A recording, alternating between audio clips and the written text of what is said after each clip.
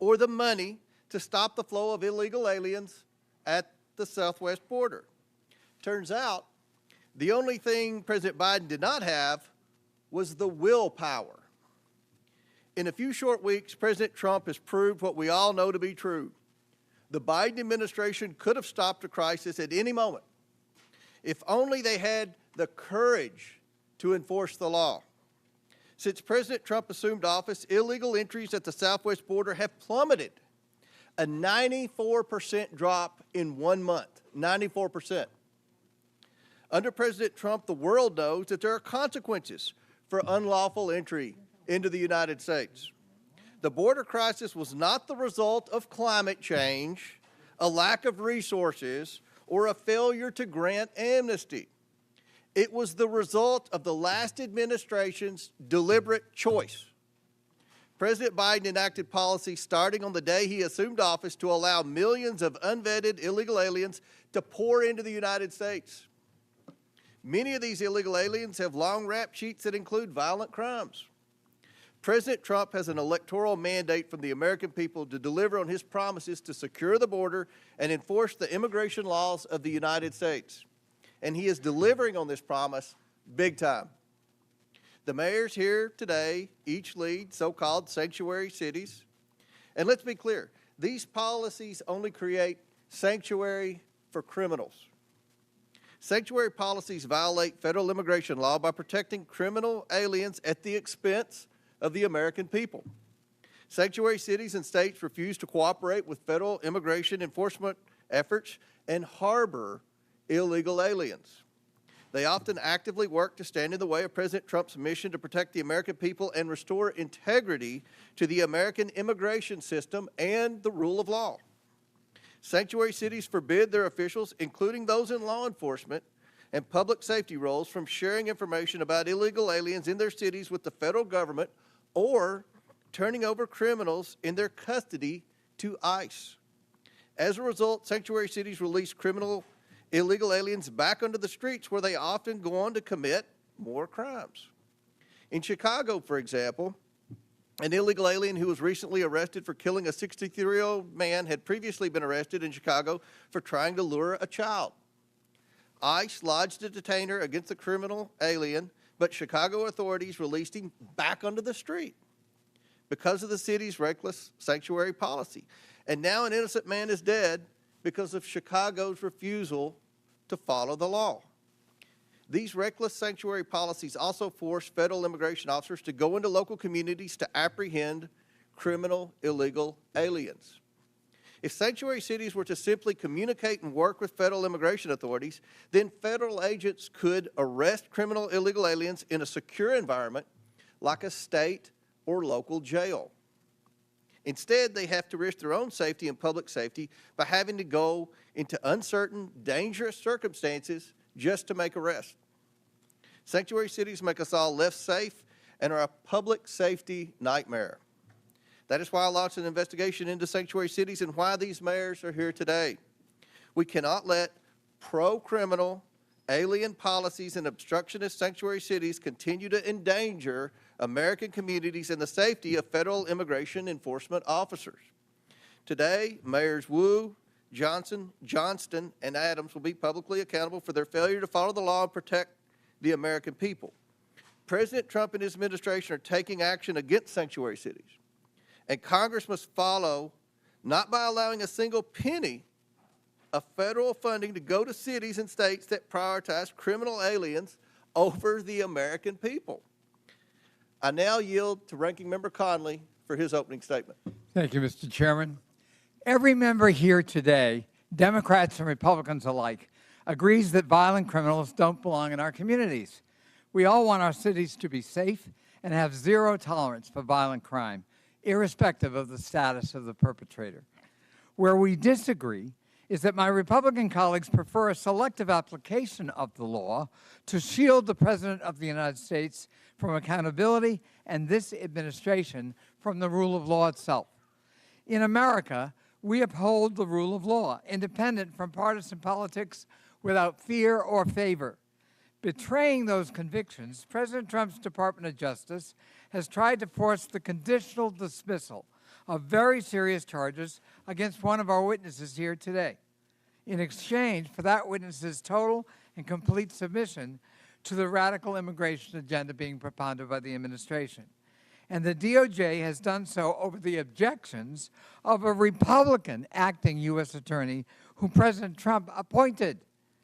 Rather than enabling a flagrant corrupt and quid pro quo, 7 federal prosecutors, 7, including Republicans, resigned. One of them, a former clerk to Chief Justice John Roberts of the Supreme Court, said that anyone in his position, quote, would know that our laws and traditions do not allow using the prosecutorial power to influence other citizens, much less elected officials, in this way. History is calling on us now to stand up for those laws and traditions. Doing so also demands an affirmation of state and local sovereignty in determining the most effective ways to keep residents safe in compliance with federal law. To deny this sovereignty is an assault on the independence of every American city across the country. Today, Republicans have hauled before us the mayors of 4 major American cities to frame them as lawless because those cities have some limits on how intrusively and aggressively their own officials can conduct federal immigration operations and responsibilities. Let's be clear. The state and local laws that Republicans have issue with today are in full compliance with federal law. They do not obstruct ICE from carrying out its duties, and they are backed by evidence demonstrating that they keep people safe and safer in counties with laws that do not honor extrajudicial civil detainers and had significantly lower levels of violent crime than counties that have them. Mayors, police chiefs, sheriffs, and local leaders have made clear that the way to combat violent crime is allowing local police to do their local job of ensuring public safety in their own communities as they account for it. Commandeering them to spend limited time and resources as federal agents is a non-starter and can contribute to crime and non-cooperation in immigrant communities throughout the country. At this year's Conservative Political Action Conference, Board Czar Tom Homan said he is, quote, bringing hell to the city of Boston until it complies with his demands. I don't know what that means. Boston is my hometown, and I'm glad to welcome our mayor, Mayor Wu, and her 1-month-old baby here today. But I don't know that Boston welcomes Mr. Homan or anyone else bringing hell to the city. The Republican crusade against local independence doesn't just undermine public safety in our communities. It is blatantly cruel, and I say inhumane and un-American.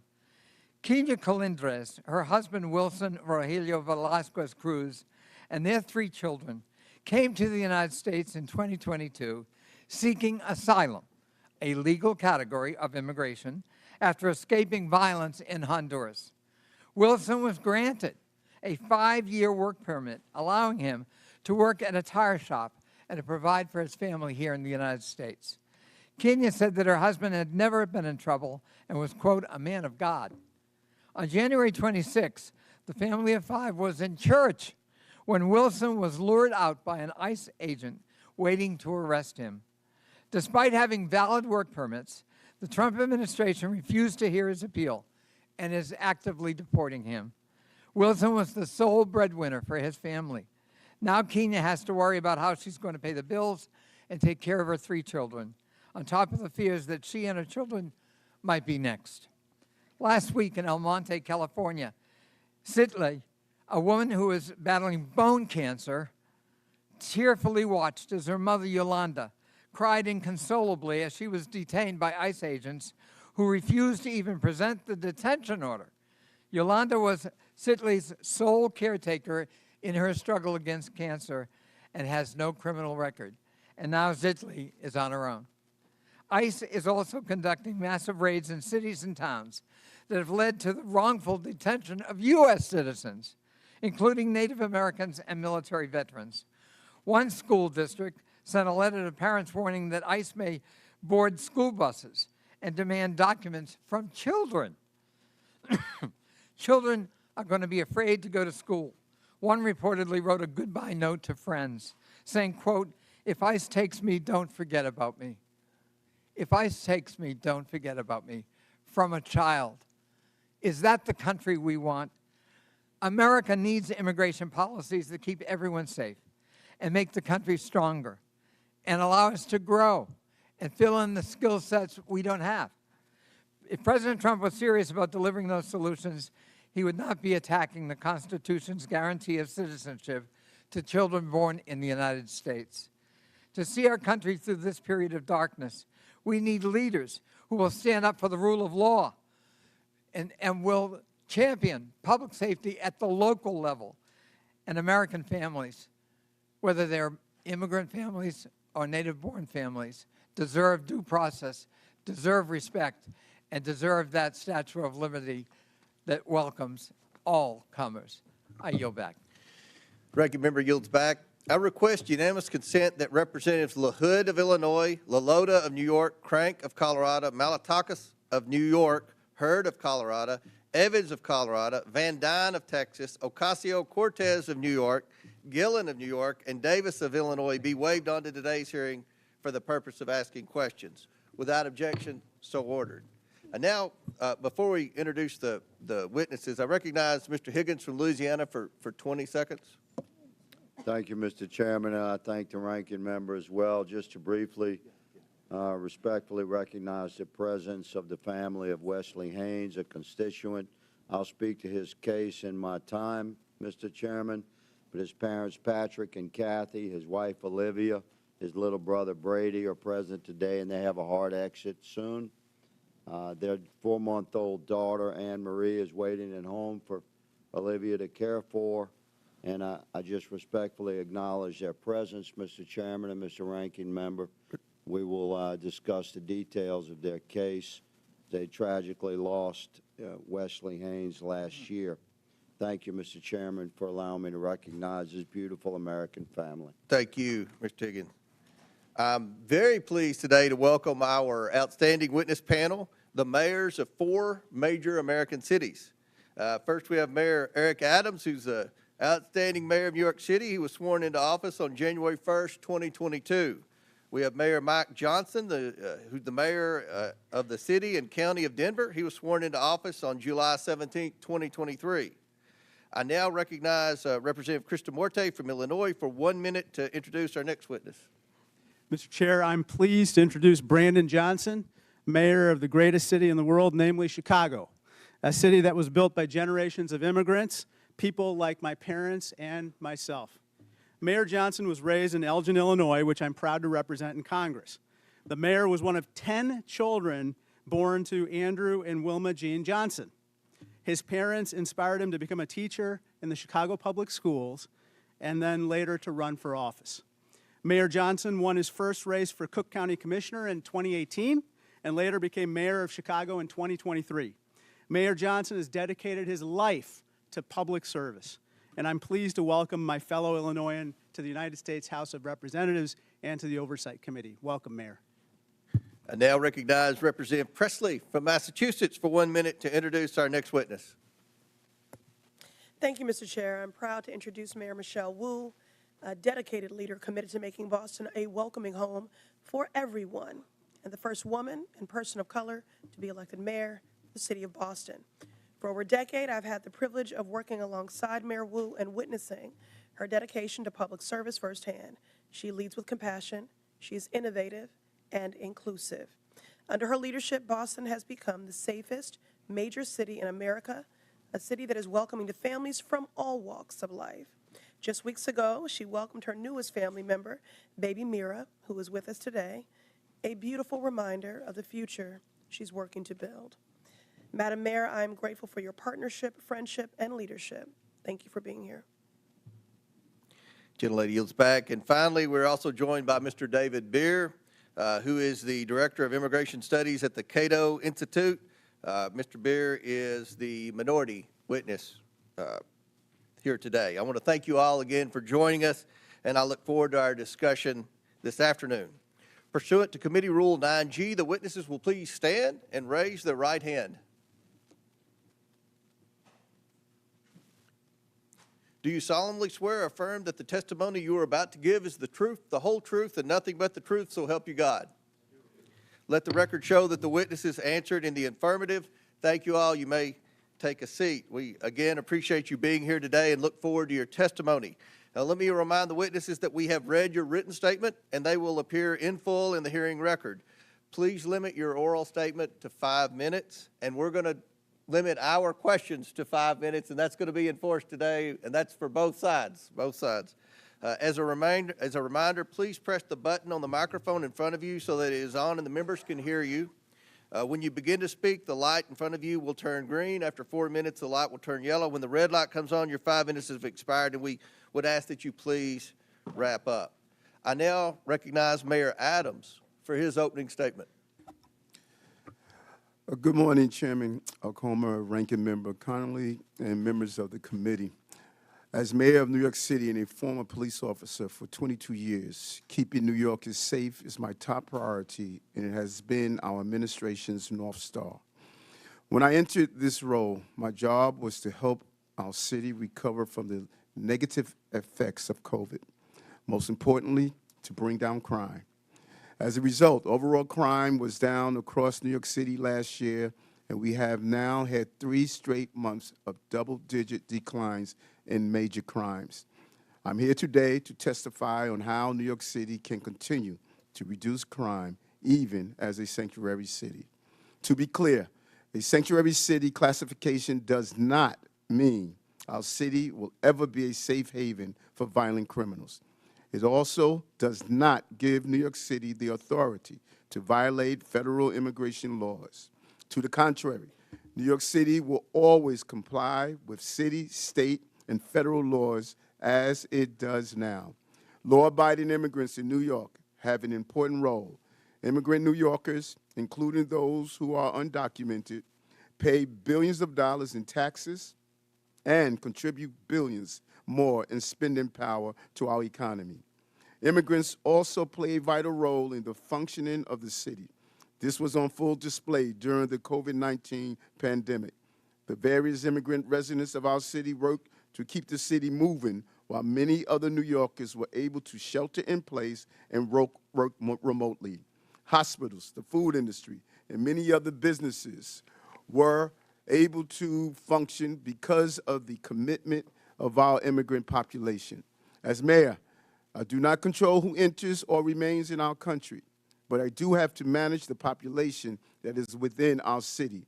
In order to carry out this function without having long-term negative ramification, I must create an atmosphere that allows every law-abiding resident, documented or not, to access vital services without fear of being turned over to federal authorities.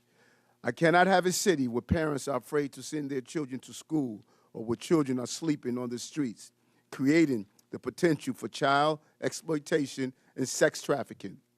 If an undocumented person refuses to seek medical care until they have a medical emergency, our city's healthcare system will be strained. And if an undocumented individual witnesses a crime but is afraid to call 911 for fear of being turned over to federal authorities, criminals will roam free. And it reminds me of my early days as a police officer. I have seen firsthand the damage that can be done when someone is too afraid to seek out the police. Early in my career, I responded to a man who was calling out for help.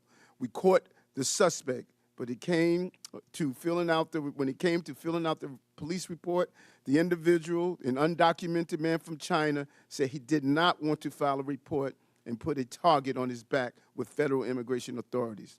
Approximately 4 decades later, our country still is in desperate need of comprehensive immigration reform. And as a result, New York City was hit with the largest humanitarian crisis in our city's history over the last 3 years. Federal law did not allow me to stop buses from entering New York City. State law required me to provide all in our city with housing and meals and to educate children. City law makes it unlawful to collaborate with ICE for civil enforcement. We complied with all of these legal requirements and still managed the humanitarian crisis with the care and compassion while at the same time bringing down crime, recovering our economy, and preventing any child from being forced to sleep on the streets. Comprehensive immigration reform is long overdue. While the solution is not within my control as a mayor, I am committed to working with federal officials to go after violent gangs and those who harm residents of our city. This is why we have over 330 NYPD officers assigned to different federal joint task forces, over 70 of which are assigned to task forces with Homeland Security investigation, the criminal investigation arm of ICE. Those task forces focus on many different important priorities, including going after violent gangs and child exploitation. I look forward to sharing New York City collaborations that we do daily with our city, state, and federal partners to keep New York City to continue to be the safest big city in America. Thank you. Thank you. I now recognize Denver Mayor Johnston for his opening statement. Good morning, Mr. Chairman, and thank you for inviting me to testify today. This committee convened this hearing on the critical topic of immigration. I want to tell you Denver's story. When I became mayor 20 months ago, Denver was already receiving buses of immigrants with little to no notice or coordination. At one point, we were receiving 10 to 11 buses a day, dropping off as many as 300 people, mostly women and children, in 10-degree weather with only sandals and a T-shirt, leaving them in danger of freezing to death on our streets. All told, 42,000 people arrived in Denver over 18 months, the largest per capita influx of any city in America. We are each entitled to our own opinion about what should happen at the border, but that was not the question facing Denver. The question Denver faced was, what will you do with a mom and 2 kids dropped on the streets of our city with no warm clothes, no food, and no place to stay? As mayor, I have to protect the health and safety of everyone in our city. As a man of faith, I have a moral obligation to care for those in need. As Scripture says, for I was hungry, and you gave me something to eat. I was thirsty, you gave me something to drink. I was a stranger, and you invited me in. So that's what we did. In Denver, we believe our problems are solvable, and we are the ones to solve them. So we went to work. When we started, we had the largest encampment in Denver history, with more than 200 migrant families living in freezing temperatures. So we opened 8 different city shelters housing 5,000 people. City employees volunteered to take extra shifts, and Denver residents stepped up, making meals, donating clothes, furniture, school supplies. Some even welcomed families into their own homes. We helped 8,700 eligible individuals apply for work authorization so they could put food on their own table, pay their own rent, and reduce the strain on public resources. As a result, a year later, there is not a single migrant encampment left in the city. We have closed all of our shelters. We have connected people to jobs and housing, and the city's immigrant support budget has dropped by nearly 90%. And in the midst of this, migrants did not bring a wave of crime to Denver. In fact, crime went down. Homicides dropped 17%, shooting victims dropped 24%, auto theft down 29%. America is not just a place, it's a belief. Some people are born into it. Some fight their whole life to get to it. It's a belief that all are created equal. It's a belief that it doesn't matter where you came from if you're willing to fight hard enough. Julian Becerra's parents believed that. So they brought him to this country from Mexico when he was 10. They taught him respect, and they taught him to love and serve his community. As an adult, he decided the most honorable way to serve his community was in uniform. So he enlisted in the Air Force. Then he served as a sheriff, then finally as a police officer, where he served with distinction until one day he was pursuing a criminal on a dangerous bridge and fell to his death. In the midst of the immigration crisis, I attended the Fallen Officers Memorial as I watched officers hand Officer Becerra's 10-year-old daughter a folded American flag. I watched her cry as she wrapped her little arms around that flag and holded it tight the way she wished she could hold her dad, but never will again. For the rest of her life, she will cherish that flag, that American flag, because it is the country that her dad loved, it is the country he chose, it is the country he served, it is the country he gave his life for. So if we want to tell the story of what impact immigrants have in America, we must tell the full story. That story must acknowledge that this country is lucky to have people like Julian Becerra, who love this country enough to risk their lives to keep us safe, to keep all of us safe. When buses started showing up filled with migrants, some in my city were afraid, just like I'm sure some of your constituents are afraid. They were afraid about crime and homelessness and worried about what these new people might take away from them. I understand that fear. And the truth is, people who are new to this country do good and bad just like all of us. But there's another truth. When those buses kept on coming, Denver made a choice as a city, not to hate each other, but to help each other. Not to turn on each other, but to turn to each other. And see if together we could solve a problem that felt bigger than any one of us. And that's what we did. It wasn't perfect, and it required sacrifice from all of us. But in the end, Denver came out stronger and closer than we were before. Because Americans expect us to do more than point fingers. They expect us to solve problems. So if Denver can find a way to put aside our ideological differences long enough to manage a crisis we didn't choose or create, it seems only fair to ask that the body that is actually charged with solving this national problem, this Congress, can finally commit to do the same. Thank you, Mr. Chairman. Thank you. I now recognize Chicago Mayor Johnston for his Thank you. opening statement. Thank you, Chairman Comer. Thank you to the ranking member Connolly and to members of this committee. I have the great privilege and honor of serving as mayor of the city of Chicago, the third largest city in the nation. Established by a black Haitian man and a Potawatomi woman, Chicago is and always has been a proud city of immigrants.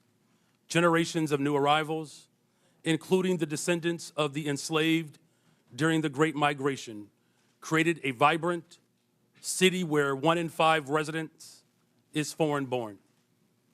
Each day I wake up to serve every one of Chicago's 77 unique neighborhoods and those who live in our great city. As mayor of Chicago, nothing is more important to me than the safety and well-being of all residents. And since I was elected, my administration has been laser focused on creating and implementing public safety initiatives that protect all Chicagoans.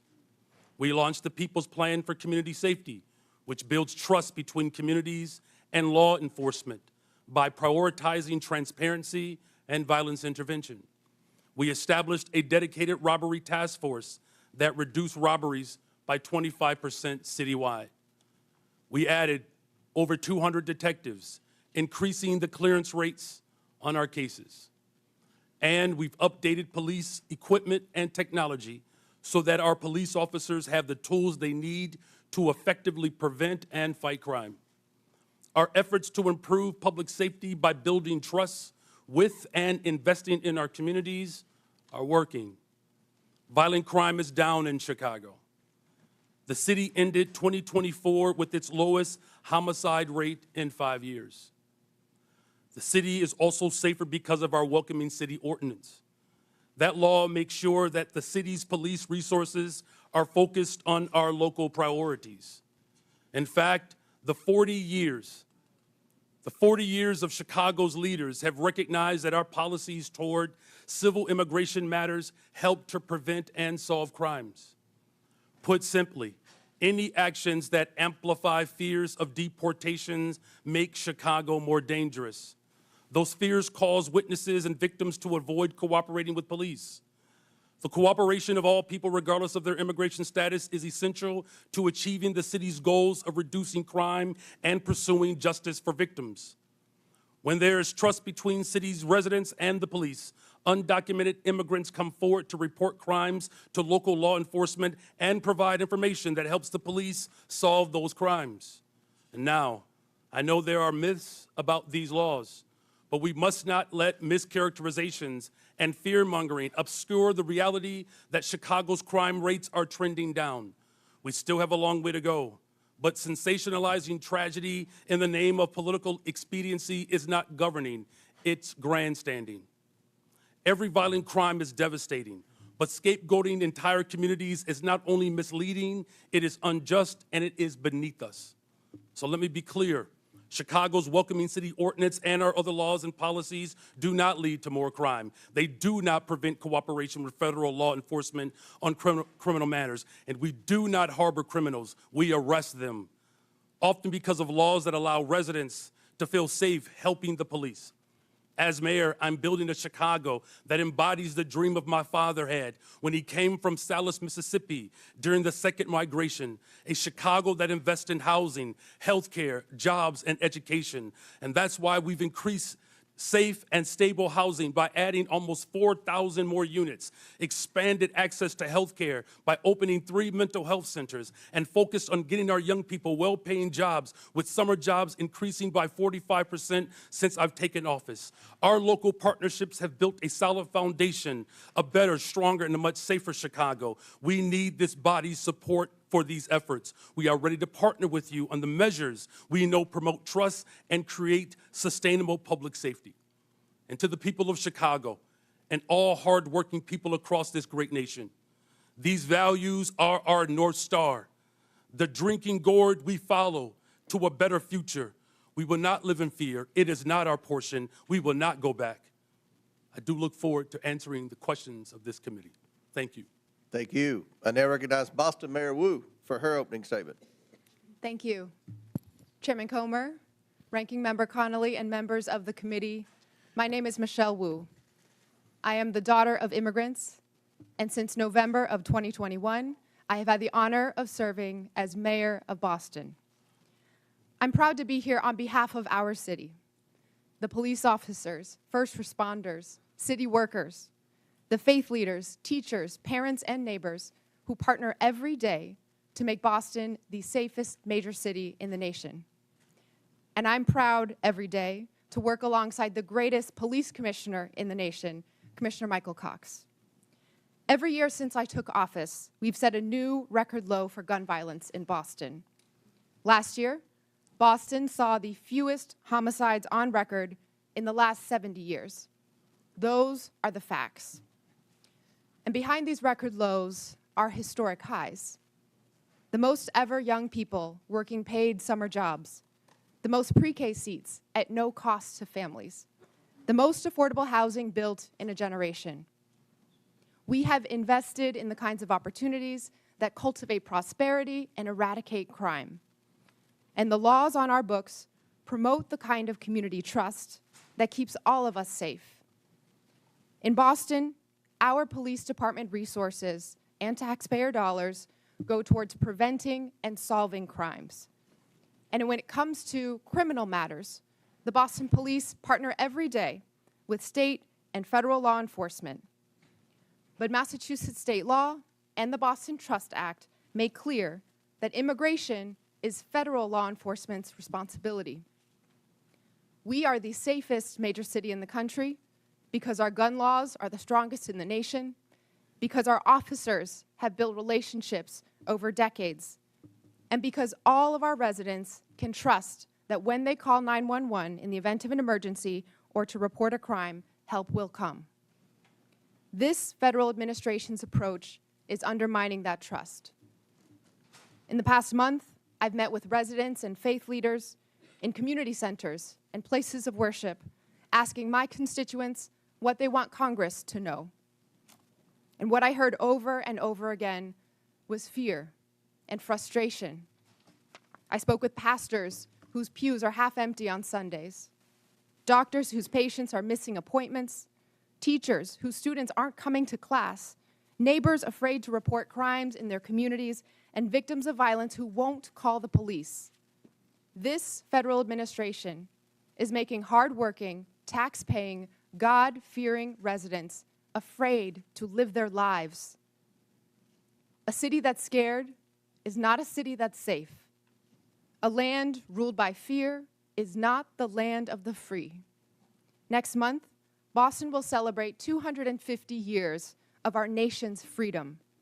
And in every one of those years, Boston has welcomed the world to our shores. From the English immigrants fleeing religious persecution, to the Irish forced out by famine, to the families from Haiti, the Dominican Republic, Cabo Verde, Vietnam, and so many more who call Boston home today. We are the safest major city in the nation. We are home to the greatest healthcare, the greatest colleges and universities, the most advanced innovators, and the 2024 world champion Boston Celtics. We are the cradle of democracy and the city of champions. We are all of these things not in spite of our immigrants, but because of them. 1 in 7 signers of the Declaration of Independence were immigrants. On the last 4 Red Sox rosters to win a World Series, 1 in 5 were immigrants. Of all the faculty at Boston University to have earned a Nobel Prize, all but 1 were immigrants. Today, 1 in 4 Boston residents were born somewhere else. Most have jobs, many have kids. All of them chose this country as their home because, like my mom and dad, they believe that here, where you've been doesn't limit where you're going. The strength of your character has nothing to do with the color of your passport. And how hard you work matters more than where you were born.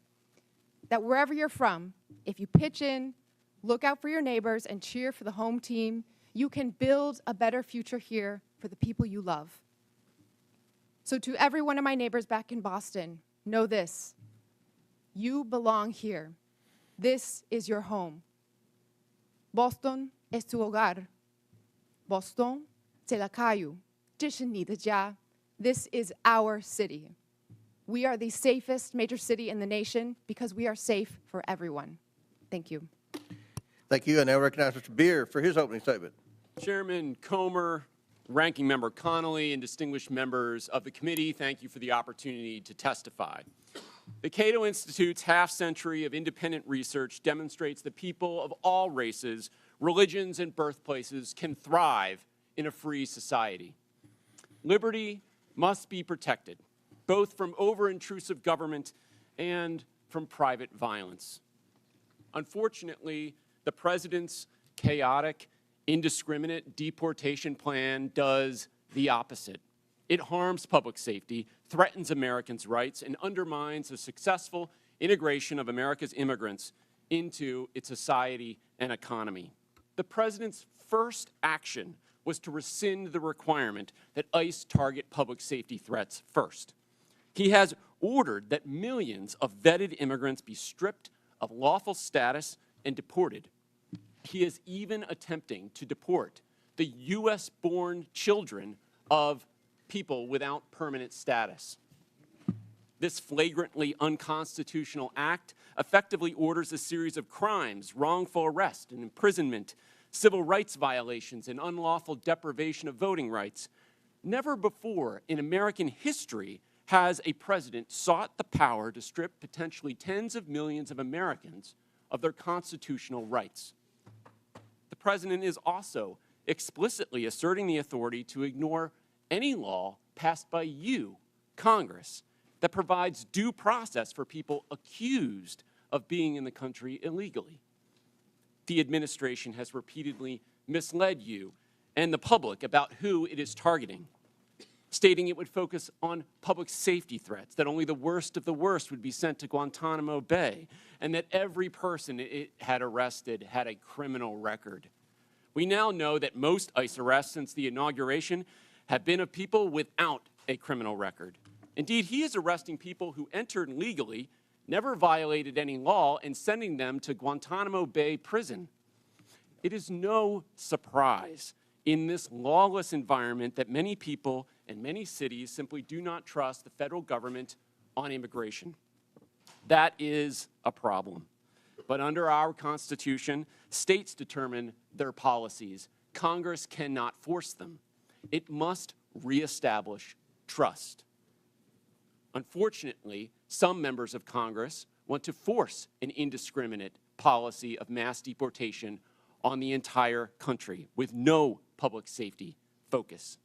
If Congress wants more cooperation, it should address the concerns of these cities. What Congress should do is reestablish trust. Indiscriminate mass deportation agenda is a far greater threat to public safety than any city policy. A mountain of empirical research shows that reasonable restrictions on ICE cooperation do not increase crime rates, and that immigrants lower crime rates. Immigrants, including illegal immigrants, commit crimes serious enough for them to be incarcerated at half the rate of U.S.-born Americans.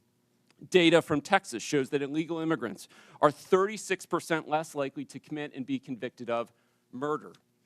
At least before this current mass deportation effort, immigrants were more likely to report crimes than U.S.-born Americans. Don't jeopardize that. Mass deportation is diverting law enforcement resources away from obtaining justice for victims. Indeed, it even targets the victims.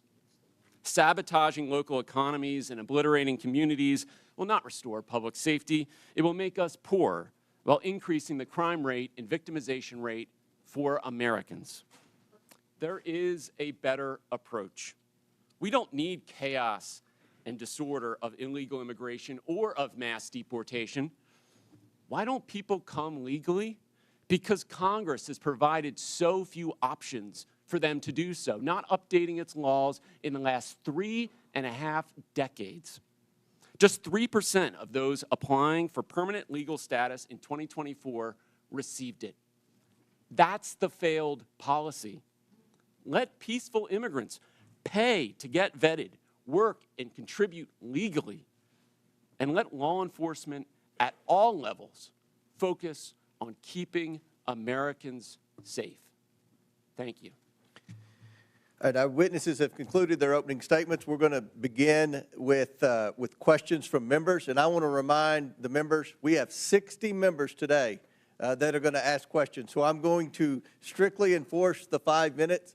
I'll hit the gavel if anyone's still talking, and we'll allow the witnesses to answer the question. But let's please be mindful. We have a lot of questioners today for this very important hearing, and again, we thank the witnesses. I'll recognize myself to begin questions for 5 minutes, and I have limited time, so I want to start with a simple yes or no question, and I'm going to hold you all to that because after the first question, then we'll allow for a little more time. But Mayor Johnston, in 2017, Denver prohibited city officials, including corrections officers, from assisting and cooperating with any investigation, detention, or arrest procedures related to federal immigration laws. The city also stated that federal immigration authorities shall not be granted access or allowed to use the secure areas of any city or county jail. Mayor Johnston, is Denver a sanctuary city? A lot of folks use that term. Yes or no? Sorry, Mr. Chairman. Folks use that term differently. I can tell you what Denver does. We do not. Okay, I take that as a yes. Mayor Johnson, no, yes or no? I take that as a yes. Mayor Johnson, on March 10th, 2023, you posted on X that Chicago must lead and live by the promise to be a sanctuary city. Is Chicago a sanctuary city? A 40-year policy of being a welcoming city. Yes. A 40-year policy of a welcoming city. Mayor Wu, in November 2024, you gave an interview noting that you served on the city council a decade ago when the Boston Trust Act was first passed. You said in that interview that in terms of Boston's policy, there is a prohibition on resources and personnel going to enforce civil immigration detainers, meaning Boston police and other departments cannot cooperate with ICE when it comes to detaining on civil warrants. Mayor, is Boston a sanctuary city? Boston is a safe city. I take that as a yes.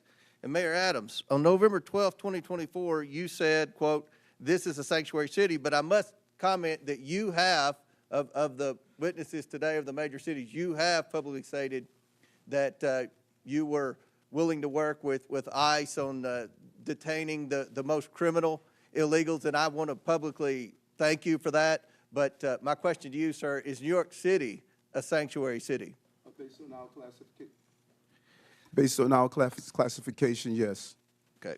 Last year, in a Boston suburb, an illegal alien raped and impregnated his 14-year-old daughter while living in a shelter for illegal aliens. Mayor Wu, under Boston law, would you turn this criminal over to ICE on a detainer? Whenever there's a criminal warrant, Boston police enforce that and hold people accountable. So would you turn that criminal over to ICE? This happened outside the city of Boston, but I can tell you in the city, whenever someone commits a crime, whenever there's a criminal warrant, we hold them accountable. If ICE deems that they are dangerous enough to obtain a criminal warrant, and the Boston police will enforce it. Will you turn that criminal over to ICE? We follow the laws, I and take we that make as a sure. that everyone. In Chicago, an illegal alien who is a suspected member of a violent foreign gang who was brought into custody for his potential involvement in a murder. He was released when Cook County declined to press charges. This illegal alien is also facing charges for kidnapping and sexually assaulting his former girlfriend last year. Now he's on the streets. Mayor Johnston, under Chicago law, would you turn this criminal over to ICE on a detainer? Our local law enforcement works hard every day to get criminals off the streets of Chicago. Would you turn that criminal over to ICE? That's the problem.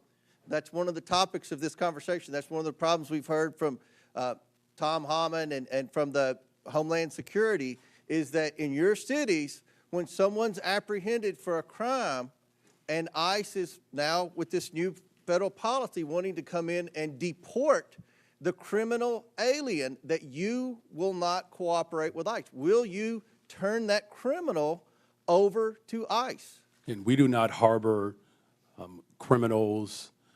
Our local police department works hard every single day to ensure that the city of Chicago is Yes safe. or no? Will you turn the criminal over to ICE? With a criminal warrant from the federal government, our local law enforcement repeatedly collaborates with federal agents. So you're saying publicly today, you will turn that alien over to ICE in a safe place like a jail and not turn him out on the street and say, here you go, ICE, good luck. You will turn that criminal over to ICE. With a criminal warrant, as we have done for 40 years. Should that criminal be turned over to ICE? With a Mayor? criminal warrant, they are subject to the federal laws, and that includes deportation. My time has expired, but again, the point that we've got to iron out today is that we have to have cooperation. It is federal law to turn over those illegal criminals to ICE, and we have heard reports, and many of you have said publicly that you are going to obstruct that. That is against the law, and we're going to hear more about that today. Now I recognize the ranking member, Conley, for his 5 minutes. Thank you. Mayor Wu, I quoted Tom Homan, the so-called border czar, saying that he wanted to bring hell. He was bringing hell to the city of Boston. What did you understand him to mean by that?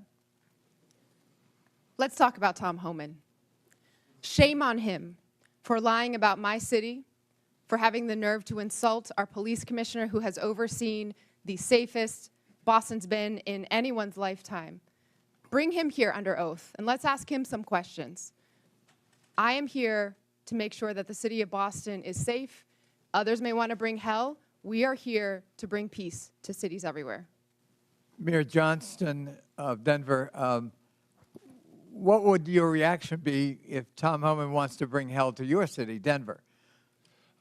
We think that we have folks in Denver who are working hard, playing by the rules, paying taxes. There is no one that is seeking hell to come to Denver. What people are looking for is opportunity and hope. And for the It's not record, available. he can do whatever he wants to do, I guess. But the fact of the matter is you absorbed on a per capita basis the largest immigration a year or two ago, and you indicated that your crime rate actually fell. It didn't increase. Is that correct? That is correct. Crime is down in Denver. We have homicides down 17%. Violent shootings are down 24%. And in Auto thefts Boston, down. I'm sorry, I've got limited time. Mayor Wu, same thing in Boston. The Boston crime rate has been falling, correct? We had 24 homicides last year, 24 too many, but that represented a tremendous reduction, one of the biggest drops anywhere in the country. Thank you. So the correlation between immigration and crime is false, as you point out, Mr. Beer.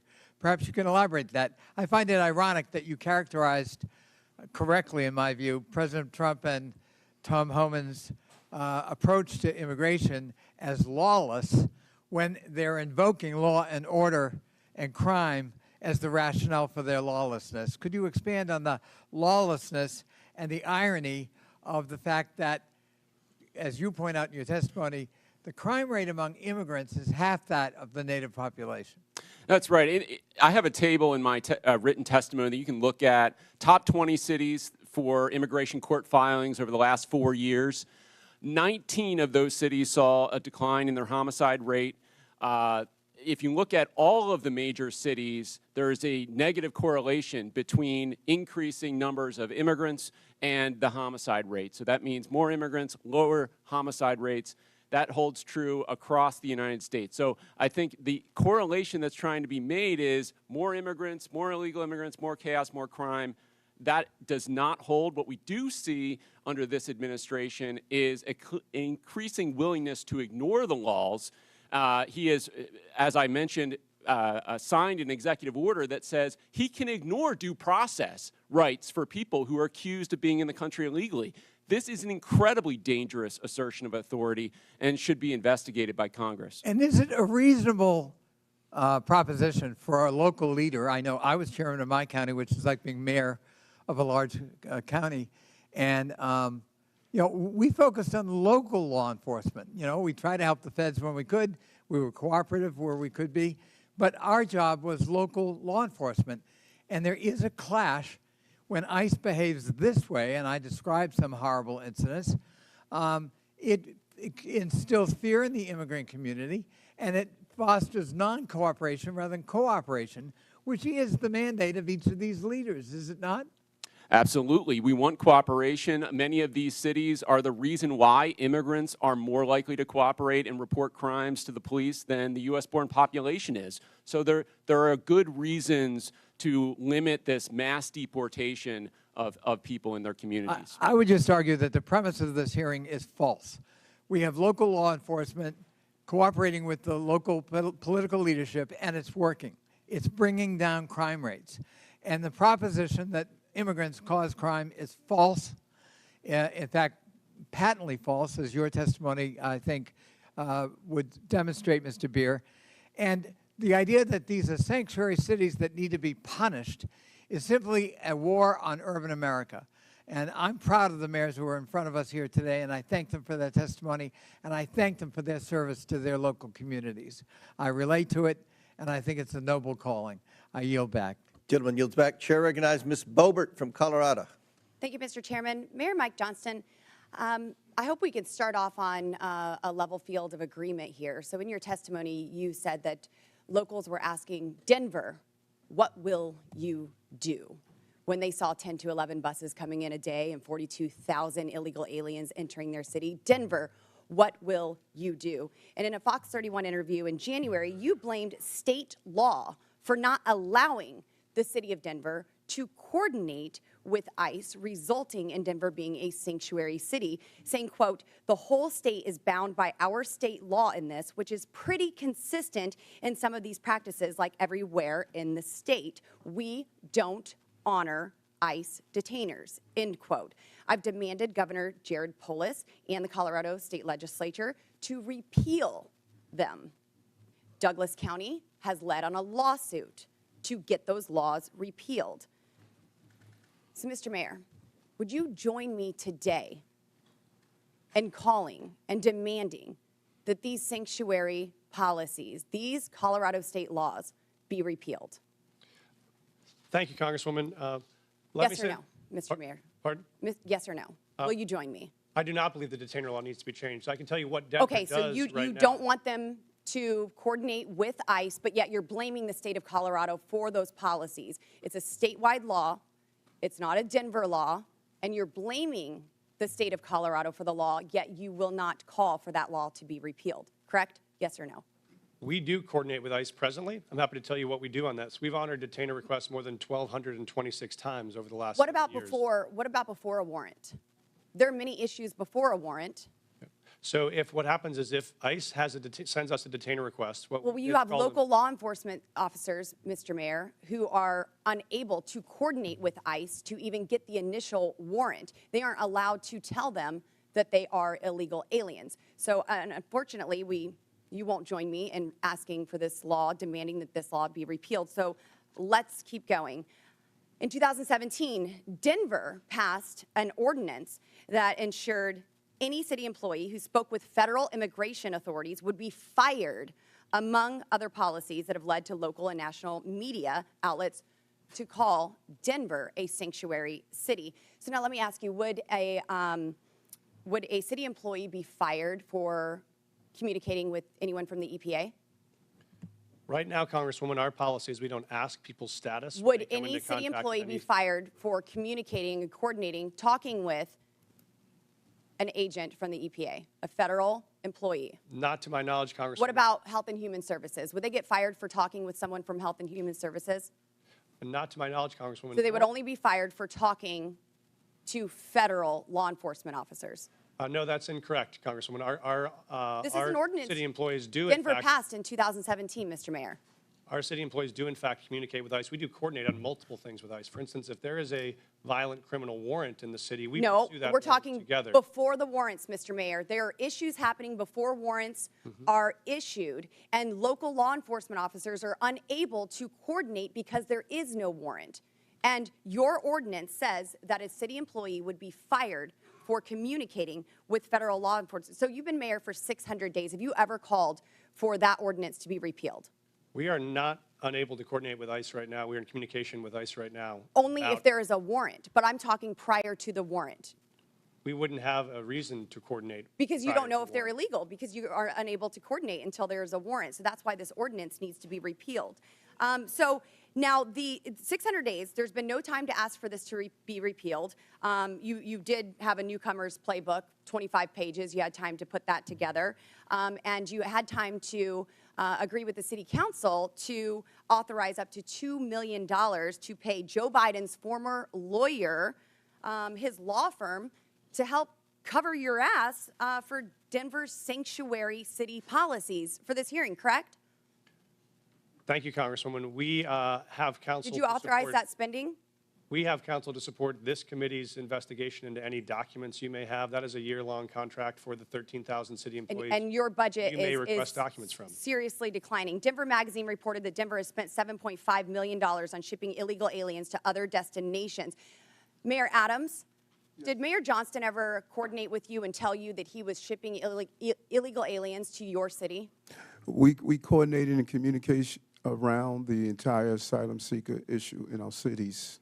So I've heard that Denver crime went down. Well, Aurora's crime went up because you were also shipping them to Aurora. And we have documentation that I don't have time to discuss here in this hearing that proves you were shipping illegal aliens to Aurora. Their crime was increasing while you were hiding under laws that you will not demand be repealed, ordinance from your city, and then crime was going up from Trinidad Aragua gangs vandalizing apartment owners. Thank you, Mr. Chairman, and I hope that we can get this We have a resolved in 5-minute Colorado. rule, Mr. Chairman. Chair, gentlelady's time's expired. Chair recognizes Ms. Norton from Washington, D.C.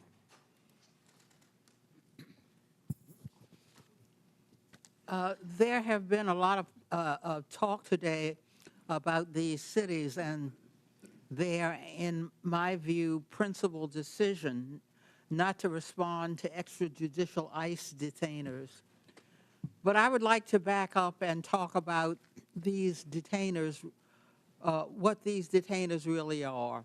Requests from ICE to unconstitutionally hold someone without due process or probable cause.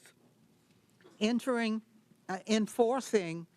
ICE detainers is also expensive, often results in mistakenly holding U.S. citizens and undermines public safety. It diverts resources from protecting the local community to carry out the federal government's job of immigrant enforcement. Mayor Johnston, what challenges do ICE detainers represent to your law enforcement and city resources? Thank you, Congresswoman. I think that was to me, right? Sometimes I That's get correct. confused. Okay. Thank you, Congresswoman. I think it's important, I appreciate to describe what Denver currently does in terms of what coordination looks like and what it doesn't, which is if we get a detainer request, if we have someone in our custody that ICE would like to get access to, what we do is we provide them a notification of release. And so if that person will be released from our custody, we notify them of the time and the date when they will be released, so ICE, if they choose to, could pick that person up. We have done that 1,226 times over the last 7 years, and that has enabled ICE, when they choose to be able to bring someone into custody. What we do not do is hold someone beyond their release date. because there are multiple courts who have found that to be unconstitutional. If someone is serving a sentence and that sentence expires this Friday, we can't hold them another 7 days without an additional charge. And so that is what state law does, and sheriffs around the state would say it is a strain on local resources to hold them for a civil issue that is not linked to a criminal charge that we have in our city or another jurisdiction. That's why we don't honor those types of detainers. Mayor Johnston, how about for Chicago? So thank you for that question. And for Chicago, again, our top priority with the Welcoming City Ordinance is to ensure maximum safety. The type of coordination that happens between our local law enforcement and our communities is paramount to building trust and keeping our communities safe. The ordinance, as well as the state law, the Illinois Trust Act, which was passed with bipartisan support and signed by the Republican Governor, Bruce Rauner, we do not permit our local law enforcement from engaging in any federal matters. With a criminal warrant, our city and our state will cooperate with the federal government, but without a criminal warrant, our local law enforcement focuses in on local issues to keep the people of Chicago safe. Mayor Wu, how would fulfilling ICE detainers detract from public safety in your city? Thank you, Congresswoman, for hosting us, first of all, in your district. We hear every day from Boston residents, a city that is 28% people who were born in another country, that the trust and feeling that they know they can call 911 when they need help, or if they have information to solve a crime and police need that help, that they feel comfortable in doing so. And so our policy in Boston is that regardless of your background or immigration status, you have access to our libraries. We want you to take your kids to school. We want you to be part of our community. And also, regardless of immigration status, if you commit a crime, if you do harm in the community, you will be held accountable. It is critical to the safety of Americans that cities have the ability to decide what is in the best interest of their people. Mayors and local enforcement know their cities best. I would yield any time remaining to the ranking member. I just want to underscore what the gentlelady has said. Local government knows best how local enforcement, law enforcement works. And cooperating with ICE is part of that, but they can't be a substitute for ICE doing its own job, which is a federal responsibility. Thank you for yielding. Before I recognize Mr. Jordan, I believe Ms. Boebert has a unanimous consent. Yes, Mr. Chairman, I'd like to ask unanimous consent to submit to the record multiple local news articles referencing Denver's sanctuary policies, including the Newcomers Playbook written by Mayor Adams and the budget, which shows millions and millions of dollars of the Denver city budget cut. Without objection, so ordered. Chair now recognizes Mr. Jordan from Ohio. Thank you, Mr. Chairman. Mayor Johnston, who's Abraham Gonzalez? Thank you, Congressman. He is a individual that was released from the county jail on Friday in the city and county of Denver. That's all you know about him? I do know that he was facing charges that the Venezuelan gang member arrested by Border Patrol on September 20th, 2023, released into the country by the Biden administration. A few months later, he's arrested in your city, charged with aggravated assault. On March 11th, 2024, he's charged with motor vehicle theft, stole a car, and then on March 20th, 2024, Mr. Gonzalez is charged with felony menacing. 6 days after that last charge, ICE sends you a detainer, which includes an administrative warrant. Basically, it says if you're going to release this bad guy, this gang member who allegedly stole a car, menaced people, and assaulted people, give us a 48-hour heads up. Is that right? Does that refresh your memory? I do know about the detainer request. I do know that we provided a notification of release. What kind of notice did you give ICE when you released him? We gave him notification. I'm not sure how long in advance it 1 hour. was. I do know that. 1 hour. I do know that there Gave were him a 1 hour notice, and you released him 5 days ago, right? Why not give him more heads up? Actually, let's put the slide up. Let's see what it says here. Let's put the slide up. This is what The Denver Sheriff's Department, it's kind of hard to see, so I'll read it. It says, Denver Sheriff Department, ICE notification being released to the streets. I simply said, just release him to us. You release him to the streets. Why not release him to ICE? Thank you. What we've done, and we do this regularly, we've done 1,226 of these, is we notify I'm ICE. asking about one. I'm not asking about the other 1,200. I'm asking about Mr. Abraham Gonzalez, who's a gang member from Venezuela, stole a car, assaulted someone. You had him in your custody for how long? I know that we released him. 345 days you had him in custody. And I said, hey, can you give us 48 hours heads up? I don't know. You gave him 1 hour notice. Mr. Congressman, we notified them and released. There were 6 ICE agents present when he was released, so they had enough time to respond and to be present. Respond where? To the jail where we released him from. So we released him we notified them of the release time. When we notify them of release, they come to the jail facility to pick them up. Why didn't you say that's not what you said? You said you released him to the streets. Did you release him to the streets? You release him to ICE? What we do, sir, is we release him from our county jail, and we coordinate with ICE on that release time and release date so that ICE can come and pick them up from that location. Pick them up where? In the parking lot?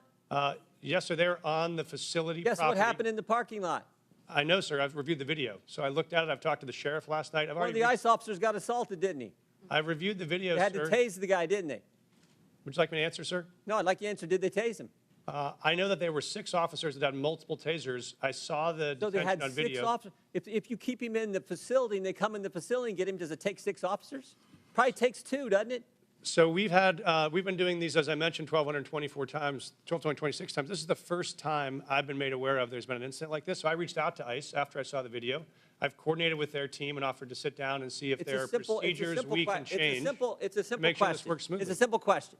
You can release him in the parking lot, give ICE 1 hour notice, and they got to send 6 officers to arrest this guy. Or you can say, hey, here's what we're going to do. We're going to hold him. You come in and bring 2 officers in, and you turn him over there. Why not do it that way? We have a city ordinance. You know why you don't do it that way? We have a city ordinance that governs. Because you're a sanctuary city. This is the whole point. No, sir, I disagree with you. Oh, okay. Because I'll tell you why. If you talk about sanctuary as a definition of shielding people from law enforcement, we do not do that. What we do is provide services. In this context, what we did is we coordinated the release. An officer got assaulted because of your policy, which says we're going to release him to, in your words, not mine, to the streets. They have to arrest him in the parking lot. They bring 6 officers when they could have had 1 or 2 just come in your facility, in the jail, and take the guy there. But you won't do it that way. I've seen the video. I've reached out to ICE. I've offered to sit down and coordinate on strategies. If we need to make adjustments to what we do on releases, we'll do that. This is the first time in the 1,226 releases I've heard of an I incident, read your so we'll written take testimony action. last night. I read your written testimony last night. 4.5 pages. And you used the words safe, safer, or safety 13 times. Talking about my job is to protect the safety of the people in Denver. We prioritizing making sure everyone in our community is safe. That's a lie. Because it was not safer for the ICE agents who are part of your community. No way was it safer. The safest thing to do is to say, ICE, we got him in custody. Come here, we're releasing. We held him 345 days. We can't hold him a second longer. We can't wait for you to come inside the building. We got to let him go, so you have to arrest him in the parking lot. That is how stupid sanctuary policies are and what they mean to the community that you put at risk and to the ICE officers ICE officer who was assaulted, and they had to use a taser on. It's not good. Mr. Chairman, Mr. Chairman, 5 minutes is up. Consent request. Gentlemen's time's expired. Chair recognizes Mr. Lynch from Massachusetts. Thank you, Mr. Chairman and Ranking Member Connolly. I want to thank the panelists for your willingness to come before the committee and help us with our work. You know, I truly believe that if we had a rational and comprehensive immigration policy in this country, if we competently regulated the flow of immigration, if we knew the purpose and circumstances of each immigrant's arrival here, and if every immigrant knew what was expected of them when they arrived, I honestly and truly believe that immigration could be the greatest blessing for our country. Look at our world rivals, China and Russia. No one is trying to sneak into China, sneak into Russia. It's because of what we offer here as a nation. There is a substantive issue that's at play here, and I want to address that. So under Article 1, Section 8, Clause 4 of the Constitution, it provides Congress, and I'll read the section here, to establish a uniform rule of naturalization. And Clause 18 further provides that Congress has the power to make all laws that shall be necessary and proper to execute its enumerated powers, including immigration. So it appears that Congress has taken up that responsibility in the Immigration and Nationality Act, which they exercise under constitutional writ. On the other hand, we have local so-called sanctuary city laws that at times, so those sanctuary cities laws tend to address local cooperation with federal authorities in your jurisdictions, within your cities. And sometimes it does appear that the sanctuary city laws are defending against the congressional grant of authority to operate in that area. Now, you all, as mayors, and I ask this of the entire panel, you deal with this every single day, and we've heard some of it in your testimony eloquently. How do we, as lawmakers, we're struggling with this right now. There's a tension between that authority of Congress to act under Article 1 of the Constitution and then your responsibility, nobly taken, to provide a safe environment for the residents and visitors to your cities. How do we reconcile, and I'm asking you for advice. You have a great perspective on this. How do we together reconcile the tension between those two operating systems, grants of power? And I'd welcome any advice you have on that, because that's what we are struggling with up here in terms of trying to come up with a comprehensive immigration policy that addresses all of these concerns. Mayor Johnston? Congressman, I'm happy to start the response. We obviously believe there is a federal system that has federal obligations and state and local obligations. We think, as Mayor Wu said, that our officers are uniquely prepared, trained, and ready to enforce local law and to keep our city safe. We want to focus on that. We do not have the capacity for our law enforcement to be doing federal immigration enforcement, but we want to be partners in making sure we're pulling violent criminals off the street. We do that now. We've done it in the past. We'll keep doing it. But we think the capacity for the federal government to focus on. But what I'm trying to point at is this. So the current president of the United States, Donald Trump, rode into office on this issue. On this issue. He put people in fear. I'm in a state that's 2,400 miles from the border.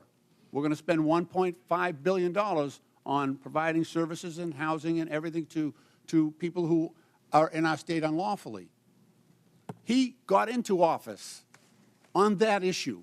So the costs to democracy are massive. It is now threatening our democracy because we have mishandled this issue. So we need to get together on this and turn immigration, like I say, into the greatest blessing that this country has, and not something that people are afraid of. That's the challenge. May I, Congressman? Please.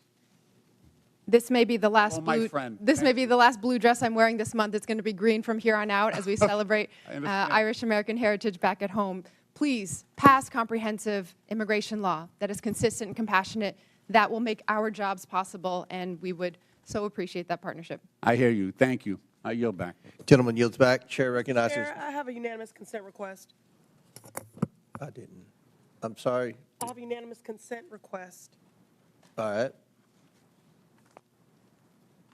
Proceed. Okay, I'd like to seek unanimous consent to enter into the record thousands of DHS agents shift to deportation instead of drugs, weapons, and human trafficking. That is February 2025 USA Today. Without Also, objection, so ordered. Parents pull kids from childcare as immigration fears hit U.S. youngest. Without objection, so ordered. Chair. Finally, an 11-year-old girl in Texas died by suicide after she was bullied about her family's immigration status, her mother says. Without objection to order, Chair recognizes Dr. Gosar from Arizona. Thank you, Mr. Chairman. Mayor Wu, I'll be showing up at your house tomorrow with my bags at 5 o'clock. Leave your doors unlocked, please. What are you making for dinner? Because I expect a warm meal and a balanced diet. Now, I'm going to need a car, and please leave me some cash because I'm going to need to go to my doctor's appointment on Friday. That would be to Mr. Mayor Johnston.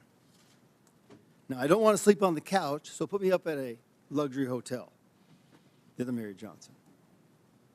Obviously, you wouldn't like this because you don't know me, right? You know nothing about me. You might not like that. Sanctuary cities offer this kind of hope, this false hope to illegal aliens by saying that very thing. Stay with me.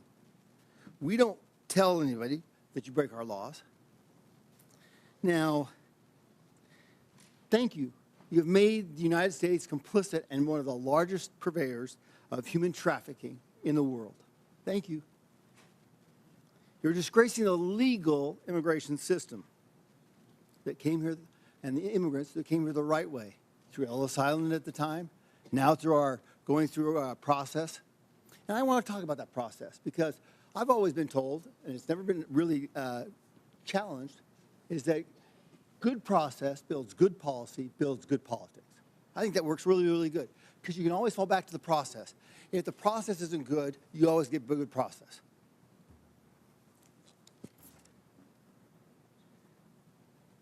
Now, you heard the word establishing trust, okay? How can you establish trust at the very beginning when you have a false narrative here? You're defending folks who have broken the law. The definition I've always looked at is trust is a series of promises kept. What kind of trust are you supporting here? What is a trust with an illegal alien? It's a false hope. It's a false trust. Welcome. We're bringing you in. It's disorganized process. Now, let me ask you a question. Mayor Adams, did you support SB 1070? I'm sorry? Did you support the Arizona law called SB 1070? I'm not familiar with it, sir. Well, let me explain, okay? Mm-hmm. SB 1070 challenged the federal government on its supremacy clause. Because we, in Arizona, wanted, the government wasn't doing anything, so we thought, we'll do this. We can't allow them to break laws. The Supreme Court ruled that, struck it down. Now, it seems contraindicating here that you would have supported SB 1070, right, Mayor Adams? Based on the premise that you or would you violate the supremacy clause in regards to immigration? Would I violate the supremacy clause? This is way over my head. Okay. I failed law. That's you know. That's okay. Not Mayor Johnston, would you have supported SB 1070, allowing Arizona to follow their own laws? Because that's what you're doing right here. Thank you, Congressman. We currently follow all federal law, all state law, and all local law. So we do not have any supremacy clause challenges that we're pursuing or maintaining. Okay. Well, it seems like you are. But, Mr. Johnston, do you agree? The city of Chicago complies with all laws. Okay. Mayor Wu. I'm not familiar with that law because I'm focused on the city of Boston, but we follow all state, city, and federal laws in Boston. What happens when you get in conflict with them? Who do you support? The Constitution, as I understand it, doesn't require cities or police officers or anyone to follow their laws in conflict, follow federal laws in conflict with local laws or state laws. Okay, in the Constitution it says, and it's explicit, that the federal government has jurisdiction and supremacy over all immigration laws, right? I mean, I've heard it a number of times from my colleagues over here. We're the ones who can define that. We're the ones that have that. We just heard we want a comprehensive immigration policy. How can you get a comprehensive immigration policy when you're defining it from the very get-go? You're building it on false premises and false tenets. Respectfully, Congressman, you could pass bipartisan legislation, and that would be comprehensive immigration law. The false narrative is that immigrants in general are criminals, or immigrants in general cause all sorts of danger and harm. That is actually what is undermining safety in our communities. If you wanted to make us safe, pass gun reforms. Stop cutting Medicaid. Stop cutting cancer research. Stop cutting funds for veterans. That is what will make our city safe. Yes, thank you. I yield back. Chair recognizes Mr. Krishnamoorthi from Illinois. Thank you, Mr. Chair. Mayor Johnston, there's been much talk about Chicago and its enforcement of laws to rid our communities of criminals, so I want to give you a chance to address some of these questions. First, Mayor Johnston, the city of Chicago operates under 4 sets of laws: federal, state, county, and of course, Chicago's own laws, right? That is correct. And most of these laws are not within Chicago's sole power to change. For example, the Illinois Trust Act, a state law, was enacted in 2017 by then Republican Governor Bruce Rauner and dictates interactions between ICE and law enforcement, right? That is correct. And under Chicago's own law, I have a copy of it right here, Chicago is required to help ICE whenever ICE presents a judicial criminal warrant for an arrest, correct? Yes. In fact, Chicago has assisted ICE with criminal warrants in the past, right? Yes. So just to clear it up, any time that ICE does the work and goes to a court to get a criminal warrant to arrest somebody, the city of Chicago not only is required to, but does cooperate to remove that criminal from our community, right? That is correct. Let me turn to another topic. President Trump has said many things about Chicago, including that it is, I have this NBC News report, worse than Afghanistan. Mayor, I'd suggest the facts suggest otherwise. For example, Condé Nast recently named Chicago the best big city in America 8 years in a row. A friendly amendment, best freaking city in the world, city of Chicago. Chicago's the largest rail hub in America. That is correct. Chicago's a quantum technology hub in this country. $20 billion new investment. Chicago area is the home to the second most number of Fortune 500 headquarters of any city in America, right? Just voted again the top relocator for corporate headquarters for 13 consecutive years. And it's home to O'Hare Airport, the most interconnected airport on the continent, is that right? That is correct. That doesn't sound like Afghanistan to me, sir, does it? The city of Chicago is a beautiful place. We also have 20% of the world's fresh water right in our front yard. Our restaurants are amazing. In fact, everything that is dope about America comes from Chicago. A Republican named Lincoln was nominated for president in Chicago, and a Democrat named Obama called Chicago home too. It's the city of big shoulders, the heart of the heartland, the home to the world's best pizza, and we're not going to take any slander from Donald Trump or anyone else lying down. Is that right? That is correct.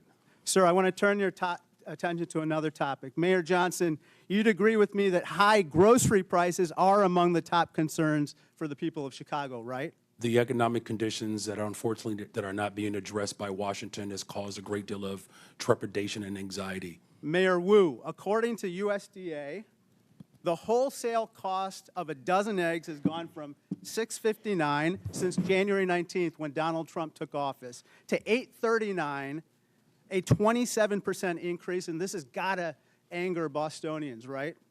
People are doing their very best, trying their hardest, working multiple jobs, and they need support. Mayor Johnston, I suppose that people in Denver are concerned as well, right? Very concerned. This is the most important issue for us, is how we make sure that it's affordable to live in the city. Mayor Adams, the same is true for New Yorkers? Affordability is an issue that's impacting our city, and that's why we're doing the best we can to put $30 billion back in the pockets of working-class people. President Trump, if you're watching this hearing, I respectfully ask, when will egg costs be high enough for you to issue one executive order on bird flu? $10 a carton, $15 a carton? It'll soon be cheaper to buy a magazine for an AK-47 than to buy breakfast. This is flat out wrong. Turn to my last topic. Interestingly, last night in a record-long address, the President did not mention the word Medicaid once, which is top of mind for everyone. Mayor Johnston, you don't dispute that 1.6 million people in Cook County are enrolled in Medicaid, right? I do not dispute that. In fact, in most of our safety net hospitals, 70% of the individuals that are being serviced are being serviced through Medicaid. I recently received outreach from Lurie Children's, a preeminent children's hospital located in Chicago. They said, quote, slashing Medicaid will put access to care for all children in our state at risk. You would agree that's unacceptable, right? That is unacceptable. It doesn't matter where you're from. If you're white, black, brown, poor, or rich, massive cuts to Medicaid will devastate our health care system. Thank you, and I yield back. Gentleman yields back. Chair now recognizes Mr. Perry from Pennsylvania. Thanks, Mr. Chairman. Mayors, thanks for being here, leaving your cities to come to Washington, D.C. today. By either definition or by claim, each of you, I think, could justifiably say represent what's considered a sanctuary city. If you could describe it, what would you, sanctuary from what? Anybody? Mayor Johnston, you want to start? Mayor Johnston? Thank you, Congressman. I welcome that because I wanted to clarify. We do not shield people from federal law. I just asked you what, so you don't consider yourself a sanctuary city? We provide services and supports. Do you consider yourself a sanctuary city? That's just. We do not under that definition. You don't use the definition, you're not a sanctuary. We call ourselves a welcoming city. Okay, so what are you welcoming and who are you not welcoming? Well, we're welcoming everybody. Okay. We don't keep folks. So you're welcoming criminals that you don't have any idea what their crime background is, and you're good with that? No, we aggressively pursue. How do you do that? Anyway. No. How do you vet the people that you welcome in your sanctuary city? Sir, we don't vet folks that arrive from Illinois or California with a background check when they come into the Denver airport any more than someone from another location. So you're welcoming any illegal immigrant or illegal alien to your city without question? Well, folks that make the decision to come to Denver, they arrive, and then we expect but them to you get call a job, them, you pay welcome taxes. them. You welcome them. You call them to your city and say, if you come here, you will be safe from what?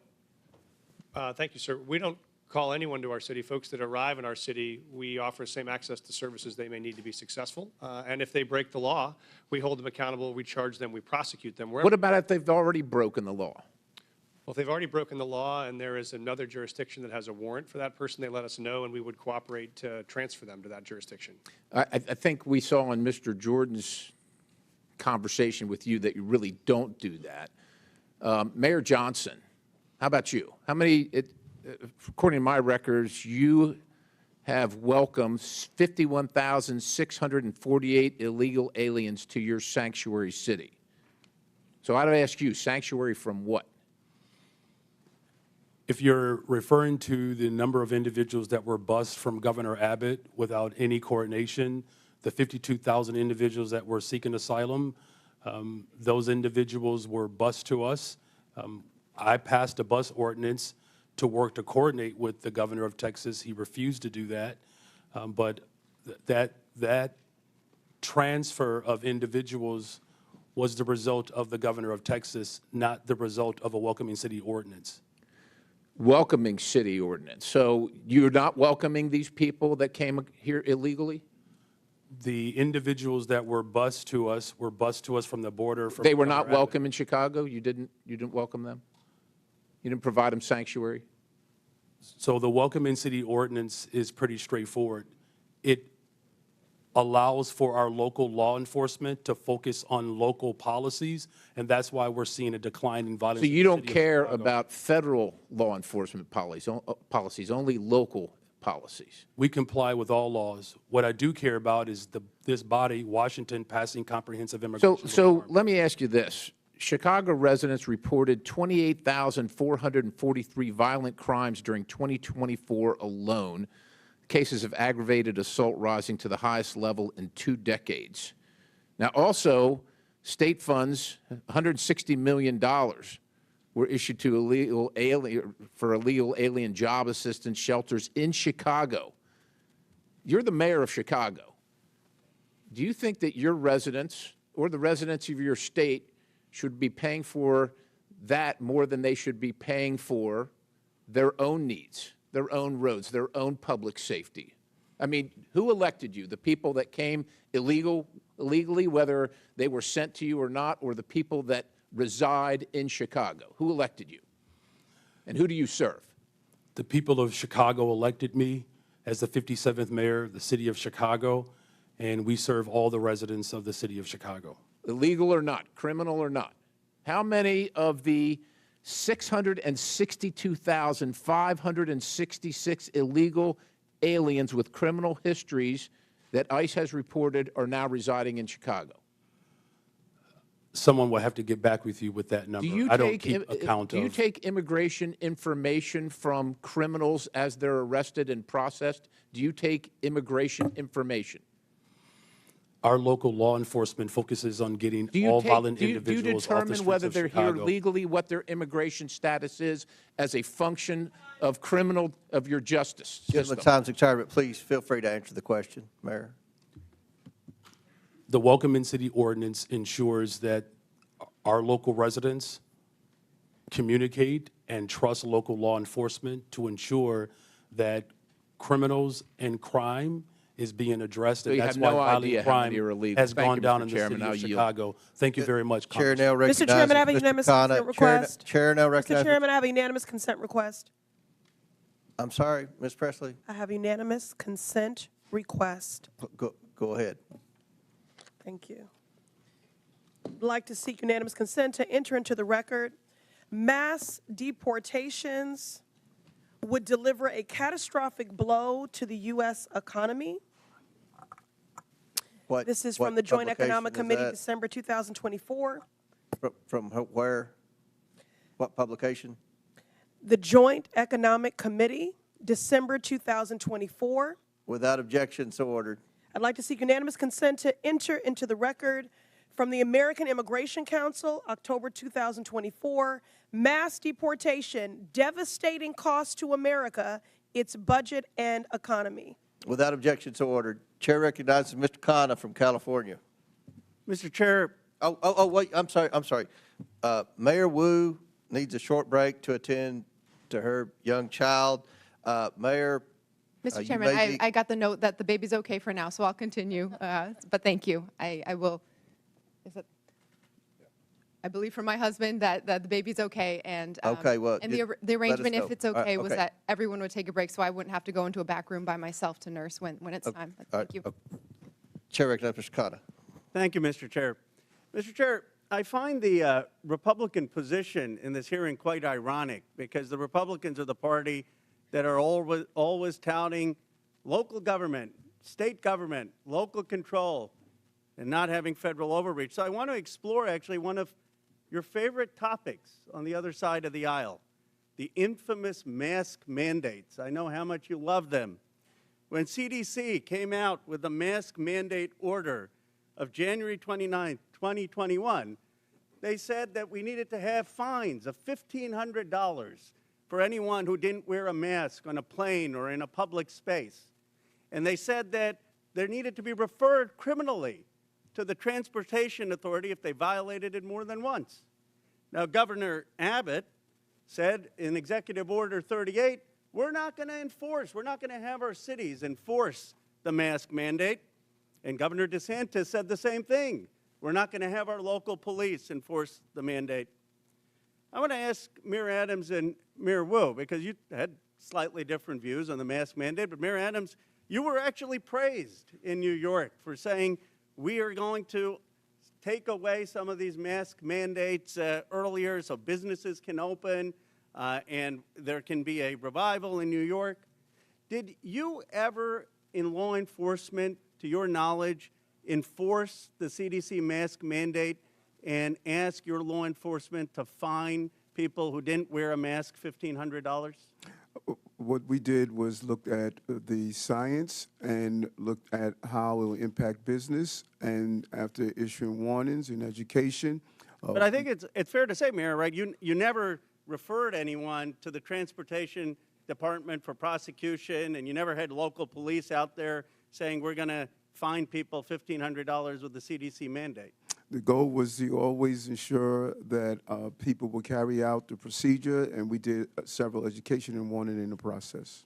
Mayor Wu, you were a great advocate of masks and looked at the science. Do you know if your city government actually ever used police resources to carry out the CDC or Transportation Department's mask mandate where they were fining $1,500 or referring for criminal prosecution?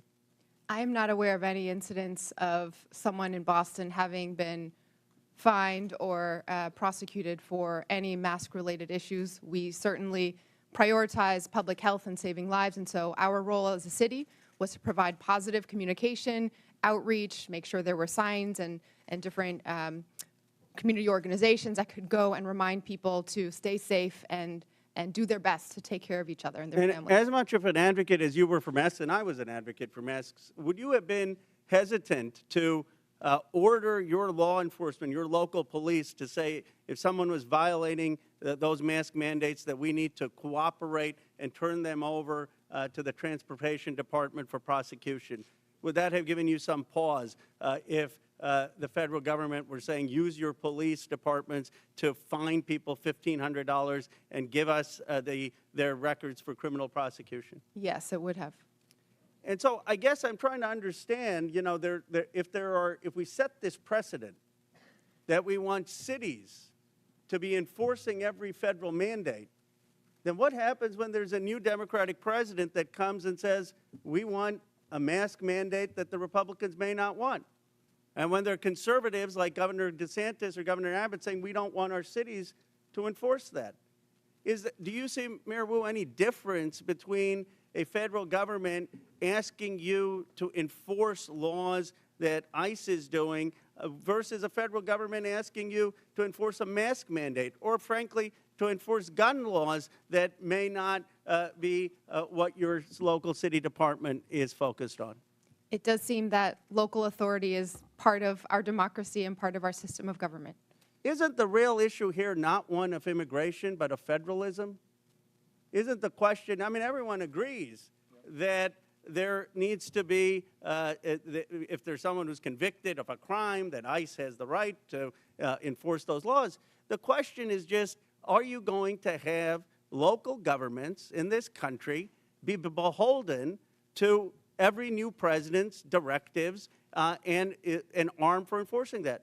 My view is that we ought to have local governments be able to use their police officers for their priorities.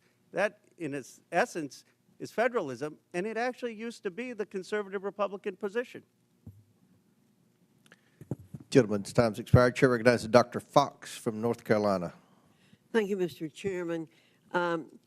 Mayor Johnston, in the last 4 years, how much has Chicago spent on care for illegal aliens? Thank you for that question, Congresswoman. So since 2022, since the governor of Texas began shipping... Just tell me a number. I don't need a speech. Just tell me a number. So since 2022, since the governor of Texas was shipping individuals to cities across this country, the city's budget, roughly 1% of the city's budget over the course of 4 years. Mayor Johnston, the same question, and I don't need a speech, just a number. Thank you, Congresswoman. Thank you, Congresswoman. It's $79 million over the last 2.5 years. Mayor Adams, same question. How much has New York spent to care for illegal aliens? Approximately $6.9 billion went out of our taxpayers' funds. Mayor Wu, same question. How much has Boston spent to care for illegal aliens in the last 4 years? We do not ask about immigration status and giving city services and providing that access, so we do not have a number. Taxpayers have been bearing the brunt of the massive wave of illegal aliens who've entered the United States. The Biden administration seemingly declared taxpayers and hardworking Americans collateral damage in the pursuit of open borders. Again, Mayor Johnston, are NGOs providing services to illegal aliens in Chicago? In accordance with the Welcoming City Ordinance, our sister agencies or city departments, we do not seek the status of any individual that is seeking service. Mayor Johnston, are NGOs providing services to illegal aliens in Denver? Thank you, ma'am. When folks arrive on the streets without food or resources or shelter, we do provide food or shelter regardless of where folks arrive from. Mayor Adams, same question. Yes, in a combination of city agencies and nonprofits, we responded to the migrant asylum seekers humanitarian crisis that hit our city. And Mayor Wu, I assume you don't know their status, but do you know if there are NGOs are providing services to people arriving in your city without any kind of documentation? There are community organizations, many of them in Boston, who seek to serve all of our Boston residents. Congress must provide oversight and ensure accountability for taxpayer funds going to NGOs. Agents from Customs and Border Protection have been outspoken in opposition to allowing NGOs to assist illegal aliens in subversion of law and order. When asked if NGOs are working at cross purposes to the mission of Border Patrol agents, the chief of the National Border Patrol Council said, quote, "Most definitely, and they should not be allowed, but our government allows it," end quote. NGOs receiving taxpayer funding through grants pay for everything from food, shelter, and transportation to legal services that help the migrants traverse Mexico. That is why I introduced H.R. 245, the Grant Integrity and Border Security Act. This bill would require all NGOs who apply for a federal grant to certify as part of their application that they have not, will not, and are not engaging in acts that violate federal immigration law. If NGOs continue violating our immigration laws, then my bill would ensure that no federal funds can ever go to the violators. It's time to pass this bill, ensure accountability, and secure our cities and the border. And with that, Mr. Chairman, I yield back. Gentlelady yields back. Chair recognizes Ms. Brown from Ohio. Thank you, Mr. Chairman. Today we've heard my colleagues on the other side of the aisle demean and dehumanize immigrants, choosing fear-mongering and political theater over real solutions. So let's take a moment to set the record straight. The best chance for comprehensive immigration reform came in 2013, when a bipartisan Senate majority passed a bill strengthening border security and providing a path to citizenship for longtime residents. But House Republicans killed it. Fast forward a decade later to last year, the Senate crafted another bipartisan deal, one that would have enhanced border security and tackled the fentanyl crisis with better technology and more agents. But Donald Trump torpedoed it, preferring anti-immigration rhetoric to real solutions. So this isn't about fixing the problem, it's about exploiting it. And let's not forget, the president wasn't complaining about this when he was employing undocumented immigrants at his resort. We all remember President Trump's tired old tactics from his first term, the harmful Muslim ban, referring to black and brown countries as quote-unquote shithole countries, and the cruel images of kids in cages. This time around is no different. President Trump signed multiple executive orders before even attempting to work with Congress. Mind you, a Republican-controlled Congress. So this isn't about policy, it's about fear. For the last decade, Trump has pushed menacing messages portraying all immigrants as criminals. But it isn't just coming from Trump. It's being amplified by right-wing media. A recent Ipsos poll found that people who watch Fox News are twice as likely to believe myths about immigration, including the false idea that immigrants commit more crimes than native-born Americans. This is objectively false, yet 2 in 3 Fox viewers believe it is true. This serves a purpose: fueling outrage, distracting from real solutions, and keeping the conversation stuck in a cycle of fear instead of facts. And Trump's latest immigration crackdown reinforces these misperceptions. ICE raids, choreographed for cameras, deportation sweeps with photo ops, wardrobe changes, and tough talk. The cruel performative videos of immigrants in shackles. $200 million in taxpayer money to air pro-Trump propaganda ads. Talk about waste, fraud, and abuse. All spectacle, no substance, all performance, no plan. On the campaign trail, J.D. Vance and Donald Trump promoted vile and xenophobic lies about Haitian immigrants in my state of Ohio. And now the Trump administration has moved to strip protections from 500,000 Haitians.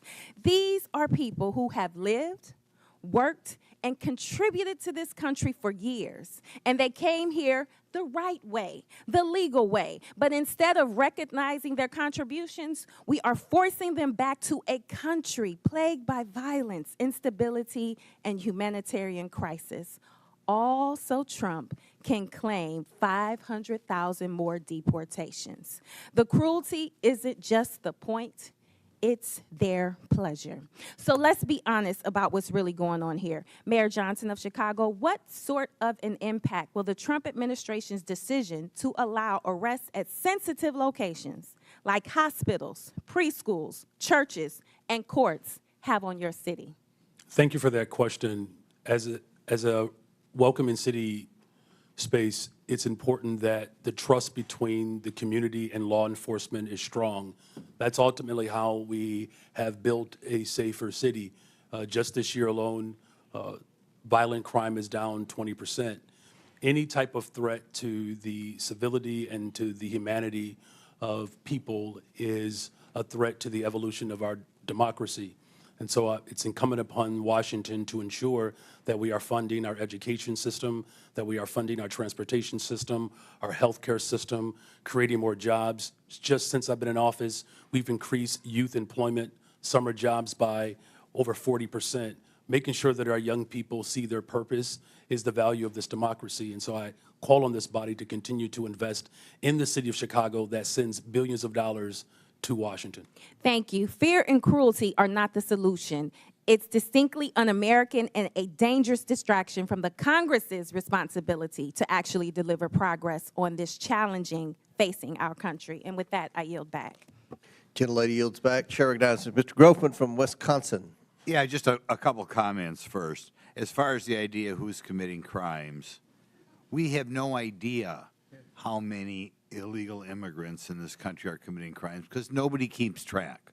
Okay, if I go to a prison or a jail in Wisconsin with, I don't know, 1,500 inmates, and I ask how many of these people are here illegally or how many are citizens of another country, nobody will know the answer to that question. So that's why we don't have hard facts on how many crimes people committed. The other thing I like to point out is every year in this country, about 850,000 new people from other countries are sworn in as American citizens. I don't know of Donald Trump ever talking about reducing that number. Maybe he should reduce that number, but I've never heard him talk about reducing that number.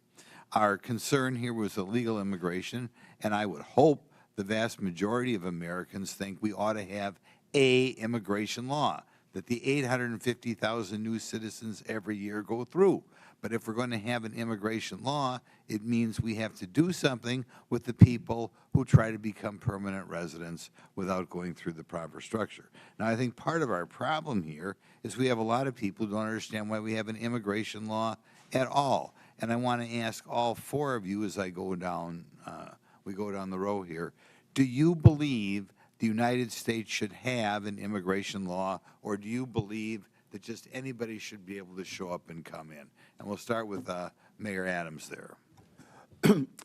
I strongly believe we need to have an immigration law. I strongly believe we need to secure our borders. We witnessed a 90% decrease, and we're seeing that play out in our city, so we should have a strong immigration law. Good. And I'll ask this question then. If you believe we should have an immigration law, and then we'll get all four of you here, if you believe that, do you believe people who ignore the law, whatever that law is, should be allowed in the country? I think that all of us must be held accountable to the law, and if we secure our borders to make sure before they come in that is done correctly, it is not going to impact cities to carry that burden. Like I said, close to $7 billion in tax dollars. Mr. Johnston, do you believe we ought to have an immigration law in this country, or do you believe everybody should just be able to walk in here and set up shop? Thank you, sir. I do believe we should have an immigration law. I do believe we should have secure borders. I do believe we should fix our asylum process. I do believe we should let dreamers get access to permanent citizenship. I Okay, think then the there's lots question we could is, do. if somebody ignores that law and comes in this country, do you believe whoever, ICE or Border Patrol or anybody, should spin them around and send them out? Or can they just ignore the law and because they, however, crossed the Rio Grande, overstating a visa, whatever, are here? Do you believe that we ought to do something to the people who are ignoring the law?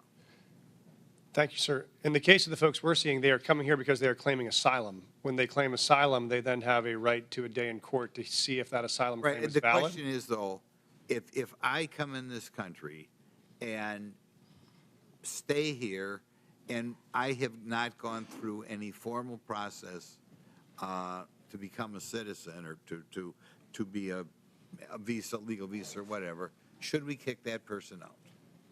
The folks that we're serving, sir, are trying very hard to navigate that legal process. It's often a 7-year wait for a court date when they arrive to this country, so part of it is the backlogged administrative Let me tell need you at the this. border. Every month under President Biden, at least the statistics I have, 30 to 40,000 people, what are called gotaways, came across the southern border, didn't ask for asylum, didn't ask for anything. Do you believe that people who just come across that way should be escorted out of the country, or do you believe just because they ran between the designated checkpoints that they, as the result, get to stay here forever? Again, sir, we're serving folks who are seeking asylum or have status, Well, of like course, temporary protective you status. wouldn't even know that. Or CBP-1. Okay, next, Mayor Johnston, buddy from Chicago. What do you think? Should we have an immigration law in this country, or should anybody who comes here just be able to stay here? I do support the bipartisan legislation that was passed out of the Senate for comprehensive immigration Well, reform. no, that's not answering the question. Right now, people are breaking the law. Do you believe the United States should have an immigration law? As far as I know, every country in the world has an immigration law.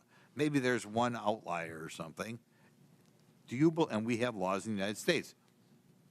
Do you believe if people come here and break the law that they should be escorted out, or do you believe they just get to stay here forever? Our immigration system is broken. We have not had comprehensive immigration reform since 1986. May I answer fully? Yeah, his time's expired, but Okay. feel free to answer. Do you want Mayor Wu to answer your question, or are you finished? Okay, yeah, go ahead. Yes, thank you, Congressman. Yes, I do believe we need, cities everywhere clearly need an immigration law that has secure borders, comprehensive and consistent, compassionate pathways to residency and citizenship, resources to adjudicate the complexities of the law. And at the same time, I do not support mass deportation. That would be devastating for our economy, and there are millions of people who are running our small businesses, going to our schools. Okay. Thank you. Chair recognizes, and I must add, I don't think anyone's calling for mass deportation, but Chair recognizes Mr. Garcia. From California. Thank you. Well, thanks, Mr. Chairman. I want to thank all of our witnesses for being here today. Before I came to Congress, I was the mayor of Long Beach, California for 8 years. It's a diverse city of about 500,000 people, so I appreciate the work that mayors do. As mayor, I signed the Long Beach Values Act to protect all of our residents, including immigrants and undocumented residents. We set up justice funds to support people that were facing deportation, defending immigrants in court. These are policies that are strongly supported by my residents back home because they are good for all the community and make Long Beach safer. Now, we also know that immigrants make our communities vibrant and thriving places to live. The facts are that sanctuary jurisdictions or jurisdictions that welcome immigrants are overwhelmingly safer than non-sanctuary jurisdictions. That's actually a fact. Immigrants, both documented and undocumented, are also less likely to be incarcerated or to commit crimes than native-born people. We know this to be true. Again, these are facts, and mayors have every right to pursue the policies that you know are best for your residents. Now, the Trump administration has threatened to prosecute some of the mayors on the panel today and force them to comply with his extremist agenda. But however, Mayor Adams, you are in a different position. You, of course, are already facing serious criminal charges. And Mayor Adams, I assume that you are not going to commit perjury today. And I do believe, though, that you have an enormous amount of issues facing you ahead of you. And it means that your criminal charges are absolutely relevant to us today. Bribery, wire fraud, willfully and knowingly conspiring to commit offenses against the United States. Mayor Adams, you, of course, deny these corruption charges against you. Is that correct? Yes. Yes, Congressman. Thank you. Now, I understand that you are proven innocent unless you are guilty, but you also have, sir, a trust problem. 4 of your deputy mayors have resigned. Now, this is serious, and Republican prosecutors agree that the evidence against you is ironclad, yet Trump's DOJ moved to drop these charges. Now, I just want to be just really clear and show this here. Now, look at how the Trump-appointed acting U.S. attorney who is prosecuting you described it. Because the law does not support a dismissal, and because I am confident that Adams committed the crimes with which he is charged, I cannot agree to seek a dismissal. Now, this is a conservative Republican who resigned when Donald Trump pressured her to drop the charges. And we know the Trump administration demanded that the charges be dropped. And this is key. They will be able to refile them against you, Mr. Mayor, at any time. I think, personally, that's why you sat next to the architect of family separation on Foxx and Friends. Now, Tom Homan sat next to you and said the following, and I quote, "Getting on Rikers Island is step one. We're working on some other things that we don't really want to talk about on open air because the city council will be putting roadblocks up on us. The mayor and me have a commitment to several other things." Now, this was you, of course, and Mr. Homan, the architect of family separation. This is also incredibly concerning, Mr. Mayor. You sat next to him, you smiled, you badmouthed your own city council. Now, Mr. Mayor, we have a right to know if the Trump administration has actually coerced you into agreeing to anything. And Mayor Adams, I also want to be very clear. Are you selling out New Yorkers to save yourself from prosecution? There's no deal, no quid pro quo, and I did nothing wrong. And anything dealing with this case out of deference to Judge Ho, who's now addressing it, I'm going to refer to his actions. Well, Mr. Mayor, it appears, to me at least, that you are selling New Yorkers out.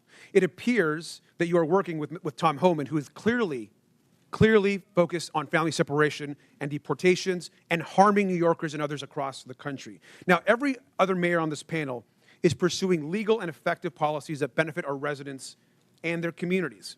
Their policies actually uphold public safety. Now, I personally agree with the majority of New Yorkers and think, Mr. Mayor, that you should resign.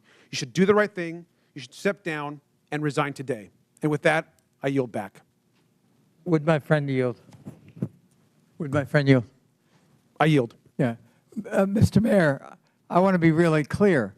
Were you pressured in exchange for the dropping and dismissal of criminal charges in your indictment to cooperate with the Trump administration on all fronts with respect to immigration? Did any such conversation take place? I think I was extremely clear. I cannot hear you, sir. I think I was extremely clear. No quid pro quo, no agreement. I did nothing wrong but serve the people of New York City. Thank my friend for yielding. Chair, now recognize Mr. Cloud from Texas. Thank you, Chairman. Thank you, witnesses, for being here. You know, we are indeed a nation of immigrants. I have to look no further than my own children, who are the inheritance of both my ancestors who got here in the 1600s with William Penn, or my wife who got here when we got married. I think that's really what this nation is about. But you are not here today because of legal immigration. You are here because of illegal migrants who have been sent to our country. In your opening statements, there was a deft linguistic shell game that you played to try to conflate legal immigration with people who are coming here illegally. And we're savvy to that. You are here because each of you, with the exception of Mr. Adams, have said in some form or fashion that you will not honor ICE detainers. In other words, that when you have people in custody and ICE says, we need to come arrest that person because they're here illegally, that we will not honor that. That's why you're here. No one's asking you to go round up criminal aliens. We are asking you to take people who are already in your custody and hand them over to legal federal law enforcement. Now, what this does is it saves U.S. taxpayer money. It keeps from a greater presence of ICE and federal law enforcement in your communities, because if you're releasing them, it takes more people, as Chairman Jordan mentioned, to go in and to re-arrest that person, and it puts the lives of law enforcement in danger. This used to be a bipartisan issue. As a matter of fact, groups like the Cato Institute called President Obama the deporter-in-chief. And Mr. Chairman, I'd like to submit for the record a Cato article that said President Obama, deporter-in-chief, is the title of it. So why we have to ask is suddenly the left not embracing policies that Obama supported. We can look to last night, where it seems to be Trump derangement syndrome, where the left could not seem to applaud kids fighting cancer, a first lady, an accomplished immigrant in her own right, where traditionally we have applauded and recognized and honored the families for their sacrifice. Many of them are, this is the president's issue, and they're kind of along for the ride. It was odd, I thought, that they applauded sending more money to the Ukraine, but not peace for Ukraine. And so it brings us back to why we're here and why this is a partisan issue all of a sudden. It boggles the mind. Now, Mayor Johnston, you seem to want to talk about Texas, so I'm from Texas. Let's talk about Texas. First of all, have you been to the southern border? I've been to Texas, but I have not been exactly to the southern border. Okay. You seem to talk about Governor Abbott and sending buses to your city. Now, I can understand the concern with that, but I will also let you know that Texas did not ask for the Biden administration to open the borders and send an exponential amount of people that have affected your city into our state. And you should know that no one forced them to go to your city. The reason they selected your city is because you have said it's a sanctuary city.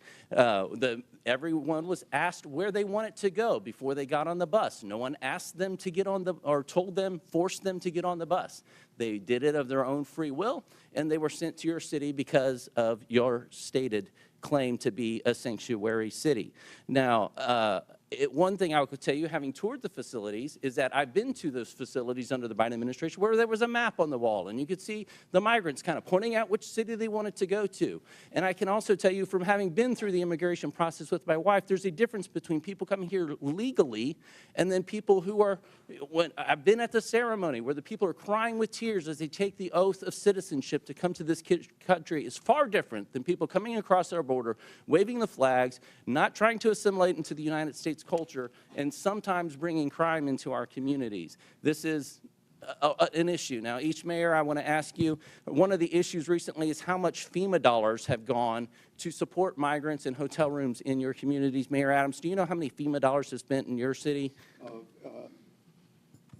$80 million, and I've been to the border, and I saw those maps pointing to New York. Thank you.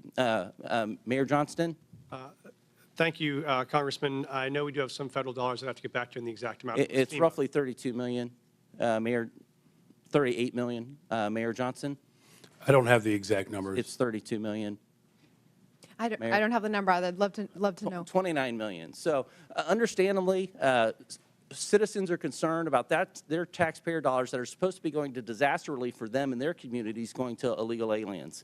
Do you agree, each of you, yes or no question, I only have a couple seconds, do you recognize that it is against the law to harbor criminal aliens?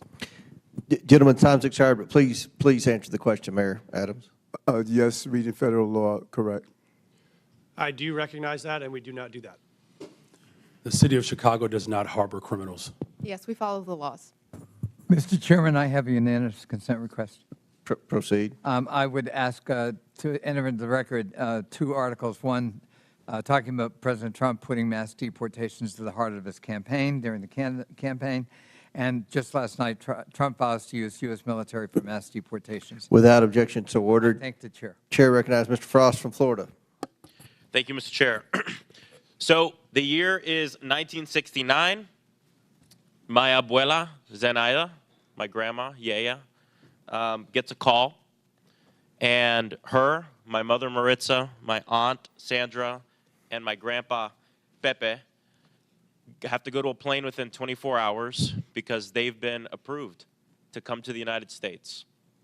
They came here as refugees in 1969 during the freedom flights from Cuba for their new life in accordance with the promise of this nation. ICE arrested hundreds of U.S. citizens during Trump's first term.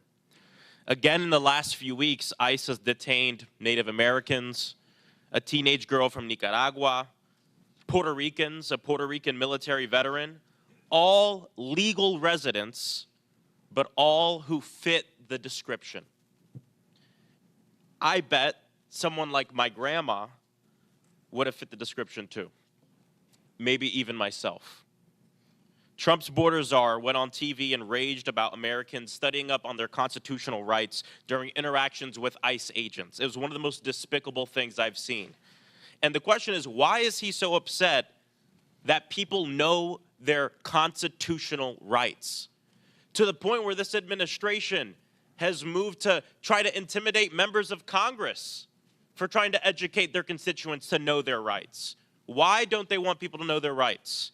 Well, because if we know what our rights are, we'll also know when Trump tries to take them away.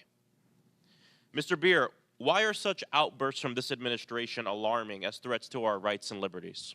Well, you think about what we've heard about detainer requests. I have documented over 155 U.S. citizens who've been targeted by detainer requests, and they want to say, we're going to just take the discretion away from state and local governments over detainer requests, even in the case where someone is clearly a U.S. citizen. Here's my birth certificate.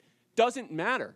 They're going to disregard it. And so, yes, I am well aware of the threat this administration poses to constitutional rights. So from what we've seen the last few weeks, should American citizens, should people with legal permanent residence in this country be also scared of this mass deportation campaign for themselves and their own children? Oh, absolutely. The birthright citizenship order is the most egregious, but that doesn't stop there. They want to take away people's citizenship and people's rights, regardless whether they're citizens or not. Thank you. Mayor Wu, Boston has been named the 9th best city for quality of life in the entire country. Congratulations. I would argue with that. Okay. If Trump succeeds in forcing you to redirect your city's budget and personnel to help with ICE raids in this mass deportation campaign, how would that affect quality of life for your people? First, that is against the laws in Boston and in Massachusetts, but I've heard from so many community members, including residents who are immigrants who are citizens, that they are terrified. And that means when people don't feel comfortable reaching out to call 911 when they need help, when survivors of domestic violence don't feel comfortable reporting or giving information, it makes all of us less safe, even those who aren't immigrants. This culture of fear is bad for the safety of our people. Donald Trump's immigration raids are also traumatizing and destabilizing, of course, all Americans, but especially children and kids. Being a kid in America is hard enough. Making good grades, going through more school shooter drills and fire drills, and now Trump wants to send armed ICE agents into their classrooms to rip children from the school desk as they're trying to learn. Mayor Johnston, my colleagues are laughing about that. I don't find that funny. What would a school day be like for a kid in your city when ICE suddenly bangs down on the door and abruptly grabs their teacher or one of their friends? Thank you, sir. I was a teacher and I was a school principal before I did this job, so I knew that our school was often the safest place that kids came, and they knew there they could learn, they could get support, they get access to services. And many of our kids come from mixed status families. They don't know their status, they don't know their mom's status or their dad's status. So I've had families before who have pulled their kids out of school, kids who were citizens, because they were worried that somehow their kids were in danger because they didn't know who was being taken. And so for us, the fastest way to make a city unsafe is to have kids not feel safe in their own schools. See, they want everybody to live in fear of undocumented people. That is what they want to do. But I'll tell you, when I'm in my district and I do roundtables, I've done them with kids in elementary school, and I ask them what they want us to do. They want us to ban assault weapons. They say what they're actually scared of is being shot to death and dying in their schools. And because of actions that the Democratic administration took, the Biden administration with Congress, gun violence has gone down in Denver, 24%, 25% in Chicago, 40% down homicides in Boston. This works. Gun violence went up 45% under Trump. So when they're in charge, more people die. When they're in charge, we are actually less safe. And I think that's an important thing that we all have to keep in mind as they try to scare us in terms of immigrants who are living in this country. Thank you, and I yield back. Chair recognizes Mr. Palmer from Alabama. Thank you, Mr. Chairman. I thank the witnesses for being here. I just want to respond about crimes committed by people here illegally. Every crime committed by someone in the United States illegally is a crime that would not have been committed. Lincoln Riley, Ruby Garcia, Rachel Morin, Joycelyn Nungaray, the woman set on fire in the New York subway. These are all assaults, rapes, murders, and other crimes that would not have taken the lives of these people if those people were not here illegally. They were given safe harbor. Now, I want to ask you something. You all took an oath of office. Mr. Adams, did you swear to uphold the Constitution of the United States? Yes, I do. How about you, Mayor Johnson? Yes, sir, I did. How about you, the other Mayor Johnson? Yeah, the Constitution of the United States as well as the Constitution of Illinois. Okay, and Mayor, Yes. you did. Are you familiar with the Supremacy Clause? Any of you? Yes, sir, I am. Okay. Then under the Supremacy Clause, you understand that the laws of the United States take precedent over the laws of Colorado, over the laws of Illinois, over the laws of Massachusetts, and your cities. Do you understand that? Yes, sir, I do. But when you declared your cities sanctuary cities, you did so illegally. Do you understand that? Respectfully, sir, I would disagree with that. We follow You're every disagreeing federal with law. the law. It's against the law to give sanctuary to people who have committed felonies, and it's a felony to cross the border illegally. There You is no- gave sanctuary to people who are here illegally. You violated your oath to uphold the Constitution because of the Supremacy Clause. The laws of the United States take preference. But you didn't do that. There is, thank you, sir. There's no part of our city law that violates federal law, no part of the practices or services we provided that violate federal law.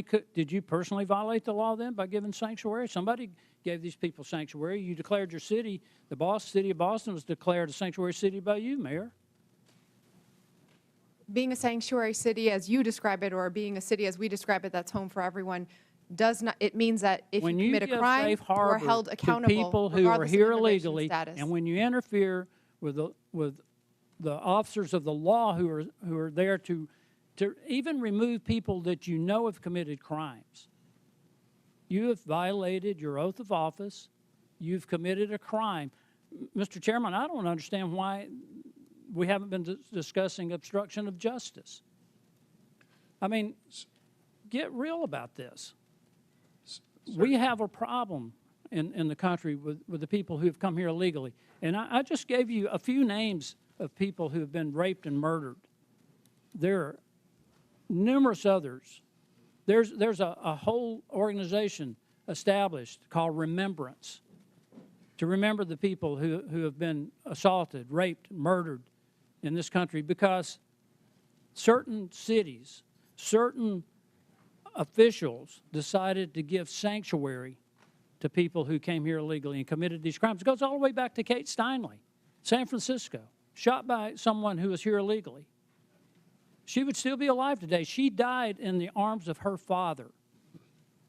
So again, I want to know if you understand the Supremacy Clause, that the laws of the United States are supreme over whatever your opinions might be of what the laws are.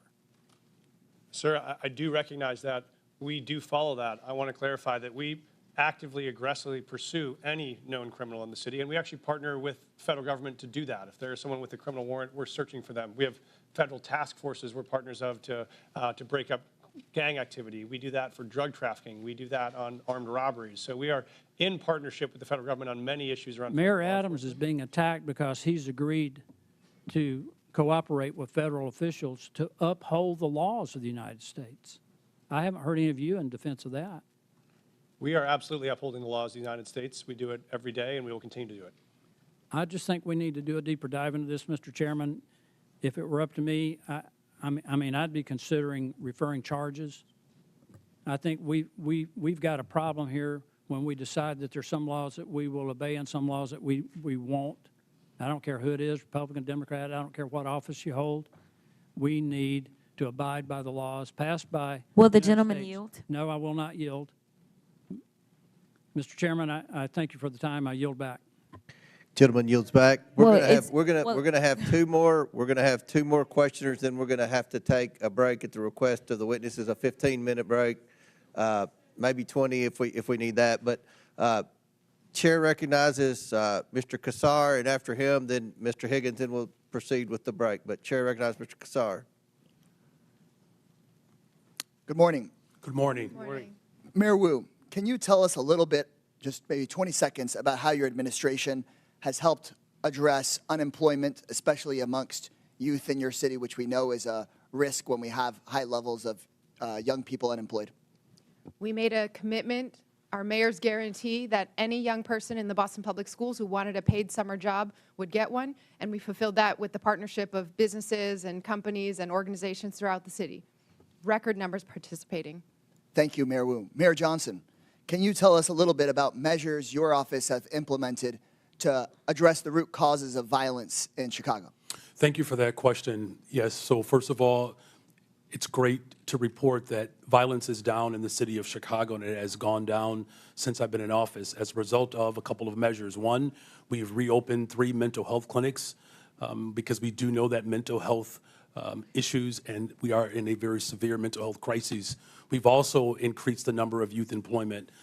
We have hired almost 28,000 young people for last summer.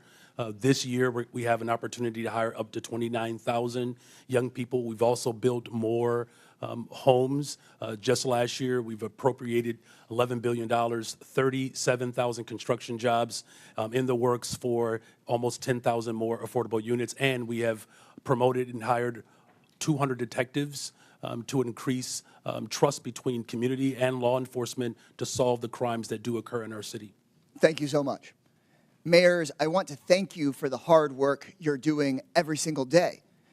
Just in 40 seconds, you have described building tens of thousands of homes for people that need them, hiring detectives to solve cold cases, building community trust to reduce violence, hiring people to do incredible mental health work, and reducing the youth unemployment rate.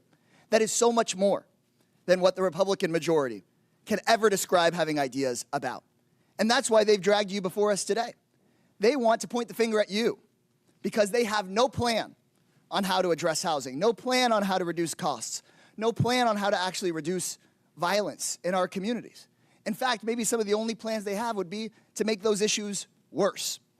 And I know that you all, as mayors, are doing one of the hardest jobs in this country every single day. You're serving your communities honorably. And they don't want the American people to hear about how Boston has drastically dropped your unemployment rate. They don't want the American people to hear about how Chicago is dropping the rate of violence in the city.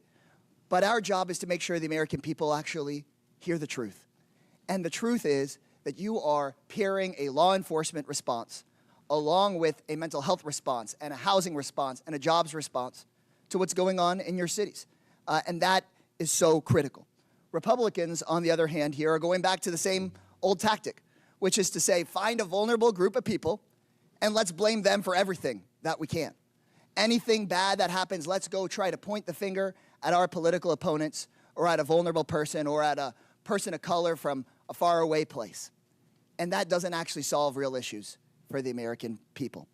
Republicans and their big boss donors blame immigrants for low wages because they don't want the American people to see the Republican plan to dismantle the NLRB, to dismantle unions, and to never pass a bill raising wages for American workers. They blame immigrants for housing costs because the Republicans are dismantling the Department of Housing and Urban Development and stripping affordable housing funding from this country. They want to distract from the $8 million a day that people like Elon Musk get in federal contracts while they attack hardworking immigrants and while they attack officials that are actually just trying to do their jobs.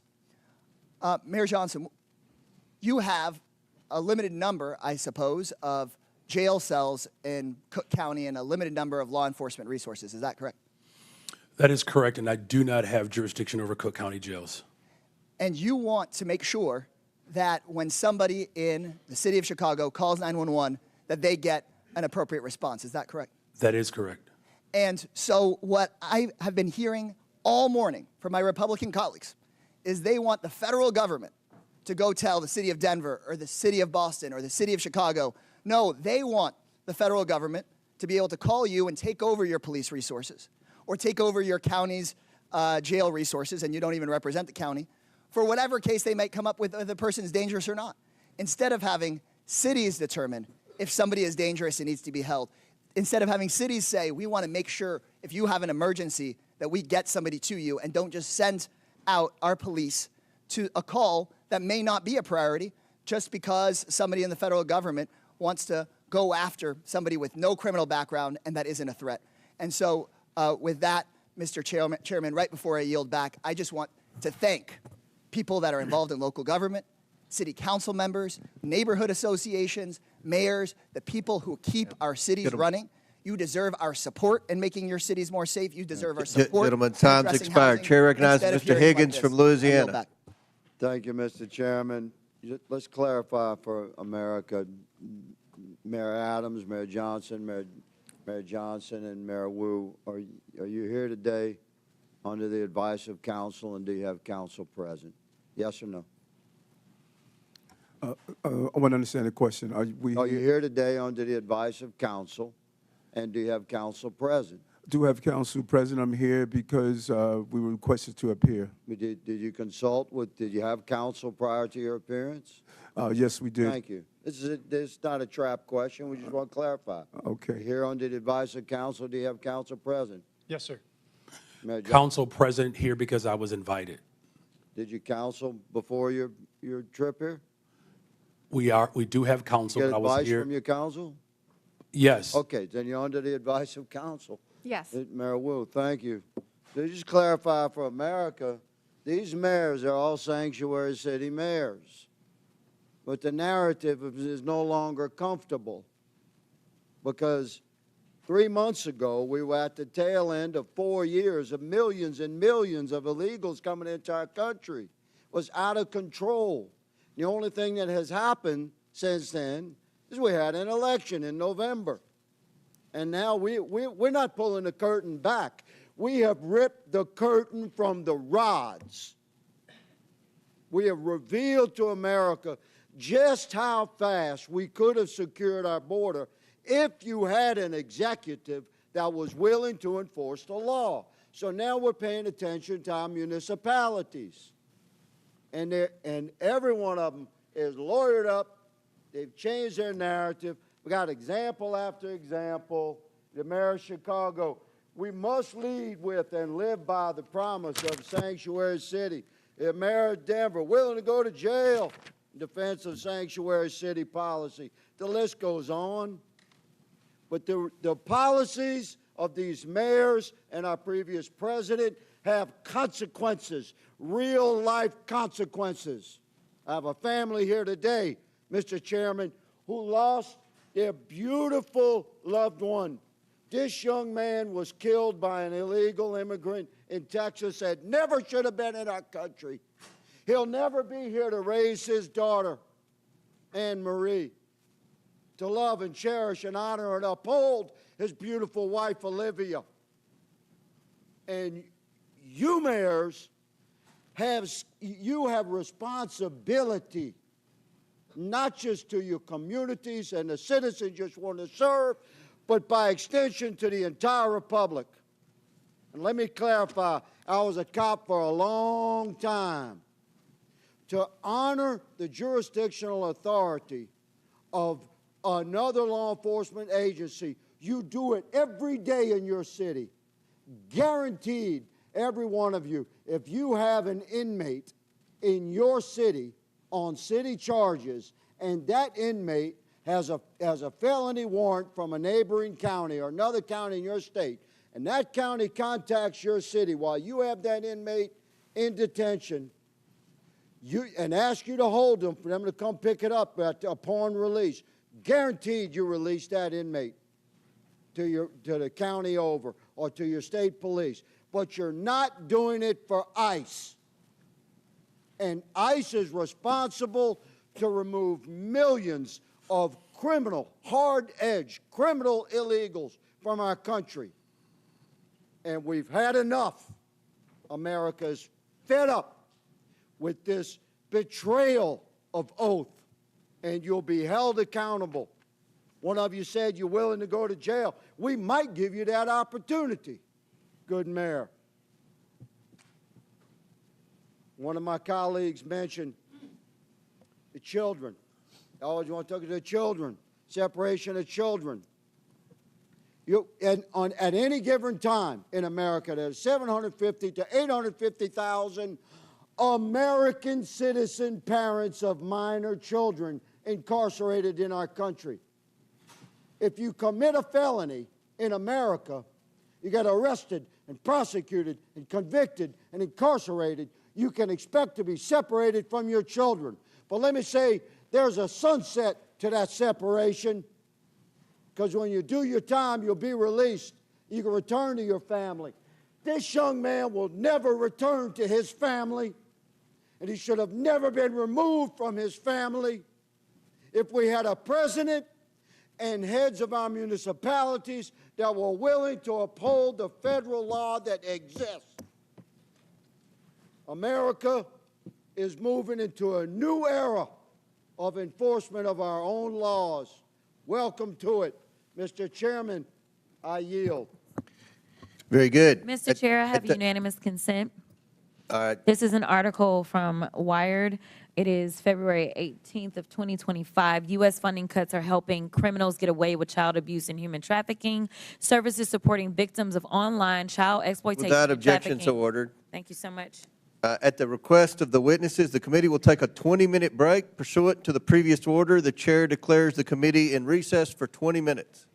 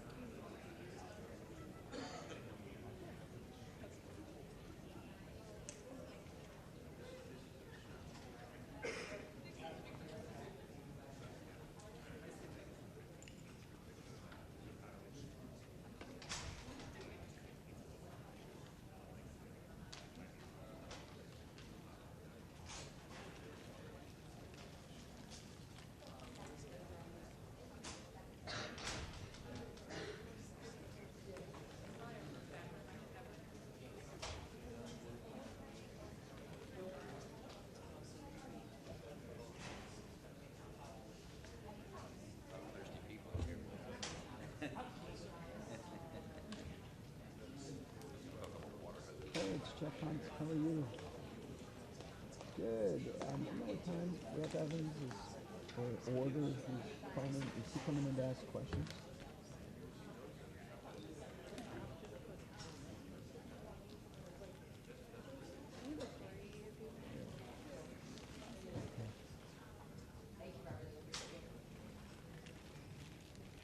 Okay.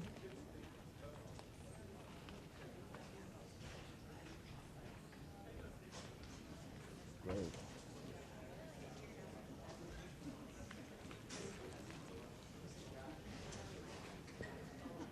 Yeah, that'd be great.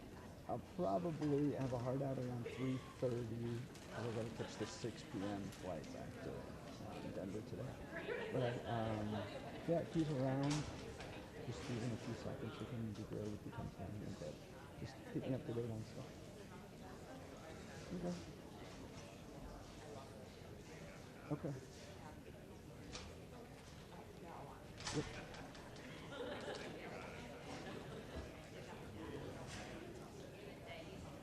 Great. Kyle Park's also here, but we made him steer clear of that dude.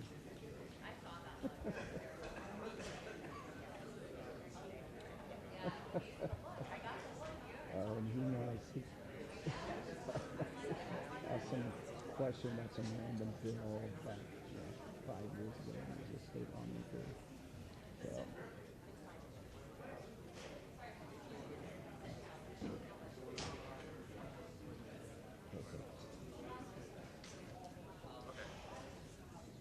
Yeah, no, happy to. You know, learned it pretty good. Jordan really jumped down. I haven't seen really anybody harp on whether or not being here illegally is actually breaking a crime or a law.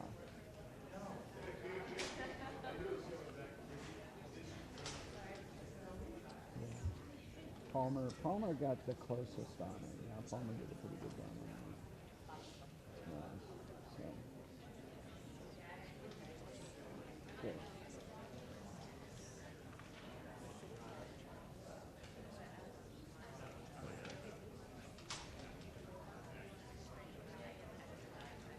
Great. All right. Looking forward to it. Thank you.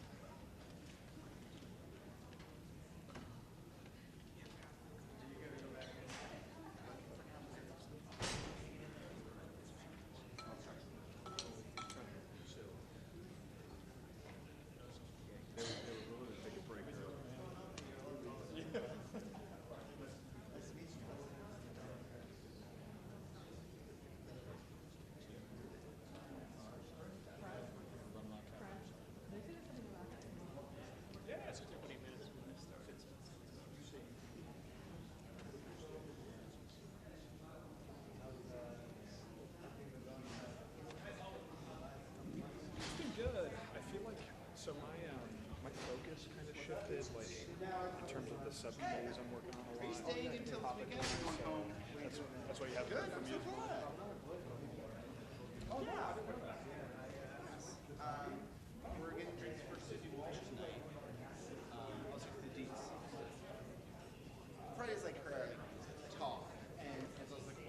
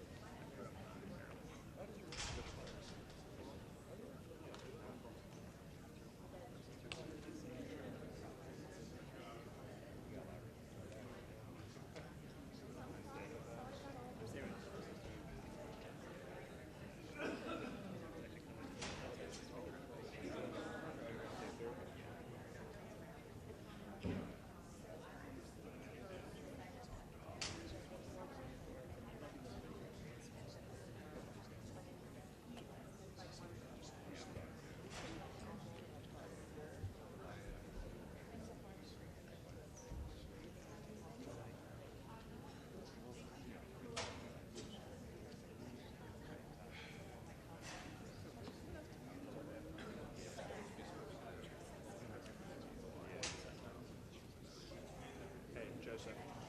Text me on my personal. Okay?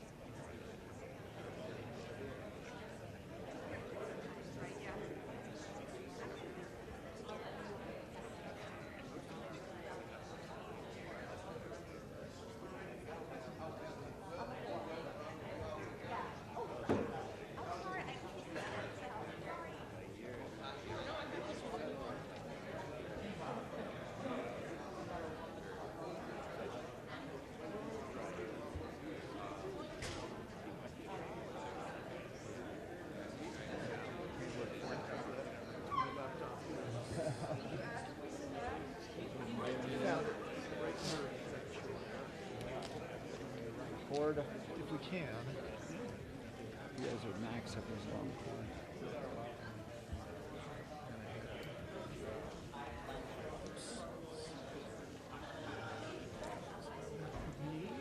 You want to try to run it back or underneath? Can we do that?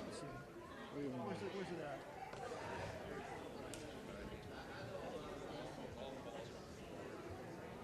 Here, so we could maybe Run back behind. Yep, that ought to work. Awesome. Thank you so much.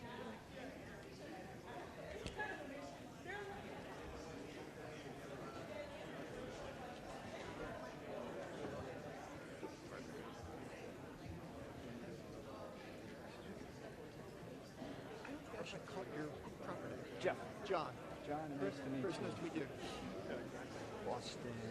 Yep. I worked for Romney in 2012. Oh, cool. That was the only time I ever spent my time in Boston.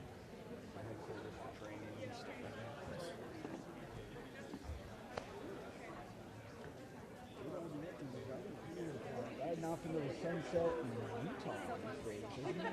Yeah, he stepped down in the last term, so he's living a quiet life in retirement, doing whatever it is. Is he going? Does he still have residency or any type of house in Boston? Or?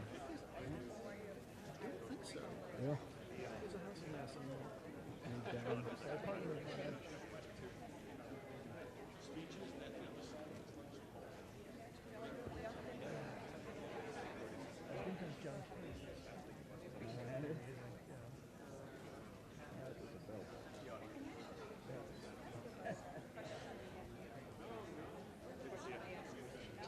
Mayor Mike, where do we get one of those belt buckles, man?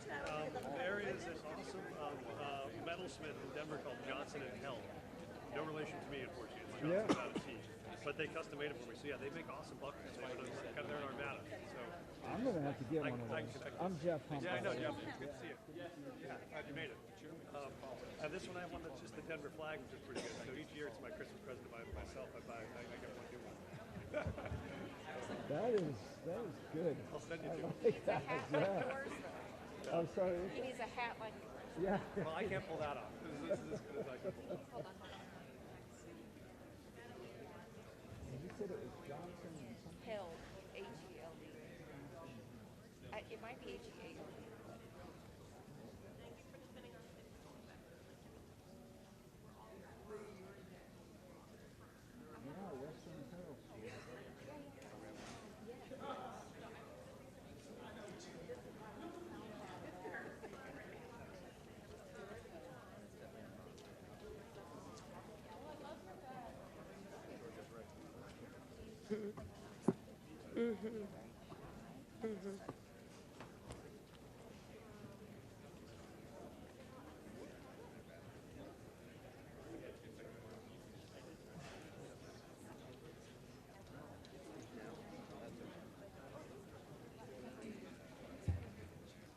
My wife just texted me and said she could hear us talking on the line. There's the guy's next to his name, John, right there. I'm gonna be quiet. Hot mic. Hot mic.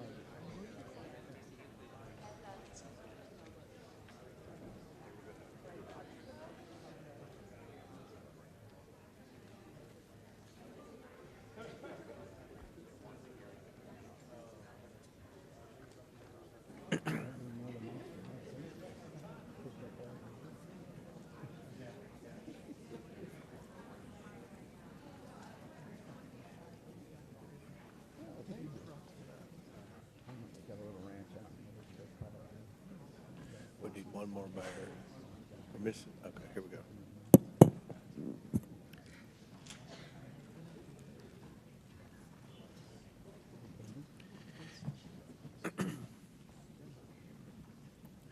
The committee will come back to order. Chair recognizes Ms. Lee from Pennsylvania for 5 minutes.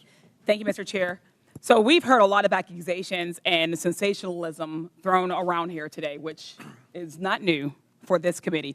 But I do think we need to be clear about what we're really talking about today and what the so-called sanctuary city policies actually mean. What Republicans are calling sanctuary cities, it simply means that a city or a state is not going to do the job of ICE for them. That's it.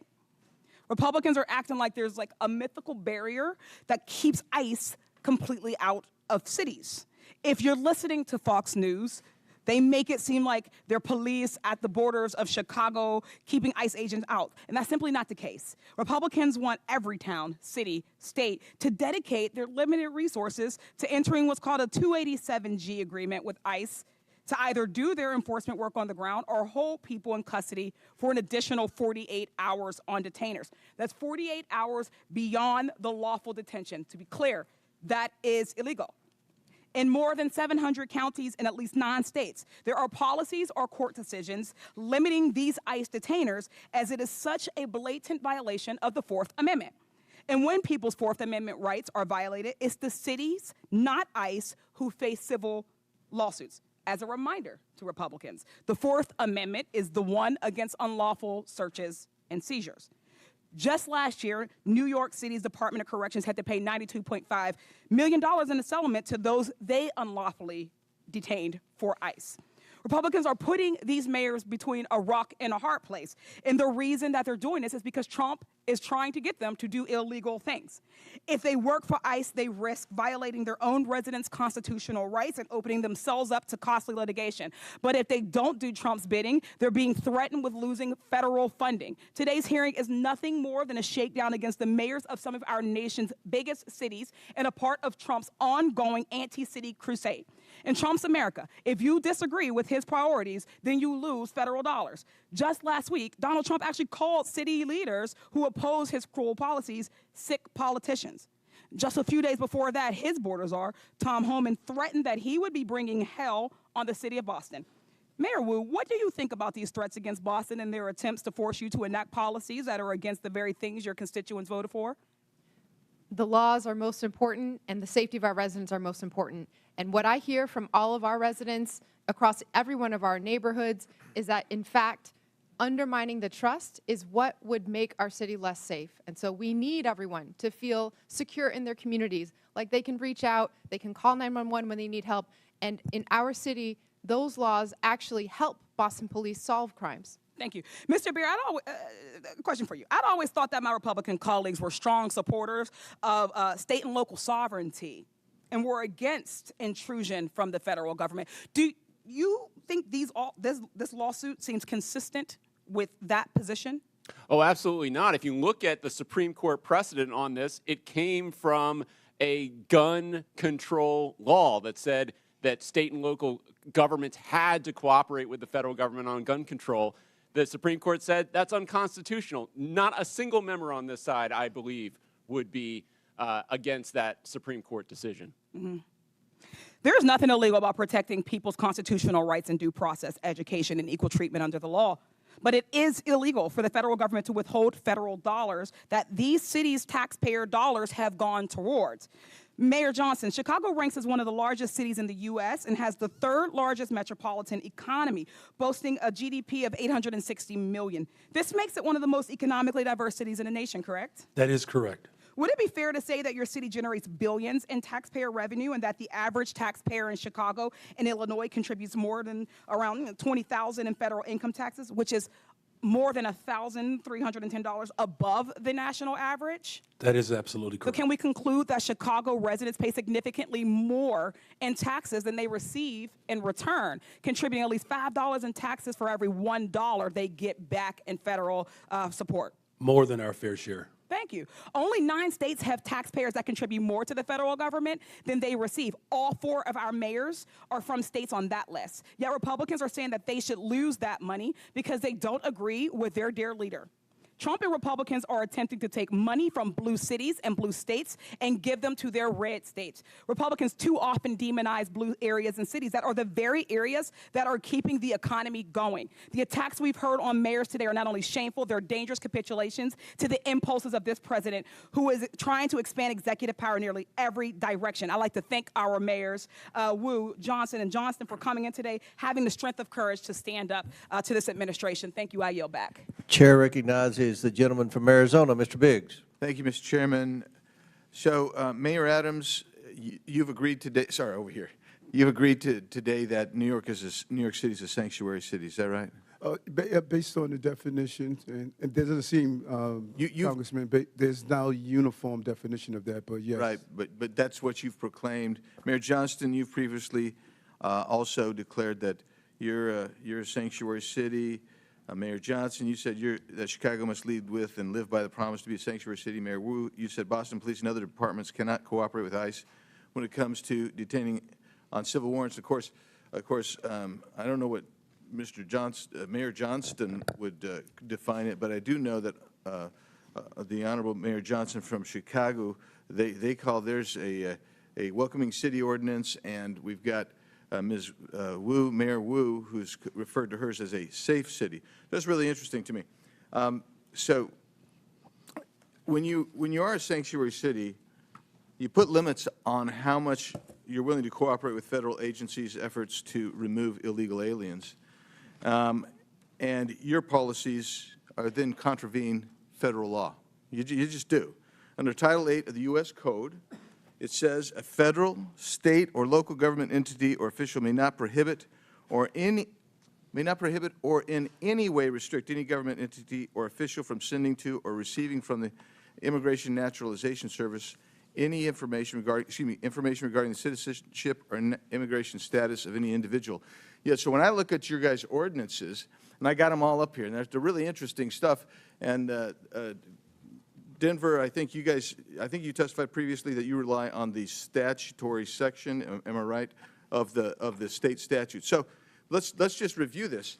There is a distinction, and some of you have made that. Mayor Johnston of Chicago made this repeatedly, and Mayor Wu of Boston did.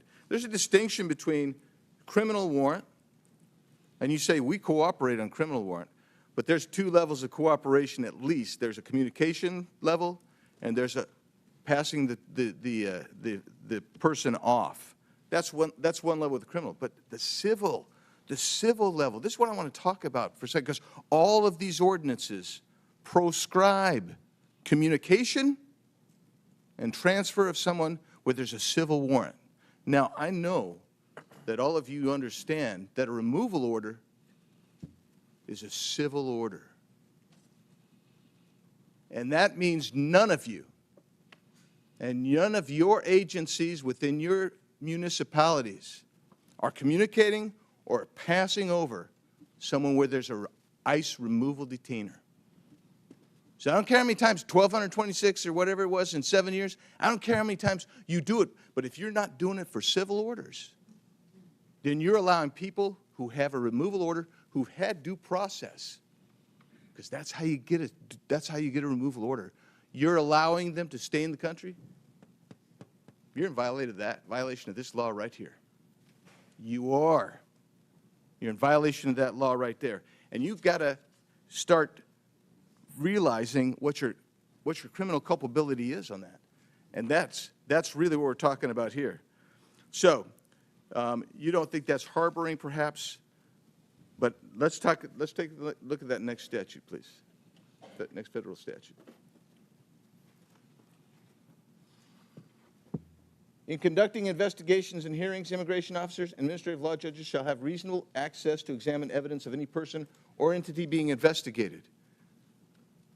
If you're holding someone back, even if it's under a civil warrant, because that's what you said you're not going to participate in, and you are preventing access to that person or evidence, you're in violation of this. You have criminal culpability under this. And you'll notice there's no mens rea requirement here. This is it. Every one of you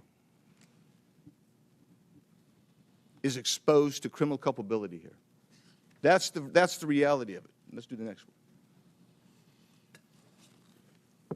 Any person who knowing that a person is an alien, knowing or in reckless disregard, now you got a culpable mental state here, of the fact that an alien has come to, entered, or remains in the United States in violation of law, conceals, harbors, or shields from detection, or attempts to conceal, harbor, or shield from detection, such alien in any place.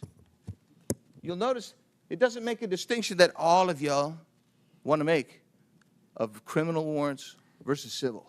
You're all in violation of all three of these statutes. You got criminal culpability. I yield back. Gentleman yields back. Chair recognizes Ms. Randall from Washington State.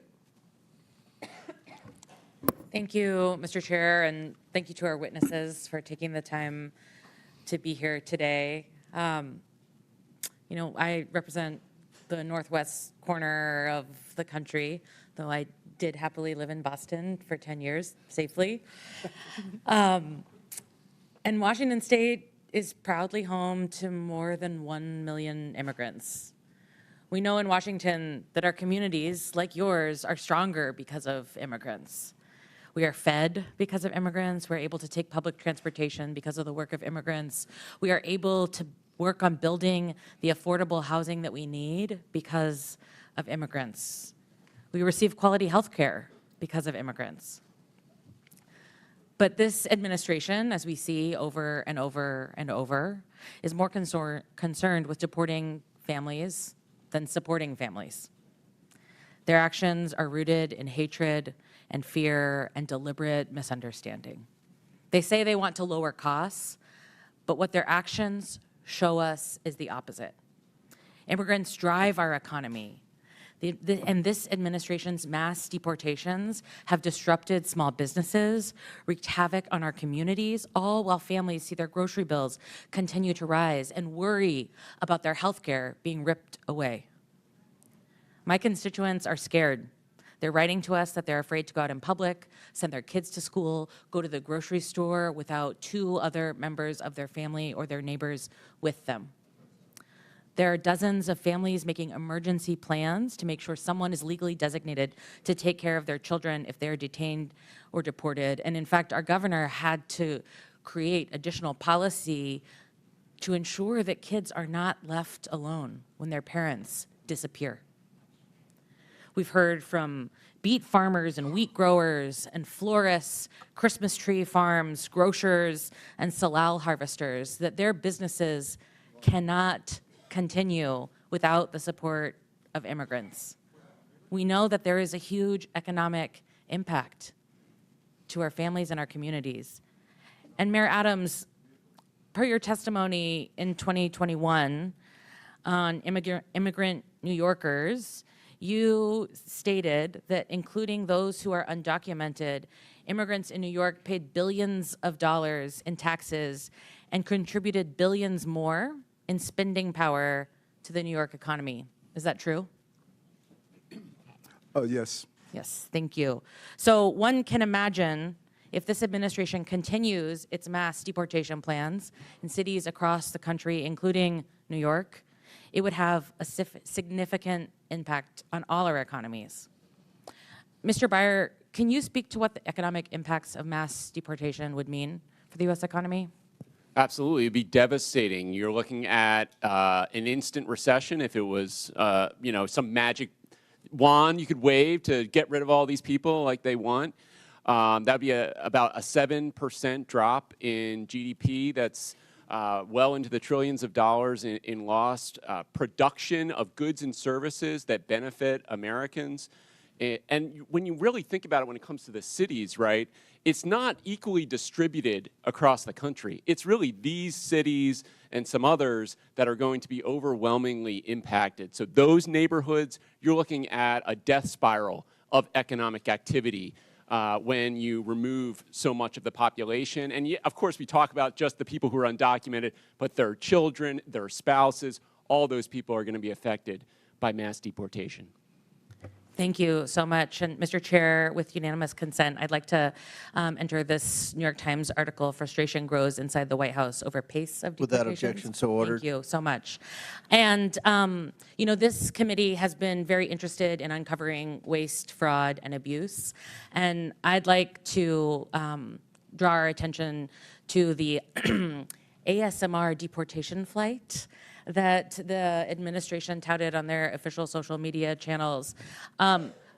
While previous flights, deportation flights, cost for about 10.5 hours, $47,000, this military flight that was commandeered from its mission of national security to take folks who were in detention centers already to a stopover in Guantanamo cost us $299,250 for the same flight. Folks in my community who are stationed at Joint Base Lewis McChord are being diverted from their essential missions to go to Guantanamo to be layover stewardesses for this plan that's just for clicks. It's just to continue to stir up media. It's just to deliver on a promise that the president made and that he's worried that he will be accused of letting his base down if he doesn't carry out. Thank you. Chair recognizes Ms. Mace from South Carolina. Thank you, Mr. Chairman. All of the mayors here today are actively working to harm the American people you represent. You all have blood on your hands. I'm going to ask a series of yes or no questions today, and I would like to remind all of you, you are under oath. I only want a yes or a no to my questions. My first question, do you acknowledge breaking into our country as a crime? Mayor Adams, yes or no? Do you acknowledge breaking into our country as a crime? I acknowledge. Yes or no? I acknowledge. Okay, Honorable Johnson, he's not going to answer the question. Yes or no? Is breaking into our country against the law? Yes or no? Depends how you cross the border. Okay, Some folks Mayor have Johnston, status. yes or no? Comprehensive immigration not an reform answer. policies Mayor are what's Wu? necessary in this Mayor Wu, moment. do you have a better answer than these gentlemen before you? Yes or no? Yes. Okay, do you believe it's acceptable for illegals who commit heinous crimes be released back into the public instead of being detained and deported? Mayor Adams, yes or no? Anyone break a crime? Yes or no? This is not hard. Yes or no? Anyone that break a crime should be detained. Okay, Mayor, yes or no? They should be deported. Okay, Mayor. Any individual Yes that or causes no? harm Yes or and no? breaks Okay, the Mayor law Wu? should be held accountable. This is why you have 6% approval rating, because you suck at answering questions. Mayor Wu? Yes or no? Anyone who's a public safety threat should be prosecuted. All right, I have my next question. When an illegal alien rapes a woman, do you believe you're on the right side of history? Mayor Adams, yes or no? Can we say that question again? Okay, Mayor Johnston. When an illegal alien rapes a woman, do you believe you're on the right side of history? Yes or no? I will charge and prosecute them. Yes or no? Okay, well, okay. You said you would go to jail, didn't you? I will For charge harboring and illegal prosecute aliens or something, Mayor Johnson? Could you repeat your question, please? When an illegal alien rapes a woman, do you believe you're on the right side of history? Could you clarify that question? Okay, Mayor Wu, yes or no? No, rape is obviously Then horrible. why are you letting rapists back out onto the streets of Boston? That is not true. That is Okay. not what's happening in when Boston. When an illegal alien molests a kid, molests an underage kid, do you pat yourself on the back for being compassionate? Mayor Adams? It's despicable, and he should be arrested. Mayor Johnston? I prosecute folks that commit crimes like that. You guys let them out on the streets. Mayor Johnson? We arrest violent criminals in the city of Chicago. Mayor Wu? We investigate, arrest, and prosecute. You guys don't sound very confident today. Would your city honor an ICE detainer on an illegal alien who rapes kids if one was issued today? Mayor Adams? Yes or no? In conformance with law, we will honor detainers. Mayor Johnson? If there's a criminal warrant, we'll help them pick them up. If there's no criminal warrant, we'll honor a notification request. Mayor Johnson? Criminal warrants, we always cooperate with federal agents with a criminal warrant. Mayor Wu? Get a criminal warrant, we will enforce. A criminal warrant. I'm talking about an ICE detainer on an individual who's here illegal who rapes kids. Do you all hate Donald Trump more than you love your country? Mayor Adams? I respect my president. I respect my Yes country. or no? and I You're having the respect hardest time my today. Senate. Mayor Johnston? I love my country. Yes or no? I love my Okay. country. Mayor Johnson? As the son of a pastor, I love everyone and this country. Mayor Wu? I love my country and my city. Do you all, are you all willing to go to jail for violating federal law? Mayor Adams? I'm not going to violate federal law, so I don't have to worry about that. Mayor Johnston? We don't violate federal law either. You don't violate federal law. We do not violate federal law. Is it violating federal law if you don't honor detainer requests from ICE? Absolutely not. In fact, the statute Congressman Biggs shared, we explicitly follow. The statute says you cannot prohibit city employees from sharing information about someone's status with the government. We do not prohibit that. Do you love illegal aliens more than you love your fellow countrymen? I love all the residents of the city and county. Mayor Johnston, are you willing to go to jail for violating federal law? The city of Chicago complies with all laws. Oh, I highly doubt that. Mayor Wu? We are not violating federal law. Mayor Wu, I have a last couple questions for you. Do you believe that ICE arresting a child rapist, quote, threatens everyone's safety, end quote? Yes or no? No. Does ICE arresting a murderous MS-13 gang member threaten everyone's safety? Yes or no? No. I would like to hold up this quote of you where you say, ICE's efforts actually threaten the safety of everyone, end quote, Boston Mayor Michelle Wu. You're a hypocrite. Thank you, Mr. Chairman, and I yield back. Chair recognizes Mr. Chairman, I have unanimous consent Subramaniam. request. Mr. Chairman, I have unanimous consent request. Proceed. I'd like to seek unanimous consent to enter into the record this article, and I'll do this as a survivor of sexual violence myself. This is from Courts, March 2018. Without objection, so ordered. Data from Texas shows that U.S.-born Without objection, so ordered. We've put it in the record. I haven't entered it. You have what? Mr. Chair, can I have several articles. I need to enter them. Let me just go ahead with what the articles are, what they speak to. What's the next article? Let me proceed. Data from Texas shows that U.S.-born Americans commit more rape Pressley, and murder than immigrants. Listen, this trend of you Data all from trying to get Texas thrown out of shows committee that so you can get on US-born MSNBC Americans is going to commit end. more We're not rape. going to put up with it. This is Chair my recognizes procedural Mr. right as a Subramaniam. member of this committee You can to go. enter documents You can go with into the Mr. record. Frost and Mr. I'm Green. reclaiming my time. That's You what do you not want. get to No. Ms. Presley, how I've been I very. recite the I have articles been very for the accommodating record. to you, Mr. Subramaniam. And I take particular umbrage as a survivor of sexual violence. I will enter into the record. This is my right. Thank you. No. It is Mr. Subramaniam. Mr. Chair. No, you know the process of unanimous consent. You are not I recognized. have several articles to enter into the record. Mr. Subramaniam, if you don't go, we're going to recognize Mr. Timmons. Thank you, Mr. Chair.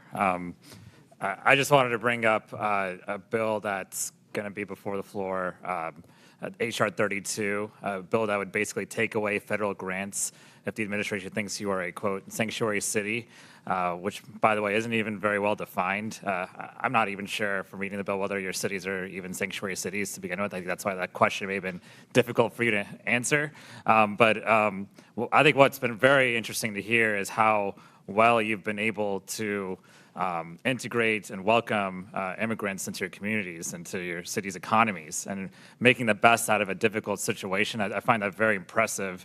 And but I wonder to the mayors here, Mr. Johnston, if you took away federal grants, how would that affect public safety of your city? Would that improve? Would that make your city more safe or less safe if we took away federal grants from your city? It would dramatically weaken public safety. I mean, we wouldn't be able to repair bridges that are falling apart. It means we wouldn't be able to put kids in preschool or give veterans medical care. It would be catastrophic. Thank you. Mr. Johnston, the same question. Mayor Johnston, the same question. It would certainly undermine all of the investments that we've made thus far. Since I've been mayor, we've provided $20 billion of new investments that contribute to the overall safety of the city of Chicago. Mayor Wu, same question. Would this make your city of Boston more safe or less safe?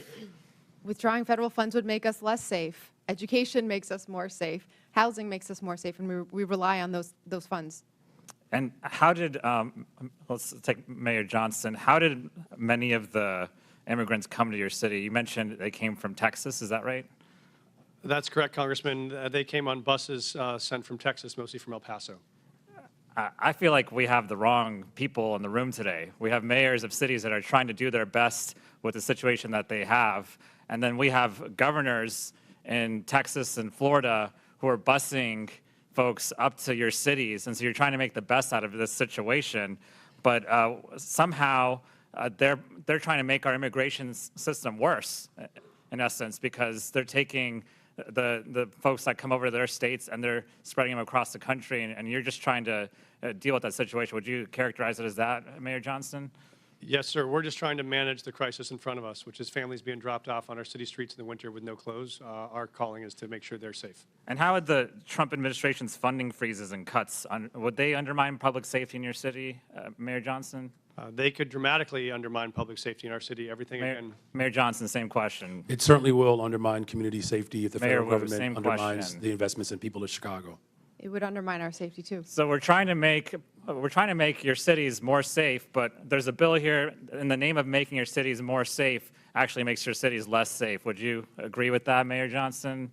Yes, sir, I would. Mayor Johnston, same Yes. question. Mayor Wu, Yes. same question. And I think this bill is actually, in a way, extortion, because you're basically trying to take away funding from a city if they don't do what the administration wants you to do. But let's talk about extortion for a minute. Mayor Adams, I think everyone's a little bit concerned about the timeline of events that has led to your case being dropped. And so, Mayor Adams, did you meet with Tom Homan on December 12th of last year?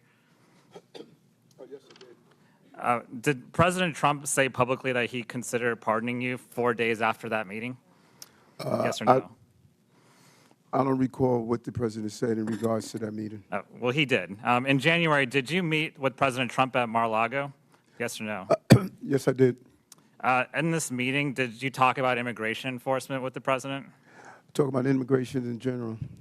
What was that? What did you talk about when it comes to immigration? Just how important it is to secure the border, and they were able to do so. We saw a 90% decrease, and I see that on my streets every day. Did you talk about your pending case with the DOJ? No, I did not. So the case did not come out. Have you ever talked about your case with the DOJ with the president? No more than what you heard him on the trail say that he thought it was important. I haven't heard much. Tell me, have you ever talked about the president, talked about your case in the DOJ with the president? Yeah, as I indicated previously, I'm going to say it again. This case is in front of Judge Ho, and out of deference to him. Have you ever talked about your case with anyone in the Trump administration? I'm going to say this again. This case is in front of Judge Ho, and out of deference to Judge Ho, he is going to determine the outcome of this case. That's not answering the question. I'm going to ask you one more time. Have you ever talked about this case with anyone in the Trump administration? This case is in front of Judge Ho, and out of deference to Judge Ho is going to decide the outcome of this case. I think Mayor Adams is not answering the question because he probably has. And I think there's a pretty clear timeline here that indicates that a case is being dropped in the name of trying to appease the president, who seems to be okay with what's going on. And so, look, we can talk about the policy, but I think there's a bigger problem here of public extortion and almost an endorsement of this extortion, and it's becoming the norm for this administration. I yield back. Chair recognizes Mr. Timmons from South Carolina. Mr. Chairman, before you do, I have a unanimous consent request, please. Ms. Spansbury, you recognize. Thank you, Mr. Chairman. I have 4 articles I would like to enter into the record titled "The Mythical Tie Between Immigration and Crime. Undocumented immigrants half as likely to be arrested for violent crimes. Immigrants significantly less likely to commit crimes," and one titled "Showing Data About U.S.-Born Citizens More Likely to Commit Murder." And Mr. Chairman, I do ask that you do respect my colleagues on this side of the aisle, parliamentary. Without objection, so ordered. Your unanimous consents are put into the record, and only titles are required. And once you start filibustering, you become out of order. I am not filibustering. I'm just saying the last member on your side was filibustering. She was not. She had Yes, more she was. articles. And now you're filibustering. Chair recognizes Mr. Timmons from South Carolina. Thank you, Mr. Chairman. I just want to speak directly to all 4 of the mayors. Y'all did the best you could with bad situations. You did. The former president let in, I don't even know what number to use. Some places use 8 million, some people use 16, 20, whatever the number is. And so each of you had an influx of illegal immigrants into your cities, and you have federal, state, and local statutes that you have to deal with, and an untenable situation was created. I want to go one by one. Mayor Adams, how many illegal immigrants were present in New York City in the last 4 years? How many people did you have to deal with? 230,000. All right, so, and that's 230,000 people that were using your limited resources that American citizens are entitled to, but you were actually required under local ordinance or under state law to provide services to them. They're not supposed to be here. They're not supposed to be here because we have borders. Borders are supposed to matter. Mayor Johnston, how many illegal immigrants did you have to deal with over the last 4 years? Thank you, sir. We had 42,000 newcomers arrive over. 42,000. Mayor Johnson, how many illegal immigrants did you have to deal with over the last 4 years? Over the last 4 years, there were roughly 50,000 asylum seekers bused from the state of Texas to the city of Chicago. And you know why that Texas did that? Because 10, 12, 15 million people were in Texas, and they had to deal with the same problem you did, and they thought it was appropriate that everyone should have to share this burden. Mayor Wu, how many did Boston have over the last 4 years? We don't ask about immigration status and giving How many services, people so I don't have that number. Okay, well, we'll say at least tens of thousands. So all of you have limited resources, limited tax dollars to spend to serve your community. And there's people that have a disproportionate need, and you have obligations to serve them more if they are struggling, if they do not have income, if they are jobless. So you have limited resources, and all of you had this problem. And we've been saying for the last 4 years that this is all because Joe Biden and his policies were allowing lawlessness at our southern border, which allowed millions of people into this country. Mayor Johnston, Did you say anything to the Biden administration? Did you say, we're struggling, we can't make ends meet, we can't serve our citizens because of your open southern border? Did you, Mayor Johnston? Yes, Congressman, I did reach out to the Biden administration about that. Did you publicly address this? Did you ever challenge them and say, this is ridiculous, secure the southern border? What we focused on, sir, was the biggest challenge we were facing was folks needed the right to work. I couldn't find anything where you told the Biden administration they are wrong for their border policy. Mayor Johnston, did you publicly attack the President Biden in the last 4 years because he let millions of people into this country and it hurt your constituents? Did you publicly attack him for his policies? So I publicly called Did you say secure the damn border? No, you didn't. I publicly called for Congress to pass comprehensive immigration Okay, we'll get to that in a second. And that Mayor did Wu, not happen. Did you ever publicly attack the open border policies of the previous administration? Congressman, in fact, we hosted the former Secretary of DHS in Boston so that he could see the impact. To talk about how we need legislation, I'm sure. Mayor Adams, did you ever publicly attack President Biden for his open border policy? Yes, in addition to having $7 billion out of our tax base. Did you see what his administration did to political opponents? Did you see what they did to President Trump? I mean, I guess you're standing up for your people. I admire that. For the last 4 years, I heard how Congress needed to spend tens of billions of dollars to secure the southern border. We had to change policies. We had to do all this nonsense. We didn't need to do any of that. We just needed a new president.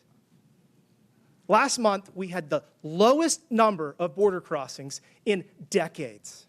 And I can promise you this, that's going to continue because our president has always had the ability to stop this. And the only one of you that stood up to the previous administration was under investigation shortly thereafter. Weird how that happens. We're turning the page here. Going forward, each of you need to cooperate to the fullest extent of your ability with President Trump, with ICE, with all federal laws to make sure that you can secure your people and stop spending billions of taxpayer dollars on people that do not deserve it. Your constituents deserve those resources, not the people that enter this country illegally. With that, Mr. Chairman, I yield back. Gentleman yields back. Chair recognizes Ms. Ansari from Arizona. Thank you, Mr. Chair.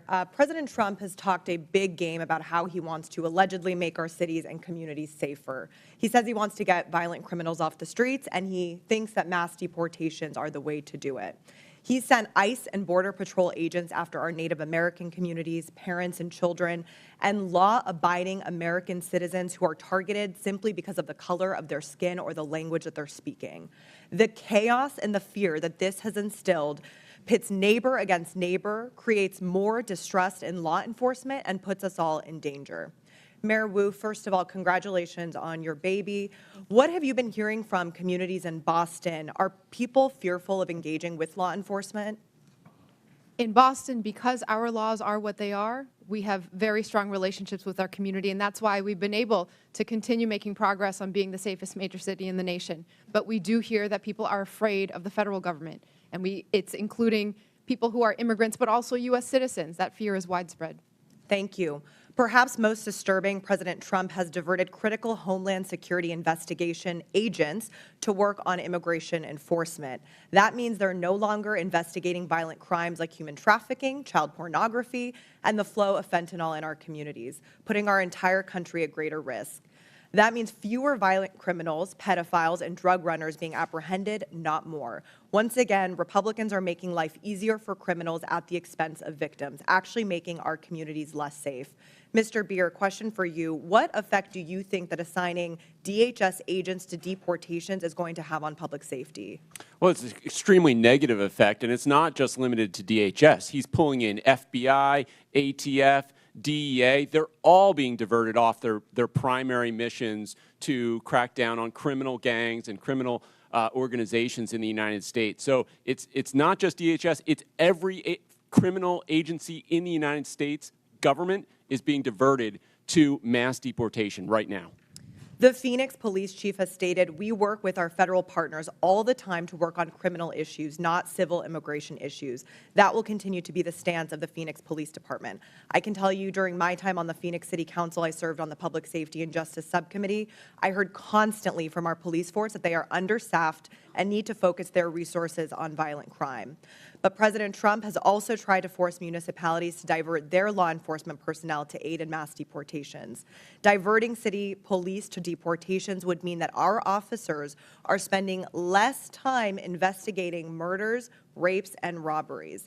Now, I want to shift to the economy. Mayor Wu, would you agree that local leaders and public safety officials who hear directly from constituents about public safety know better what your city needs to focus on than the White House does? And also, are you worried about ICE raids and the impact that it will have for businesses and economic prosperity? Yes, our local community knows best, and we can tell you in Boston, over our history, it has not been the word of presidents or kings or presidents who think they are kings that set what happens. It is our residents. And Mr. Beer, can you tell us more on what the economic impacts like food prices and housing costs of mass deportations would be and how this could affect a city like Phoenix?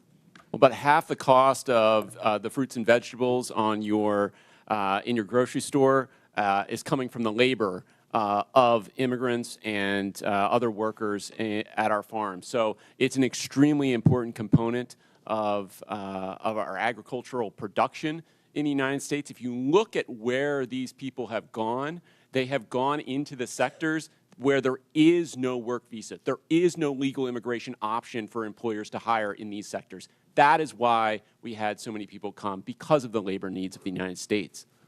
Thank you so much. I truly want to thank the mayors for being here and taking on these ridiculous attacks on our local officials. You know what is best for your communities and the people that you represent. You know better than Donald Trump. You know better than Tom Homan. You know better than Stephen Miller. So thank you so much. And finally, I'd like to request unanimous consent to enter into the record, first, a report published by the American Immigration Council titled Mass Deportation, Devastating Cost to America, Its Budget, and the Economy, and second, a Center for American Progress report titled Trump's Rash Immigration Actions, Place Cruelty and Spectacle Above Security. Without objection, so ordered. Thank you. I yield back to the ranking member. Chair recognizes Mr. Donalds from Florida. Thank you, Chairman. This is my third term on the Oversight Committee. We've been talking about illegal immigration and oversight the entire time. I remember we had a group of this committee that went down to the El Paso section of the border. This was back in February, March of 2021. And during that time period, we were at one of the holding centers, and there were these buses that were coming to the detention facility, and they were picking up 30 kids, 50 kids at random, walking out of the facility. And when I went over to question the bus driver that was transporting these kids, border agents told me, as a member of Congress, that you're not allowed to question the bus driver. And of course, people knowing me, I didn't take no for an answer, and I repeated the question. And I was told that this bus of children was leaving El Paso and going to San Diego. And so what was occurring under the Biden administration is that they were busing unaccompanied minors all across the United States for one reason and one reason only. And that was because they did not want the press to see the pictures of kids in cages. They did not want to see our borders being overrun. They wanted to disperse that problem all through the United States. That is the reckless history of illegal immigration under Joe Biden and the Democrat Party. Mayor Johnston of Denver, you lamented earlier that there were 10 to 11 buses coming per day to your city. Did you ever talk to Joe Biden about why this was happening to your community? Thank you, Congressman. I both reached out to Governor Abbott from Texas. He didn't respond, and I did. Why would you reach out to Governor Abbott of Texas when it is Joe Biden, the former commander-in-chief, that opened up our borders? Why didn't you talk to him? Well, our buses directly were being sent from Governor Abbott in Texas, so that was why we reached out to say we're happy to collaborate on a coordinated entry system. We understand no one state or no one city should bear the entire brunt of this, but let's collaborate. But I did. So I'm glad you said that, because that brings me to my next point. Governor Abbott and Governor DeSantis, when they started moving illegal aliens out of their states, who were bearing the brunt of what Joe Biden and Kamala Harris were doing, and they've sent them to Denver, they sent them to Chicago, they sent them to New York, they sent them to Martha's Vineyard. The reason why they did that is because you four could hide behind the realities of illegal immigration on border towns all through our country and on cities and states who did not want to see illegal immigration, but did not have the political representation to go to the White House. And only when it showed up on your doorstep did you get upset. Mayor Johnston, coming back to you, how much did your city spend on illegal immigration? Do you have a round number? Over the last couple of years on all newcomers, whatever their status was, it's around $79 million since 2022. $79 million. Mayor Johnson, Chicago. How much has the city of Chicago spent on illegal immigration? If you're referring to the 2022 up to 2024 of the buses coming from Texas, roughly the same percentage of the state of Texas, about 1% of our overall budget. What is that? Because we don't have the city's budget in front of me. Numbers. It's 1%, and if you want the actual calculation, we can make sure someone. You're the mayor. You don't have the math in front of you. It's 1% of the overall budget over the last 4 years. That's why you're a failing which mayor. is the Mayor same Adams, number that how was much did the sent from city us of New York from the actually state spend of on Texas. illegal immigration? Mayor Johnson, I already asked you. You don't have a hard number, and if you don't have a hard number, you're not running your city well. Mayor Adams, how much did the city of New York actually spend on illegal immigration? $6.9 billion of taxpayers' dollars. $6.9 billion of taxpayer money on a problem that was fostered on the American people. Mayor Wu, in the city of Boston, how much did you spend? We don't ask about immigration status and delivering city You don't services, ask so about we how don't much have money that the city number. of Boston has spent on illegal immigration? We Are don't you out of your distinguish mind? between immigration status. Do you as manage part your of our budget city or not, policies. Mayor Wu? That is how we keep Mayor our city Wu, safe. do you manage we your have budget or the not? numbers to prove it. I manage my budget. I have a AAA bond rating dating back 10 years. So to the city of Boston, budget. just understand that your mayor does not care how much of your resources she has spent on people who are not citizens The city of Boston is sick of having people outside Boston telling us what Mr. we Bear, I need. have a question for you because I understand Cato's perspective when it comes to illegal immigration. I understand that the Cato Institute for a long time has had a standard of actually having open immigration into the United States. Generally speaking, I don't want to get into specifics. We support legal immigration. We want immigration to be legal. So let me ask you this question, because one of the great libertarians of the modern era, Milton Friedman, famously said, you can either have open borders or a welfare state, but you have to choose. Mr. Beer, what do you choose?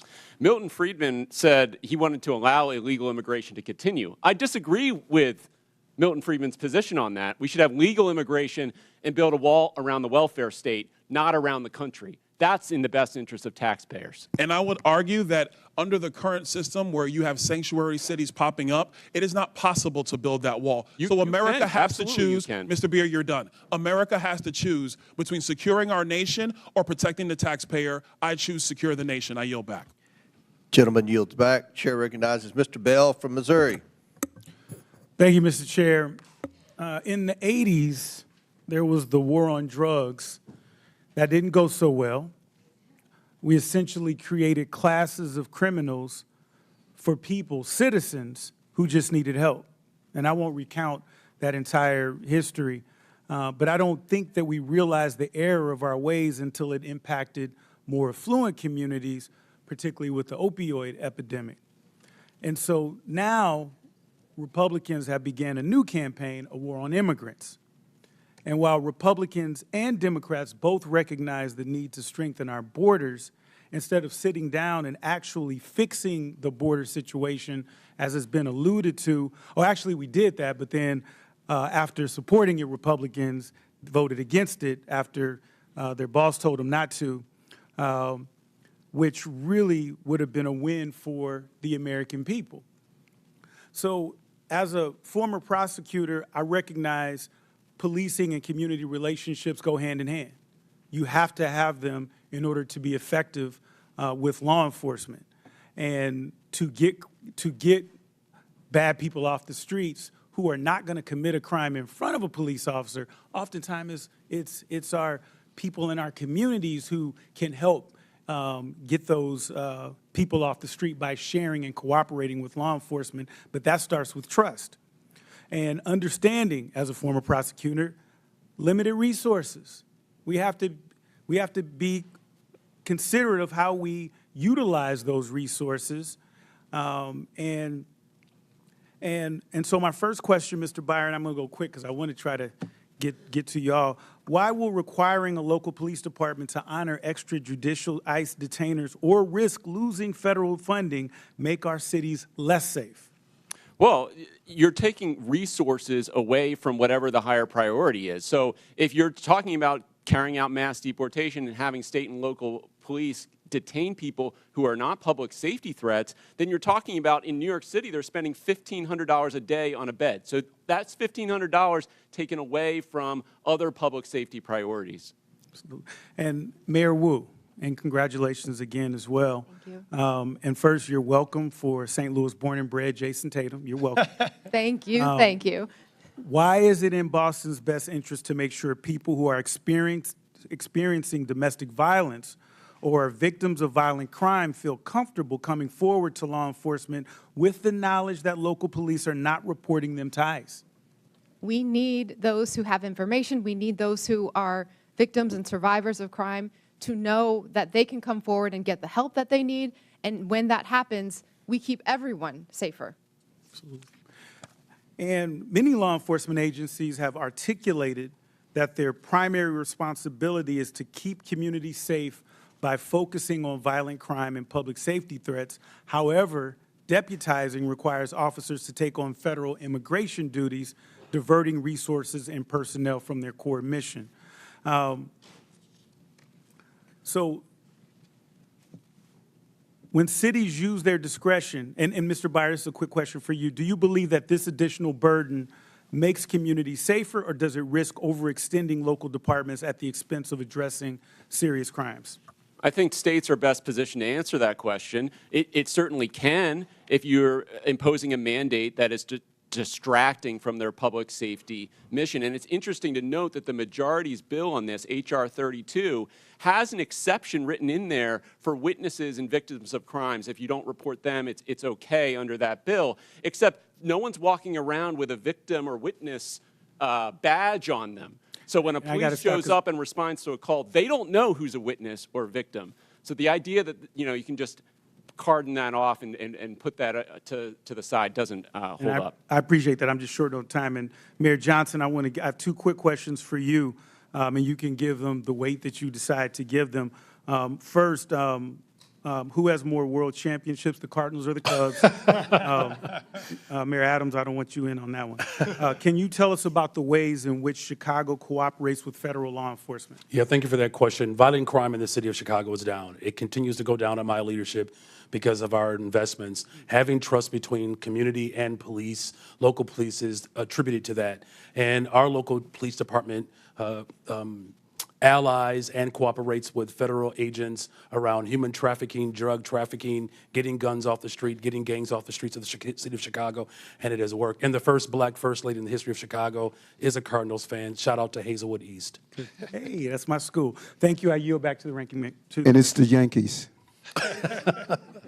No questions for you, Mr. Howe. Chair now recognizes Ms. Luna from Florida. Mayor Wu, does the Boston Trust Act restrict communication with federal immigration authorities regarding individuals' immigration status, yes or no? We do not collect immigration status in law enforcement. I'd just like to point out, and Mr. Chairman, if I could enter the Boston Trust Act into the record. Mr. Chairman. Without objection, so ordered. Thank you. On page, or let's see, section 4AA, a law enforcement official and employment of the city department, agency, or commission shall not, and then A, inquire of an individual on his or her immigration status. Under Title 8, U.S. Code subsection 1373 stipulates that local governments cannot prohibit or restrict communication with federal immigration authorities regarding individuals' immigration status, so your enforcement of this act is in direct violation of that statute. Can you please confirm? That is not Thank the you, truth. ma'am. That's a U.S. code. I don't know about you, but U.S. code does not lie. We do not ask about Mayor immigration Johnston, I'm not status, and that is talking what to you anymore. makes Next us safe in the question, city. Mayor Johnston, you said in your testimony that the first step you took after illegal aliens arrived was to provide them with housing. Is that correct, yes or no? Folks that were on the streets freezing to death, we gave access to shelter. Yes, we did. Thank you. Not to be rude here, but you have a good understanding of what the definition of harboring is, correct? I do. Okay. For those that might not, harboring means to knowingly or recklessly provide shelter or place to stay for an illegal alien. And according to Title 8 of U.S. Code subsection 1324, that is also a federal crime. Just to be clear, did you also say that you would be willing to go to jail to stop deportation efforts? I did say that I'd be willing to stand up for all of our residents, and the context was that was the point at which the administration was threatening to deploy the U.S. military to streets of our cities to Okay. pull kids out of schools and churches, Thank so we you. were worried about that. Thank you, Mr. Johnston. Mr. Chairman, I'd like to enter into the record an article from CBS. Without objection, so ordered. Thank you.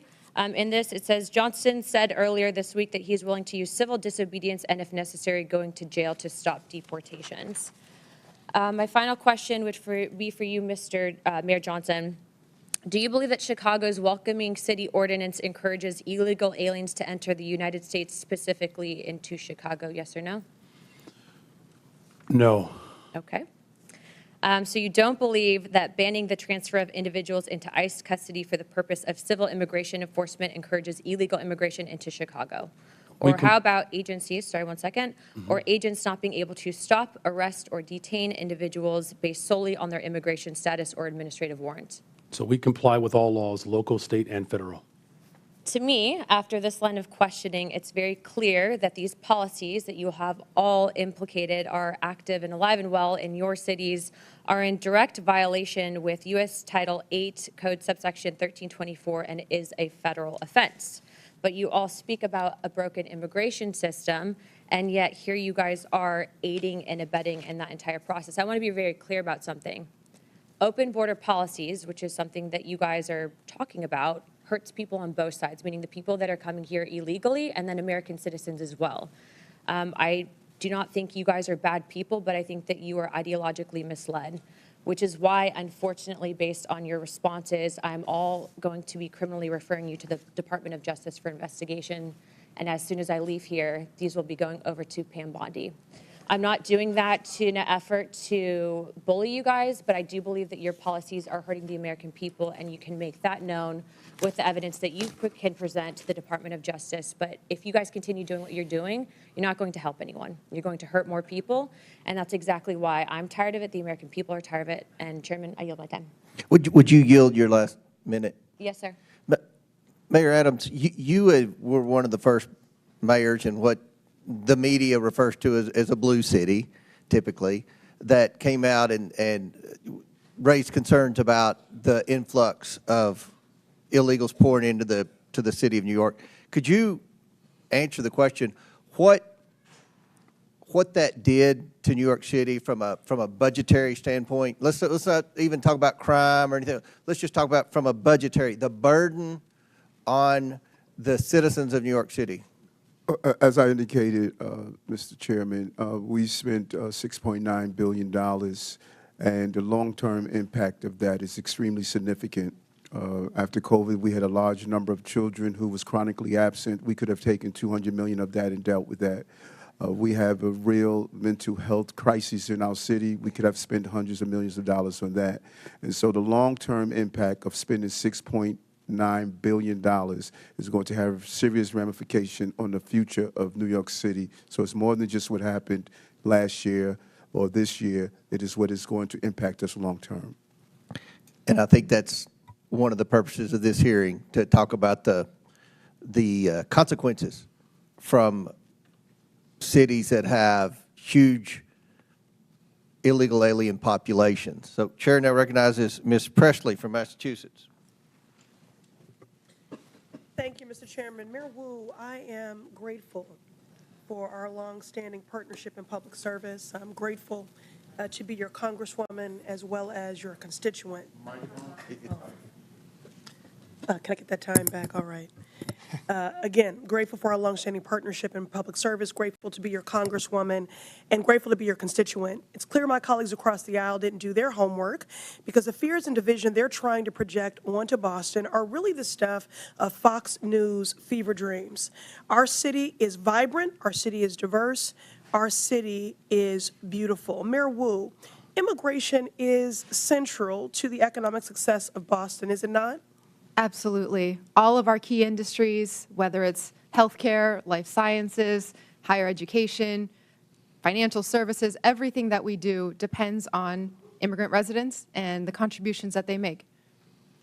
Thank you, Mayor. Well, immigration defines Boston. For generations, our city has been shaped by people who have endured incredible hardships to arrive at our shores seeking a better life.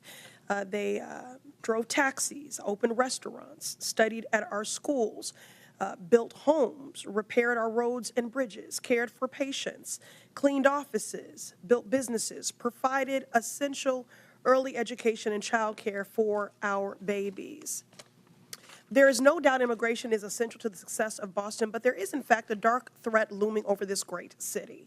That threat is the racist and xenophobic anti-immigrant policies coming from this Trump White House. Mr. Chair, I ask unanimous consent to enter into the record this Boston Globe article titled, "They're Going to Deport Us. Trump's immigration policies prompt some children to skip school." Without objection, so ordered.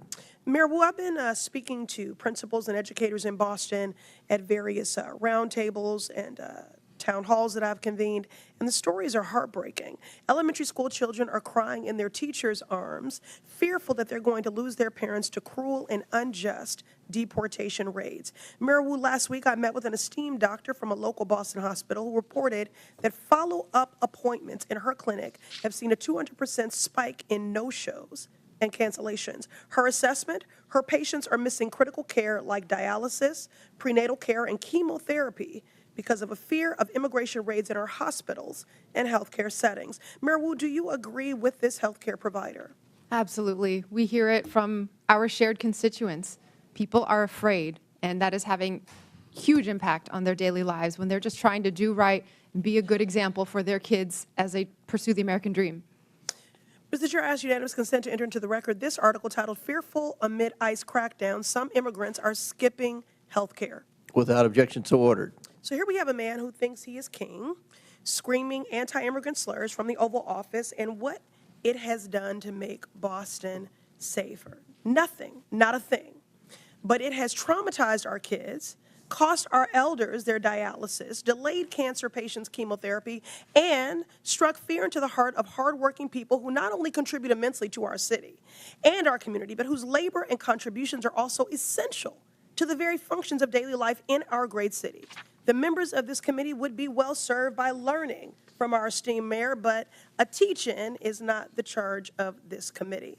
Remind my colleagues, this committee's purpose is oversight.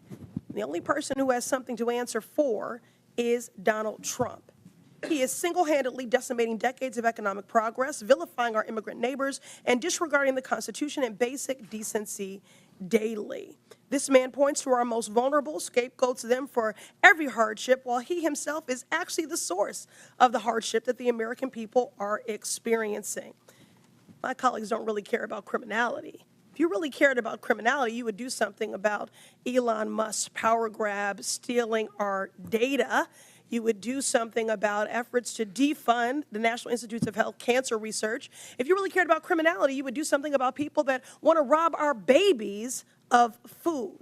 Make it make sense. My Republican colleagues across the aisle believe a 6-year-old from El Salvador who wants to go to school and a mom who fled violence in Haiti are the reason that the cost of eggs are too damn high. And your housing and gas will follow suit shortly because of these Donald Trump tariffs. The shameful Republican ripoff slashing away at basic government services to line the pockets of Donald Trump's buddies so they can buy toy yachts and rocket ships. It is a shame and a sham. America has a problem, and it is Donald Trump. And if my colleagues really cared about criminality, they would do something about him. I'm grateful that the people of Boston and my mayor stand with their neighbors from every walk of life. I yield back. Chair recognizes Mr. Gill from Texas. Thank you, Mr. Chairman, for holding this hearing on such an important topic. Mayor Johnston, I want to start with you. One of your first actions as mayor was establishing a deputy mayor for immigrant, migrant, and refugee rights. I want to ask you a series of questions. If you could answer with a yes or no answer, that'd be great. First of all, do you support allowing illegal aliens to obtain driver's licenses? Just yes or no?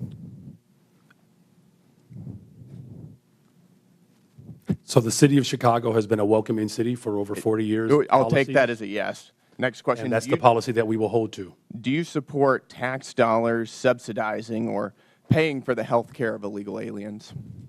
I support investments in all residents of the people of Chicago, and that's what I do. That's a yes as well. Do you support free or reduced college for illegal aliens?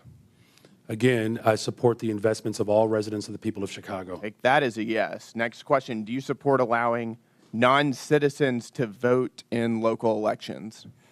Again, I'm not over the jurisdiction of that type of law, but again, I'm committed to investing in all residents of the people of Chicago. I'll take that as a yes. I've got an article from the Chicago Sun-Times, and I'll quote here briefly. Johnson proposed, among other things, that all residents, regardless of citizenship status, be able to vote for Chicago Board of Education members. Next question. Your website states, and this is your campaign website, quote, "I will not stop fighting until abortion access is completely secure for people all over the country," end quote. Yes or no, do you support taxpayer-funded abortions for illegal aliens? I support the reproductive rights of all people, all women. That is a yes as well. Your mayoral transition website mentioned support for creating a Chicago Board of Education non-citizen advisory board. Again, yes or no, do you support appointing non-citizens to government advisory boards? I was invited here today to discuss welcoming cities. Yes or no? I was invited here to discuss welcoming cities. This is a yes or no If you're question. interested in asking me You're not questions gonna about the filibuster. welcoming I'll city, take that as a I'm yes. happy to We're gonna answer move those on. questions. No, we're going to move on. As you know, President Trump, unlike the previous administration, has taken serious action to bring foreign criminal gangs to justice, to take our border back and to restore public safety in our communities. He designated 8 transnational criminal organizations and cartels as foreign terrorist organizations. These are groups like Tren de Aragua, MS-13, Sinaloa, other of some of the most grotesque and ruthless and brutal organizations in the world. You, as mayor of a sanctuary city, have been virtually giving favors to illegal aliens. Apparently, you support an enormous amount of taxpayer resources going to them as well. But you yourself have also received a lot of gifts. And for those of you who don't know, Mayor Johnson has a secret gift room that is not given access to the public or for access to the Office of Inspector General. I'd like to ask you a couple questions about that. Do you know everyone who's given you a gift since you became mayor? The city of Chicago has had a policy for 40 That's a years yes or no question. where there are individuals that would like to give gifts to I'm the city of reclaiming my Chicago, time. I'm going to take that as and a we no. do not accept those When gifts. did you We become receive mayor? them on No, I'm going behalf to reclaim my of time the city here. of Chicago. You're not going to filibuster here. When did you become mayor? I was elected mayor of the city of Chicago in April of 2023, and I was sworn in May 15th of 2023. On June 12th, 2023, you received Hugo Boss cufflinks and a personalized Mont Blanc pin. Do you know who gave you those? So I did not receive those personally. The city of Chicago You received those them, on behalf and of that's the city right, of Chicago. on behalf of the city of Chicago, I every understand mayor the difference. in the Do you know history of Chicago who has Do you know who provided gave those gifts to the city of Chicago? Do you know who gave those to the city of Chicago? So again, on behalf of the city of Chicago, there are It's a yes gifts or no that are question. received, but I do not accept. Those are not my personal so gifts. you don't know. Those are the gifts of the city of On March Chicago, 18th, and that's why you are aware that they exist, because they're within the my law. time here, sir. On March 18th, 2024, you received a Gucci tote bag. Do you know who gave you that? Gave the city of Chicago that? Ken, I was here and I was invited I'll also to take that respond as to no. the On March questions 19th, around 2024, welcoming the city, and I'm city of happy to answer Chicago any of those received questions. A Vinci bag, a Kate Spade purse, and Carucci shoes. Do you know who gave the city of Chicago those? Again, I was brought. I'll take that as my a no. energy I'm here reclaiming my time to respond here, sir. I am on behalf of the reclaiming city my of Chicago time. of This what a welcoming raises city serious ordinance is. ethical concerns. You're providing an enormous amount of aid to illegal aliens, aiding and abetting criminals who have come into our country illegally. And you yourself are receiving an enormous amount of gifts, and you won't even tell us who they're coming from. That Chairman, raises time is up. serious ethical We have concerns. a 5-minute rule. Gentleman's time's Mr. Chairman, I'd like to ask for unanimous consent to enter into the record the City of Chicago Office of Inspector General advisory concerning gifts accepted on behalf of the city. Without objection, so ordered. Thank you. Chair now recognizes Ms. Tlaib for 5 minutes. Thank you, Mr. Chair. Mayor Adams, since we're on the this conversation around oversight and some misclaims here about corruption, I mean, do you agree, Mr. Mayor Adams? Yes, I hear you. I hear you, Congresswoman. Oh, okay. You weren't looking at me. That's why. It's okay. I'll speak louder if you want. Do you agree to a quid pro quo deal to enforce the Trump administration's cruel immigration policy in exchange for protection from the federal corruption charges against you? And you are under oath, just as a reminder. Congresswoman, there was no agreement. There was no quid pro quo, and I've done nothing wrong. Help me out here, though. So the Trump official, Tom Homan, we all know who he is. He said, quote, I'm quoting him, "If he doesn't come through, I'll be in his office, up his butt," sorry, Chairman, saying where the hell is the agreement we came to, end of quote. You're accusing the Trump administration for lying? Or, did they lie? What agreement did they're lying then? Mr. Homeland and I both agree we would fight dangerous criminals, and we've never had any conversation about my case. Okay. So Mayor Johnson and Johnson and Wu, I'm sorry, I can't get that. You can just call it Chicago and Denver. There you go. This is really important, you know, as a child of immigrants, and I think many of my colleagues on that side of the aisle have beautiful, diverse communities as well. And one of the things that I know happens when we try to have local law enforcement and local city officials, I mean, they even want Treasury, folks that work for our city Treasury, asking people for immigration status. That's what they would prefer. See if he's ready. You know, is that racial profiling? I mean, what do you do? Like, you wait for somebody to come, they have an accent, maybe they wear hijab, maybe they look a certain way. That's what they want you to do. That's what they're asking you to do, by the way. They want you all to basically do the job of what the federal government should be doing in regards to passing really comprehensive immigration reform, so families are not separated, because right now they're just, all they want to do is continue talking about enforcement. Guess what? The last 20 years it didn't work, did it? It isn't working. So one by one, if you can talk about that, because I know my mother, who's been here for over 50 years, is carrying her passport, her U.S. passport for the first time in her life, and she ain't traveling nowhere out of the country. But she's carrying it because she knows her beautiful accent, it's beautiful, I love it, and just so fearful of being stopped and being asked her immigration status. She knows she'll be racially profiled, and she already feels unsafe in a community she lived in for over 50 years. Thank you, Congresswoman. I would just agree. We don't think it's relevant to know someone's status when they come into a public library to check out a book, or if they come to the hospital for service, or if they come to register their child for school. The Constitution says you're entitled to an education. Our job is to provide it. So we think that's unnecessary, and it just scares people away. Yeah, Mayor. Yeah, allowing local law enforcement in the city of Chicago to focus on city priorities, as well as making sure that there's trust between our immigrant communities and all of our communities. I've worked on domestic violence cases as a former immigration attorney. Absolutely. I'm telling you, this is deadly for women being abused. Deadly. It certainly engenders trust, and that's how we have driven crime down in the city of Chicago, because of that trust. Mayor Wu. Thank you, Congresswoman. Boston is proud to be the safest major city in the country, and we do not ask about immigration status when providing city services. We also are clear to all our residents that we do not care about immigration status when we hold people accountable for doing harm in the community as well. Yeah, because when I hear sanctuary city, I hear anti-racial profiling. I really do.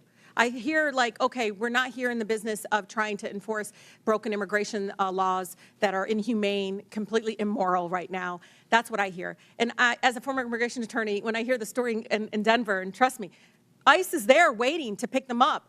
They sent 6 of them, and they couldn't handle 6 of them couldn't take this guy that they're supposed to pick up.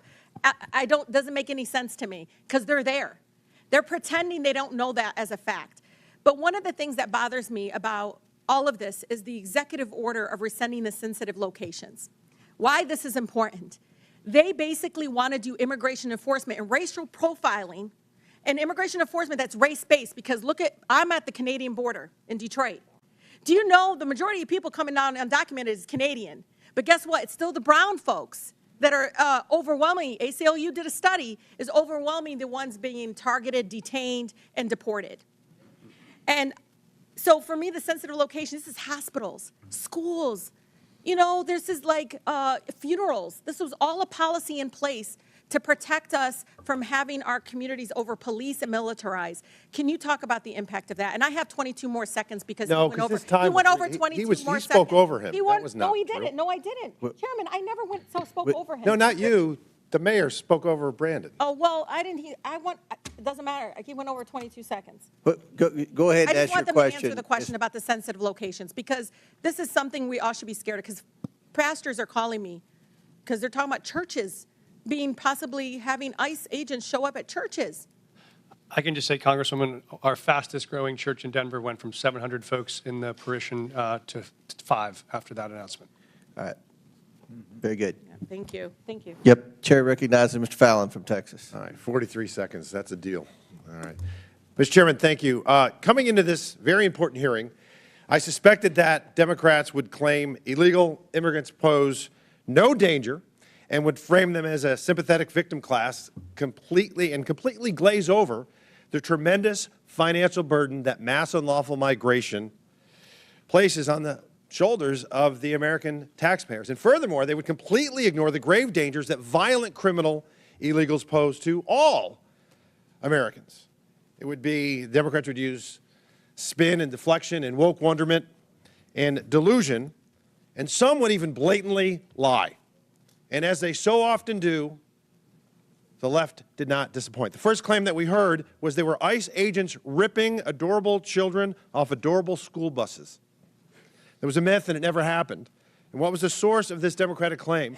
One letter written by one superintendent in a country of 13,000 school districts. And that letter said that this may happen. Well, I may start a business with flying monkeys delivering you fruit salads. I may. But it never happened. And the case in point, it was Alice ISD. And Mr. Chairman, there was another letter that Alice ISD sent, and I'm going to quote it. It said, "We have not had any Customs and Border Patrol enter or board buses, nor do we have any knowledge of it happening here or in any other school district." It was a spin, it was deflection, and it was a lie. Now, the most important thing that any elected official should focus on is to keep our citizens safe. There's no greater calling. Mayor Johnston, is Chicago a safe city? We are a safer city since I've been in office. Crime Safer is down. city. Okay, sir. Crime is down Sir, do you over know 20%. that, sir, no, you're not just going to this year overtalk. alone. Mr. Chairman, I reclaim my time. You're not going to overtalk me. Brandon's, he was very nice, and he's a freshman. Not going to do that. In 2022, I find it interesting that you say Chicago's safe. You have a higher murder rate than Haiti. And the Biden administration put up a travel advisory saying to Americans, don't go to Haiti. I hope that the Trump administration puts up a travel advisory saying, don't go to Chicago. In fact, the Haiti had a murder rate of 18.02%. Chicago has a murder rate of 18.26%. I can see why, sir, you have a 14% approval rating. Mayor Wu, you're a Democrat, yes? Yes, Okay. You supported the Biden-Harris administration politically? I did. Yeah, okay. Do you think that they took border security seriously? I think Washington failed on immigration and continues to do so. So let me ask that again. Did you think the Biden administration took border security seriously? I think Washington It's a failed. yes or no. It's not a trick question, Mayor. I think there's responsibility across this entire. Come on, we can eke it out of you. Yes or no? Did Biden-Harris do a good job? You were supporting Kamala Harris, so apparently you must have thought she was okay on it. Washington. Okay, has so you're not failed, going to answer. and Well, we here's are the thing. cleaning up We can the deal with pieces delusion. at city. No, Mayor, I'm going to reclaim my time. We can deal with delusion or we can deal with data. So let's talk about some data. I find this interesting. Under the 12 years that Barack Obama and Donald Trump were president, there were 460,000 illegal encounters annually on average. Under Joe Biden, it was 2,641,000. It was 600% worse. Mayor Wu, you would agree with me, I hope, on this. Vladimir Putin's a bad hombre, and he rules over an authoritarian regime, yeah? Yes. Bipartisan agreement. Wonderful. There were, under President Trump's first administration, 98 Russian nationals that were apprehended on the southern border entering the country illegally. Under Joe Biden, it was 127,415, 130,000% worse. Terror watch list went from 11 under President Trump to 382. That might be one of them calling right now. February of 2024, 190,000 illegal immigrants were apprehended. This past month was only 8,000, a 96% reduction. Now, the common theme that we heard from a lot of oversight Democrats is a bold-faced lie that illegal immigrants, or I should say immigrants, are less likely to commit crimes. What they're doing is they're fusing legal immigrants with illegal. When you bifurcate, when you separate them, yes, legal immigrants are less likely to commit crimes, but illegal immigrants are more likely to. Non-U.S. citizens account for 7% of the U.S. population, yet account for 15% of the federal arrests and prosecutions, according to the Justice Department. The Federation for American Immigration Reform found that if you were an illegal immigrant, you were 2 times more likely to be incarcerated in California and New York, and 5 times more likely in Arizona. And in my home state, in June of 2011 to June of 2024, or January 2024, Mr. Chairman, there were 428,000 criminal aliens booked in Texas jails. 299,000 of them were illegal immigrants charged with murder, rape, sexual assault, kidnapping, assault et al. 187,000 convictions. So it is an outrageous claim to say that when we secure the border, no, 42 seconds left. No, you don't. No, I got 20. Yes, I do, because she went over 42 seconds. Spare me. Mr. Chairman, I got 20 seconds left, and I'll wrap up. He's wrapping his question up, but he's doing. It's an outrageous claim to say that securing the border and enforcing our immigration laws does not make Americans safer, because it does. And if you don't agree with that, I would encourage you to talk to Laken Riley's family or Jocelyn Nerngray's family. Mr. Chairman, I yield back. Gentlemen, thank you. Chair recognizes Ms. Stansberry from New Mexico. All right. Well, thank you, Mr. Chairman. I always think that we should sage this room after these hearings because we hear a lot of crazy stuff in here. But let me start out by saying, mayors, welcome to our committee. Thank you for serving your cities and your people. I have to say, as also an elected official, you have the hardest job in America. There is no job harder than being a mayor of a major city. So thank you for serving your constituents. And I want to take this opportunity to especially acknowledge Mayor Wu, because not only are you the first woman to ever serve the city of Boston, if you all haven't been watching, she is also the mother of a newborn who is here with her. She has a 7-week-old baby, and she showed up to testify and be yelled at by our colleagues for 4 hours. So I say to you, Mayor Wu, may your daughter grow up to be a fierce leader like you. Thank you. Now, I want to reject the fundamental premise of this hearing, because what this entire effort is about is intimidating state and local officials, attacking law-abiding immigrant families, and spending millions of dollars of taxpayer dollars, both in the administration and in Congress, to make ads that are complete smoke and mirrors, trying to say that Donald Trump has somehow secured America's safety. What they are doing is not making America safer. In fact, it's a total and complete lie, because Donald Trump has failed to actually even secure the border.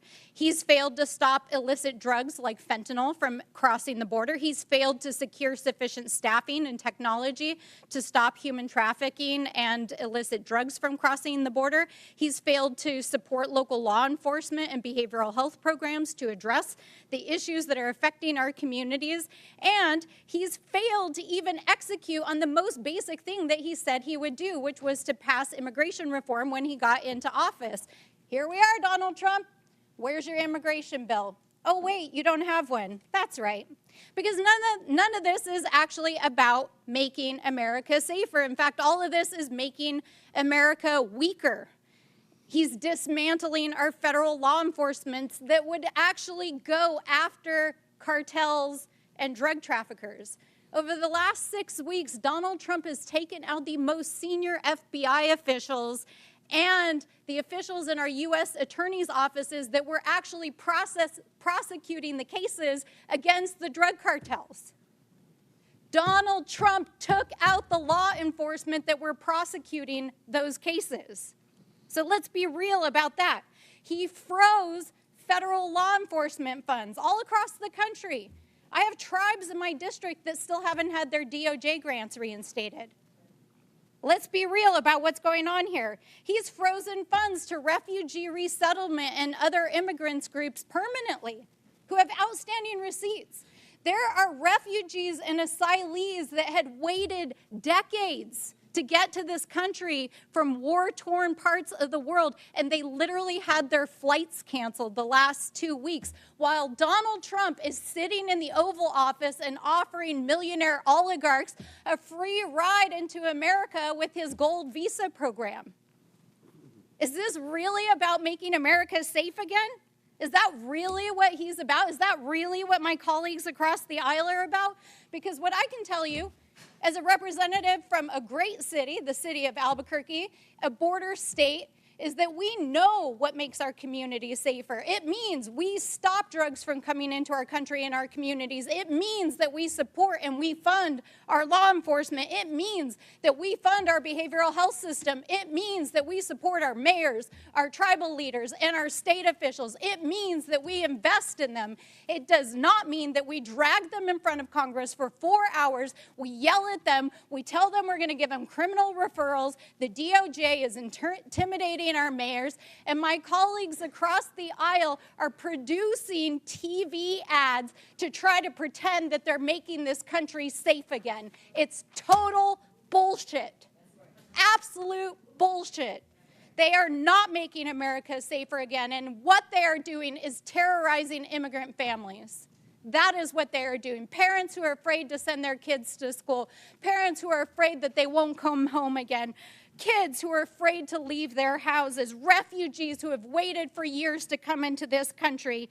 And our mayors are sitting here enduring this ridiculous hearing as they've been threatened in front of the American people. And so I will say, in the words of my sister in the front row who brought forward the words of one of our faith leaders just a few days ago on the House floor, I hope that my colleagues across the aisle, who I can tell, most of whom come from immigrant stock, will have the same mercy that our ancestors had shown to them by this country so that you could sit here and be a congressperson. Gentlelady's time's expired. We're going Barrett to ask the unanimous consent. Ms. Crockett. From The Economist, how Boston became the safest big city in America. Murder is declining across the country, but Boston has led the way. And then I have one more UC request. It is from insightcrime.org. Gang violence in Haiti continued to surge in 2024, following a trend that began after the assassination of President in 2021. The country reported a record number of homicides in 2024 with over 7,000 murders for a rate of 62%, up from 40.9% in 2023. Without objections ordered, at the request of the witnesses, we're going to do one more questioner. It'll be Mr. Sessions from Texas. Then the committee will take a 15-minute break. Last questioner before the break at the request of the witnesses will be Mr. Sessions from Texas. Mr. Chairman, thank you very much to the panelists. Thank you for taking time to be here. I hasten to say that I'm probably not going to yell at you.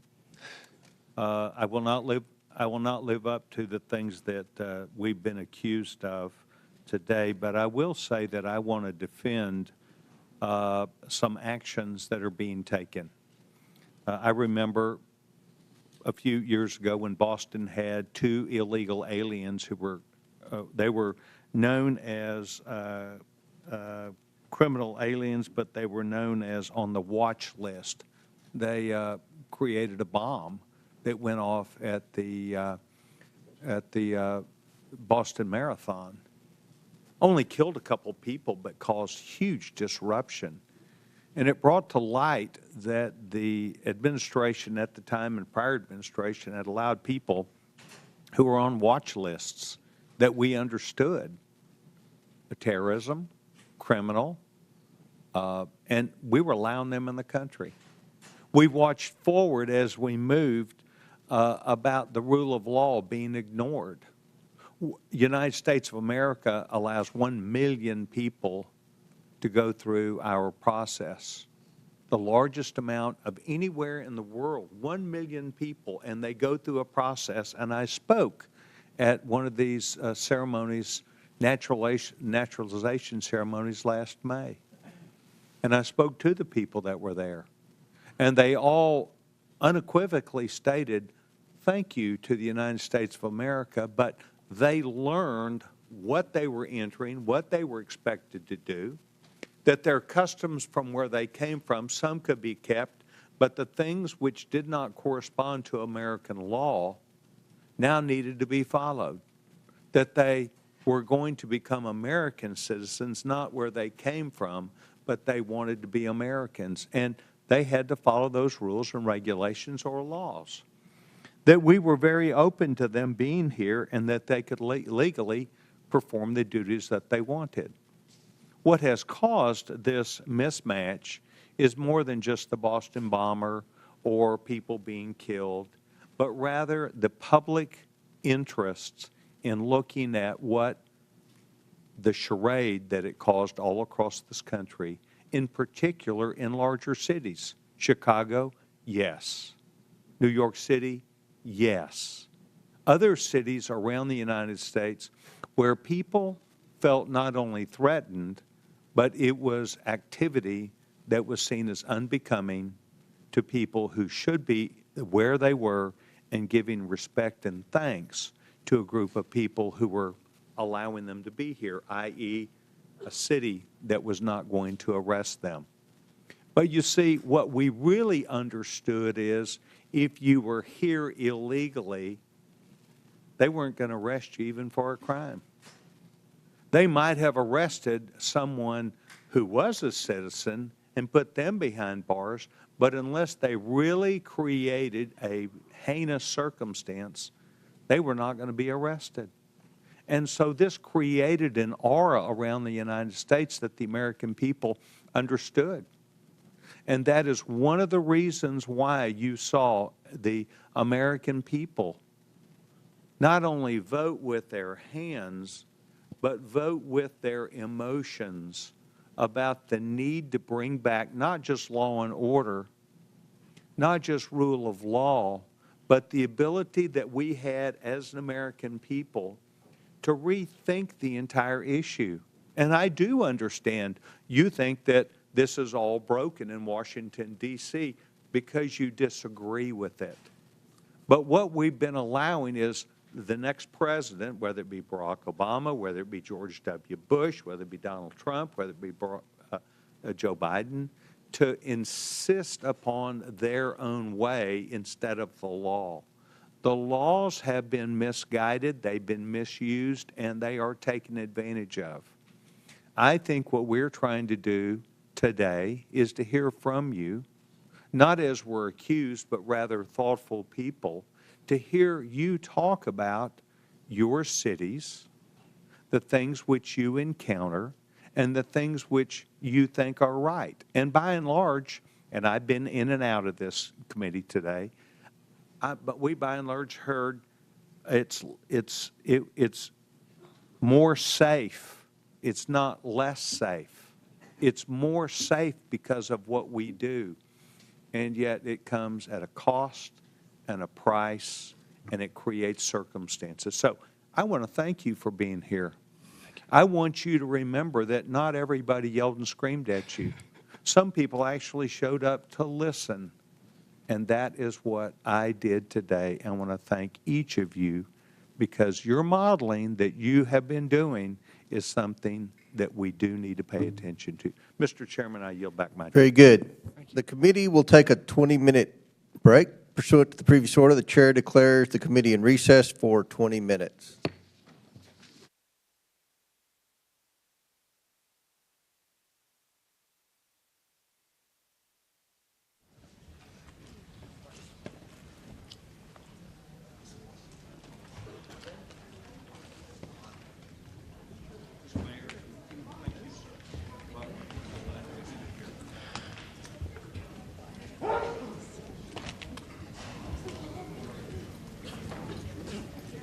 Thank you very much, Mayor. Thank you. Well, I think you better know why we're here to listen. Thank you. Well, you offered a challenge. You did. You did.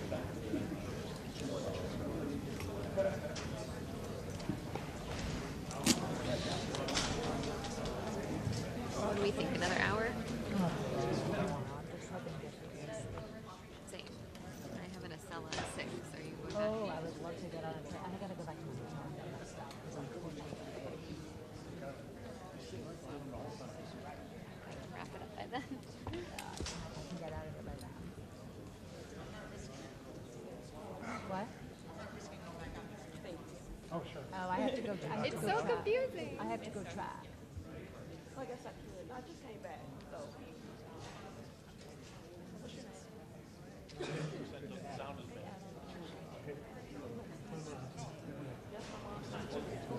You have it for?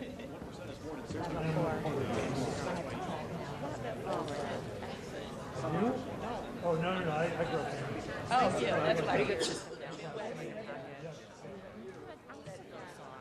Yeah.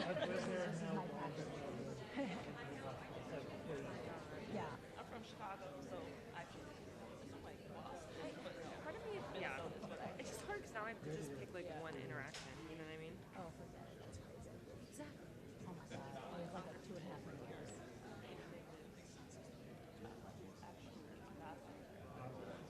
All right, I'm gonna send this. I feel bad for AOC. I wanted to wait for her.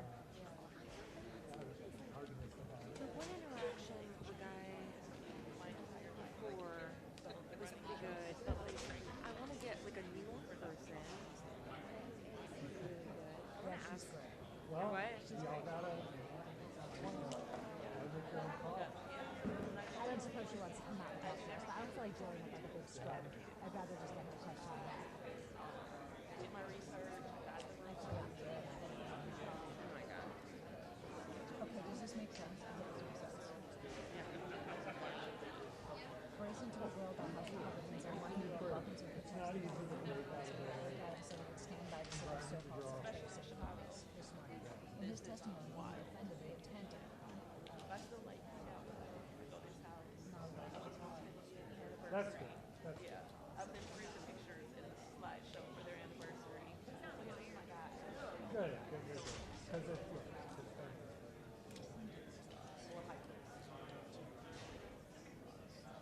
and doesn't mean the person that this is a crime is paid for taking action. I want to publicly thank House Republicans are one out to allegedly ruin their lives and slam it.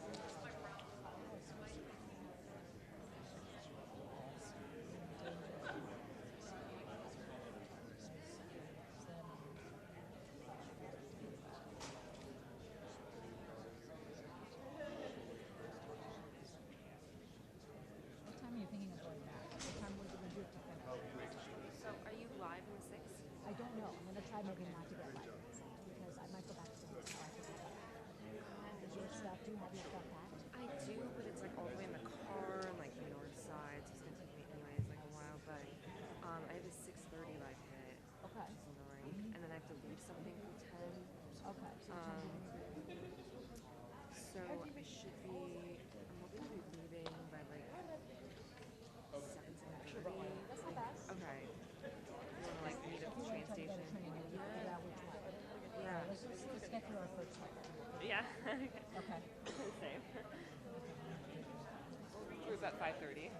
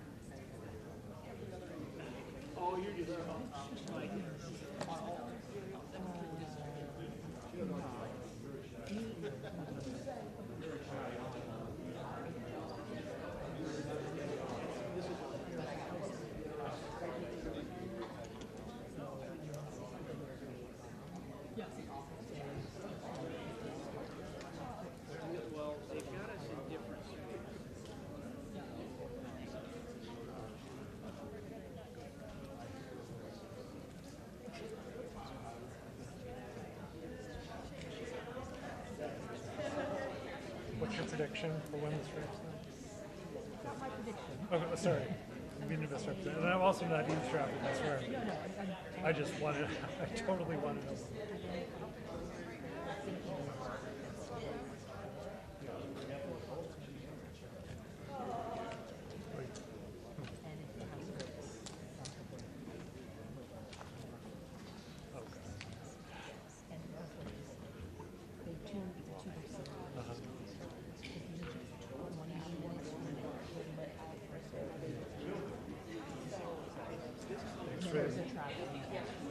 Yeah. Thank you for that intel.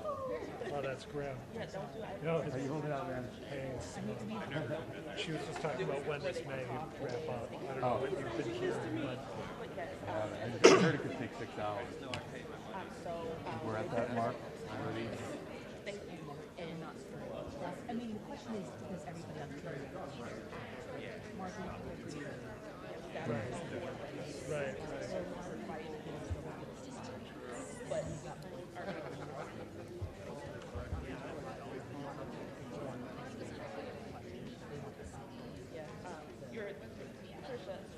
Goodness, thank you again.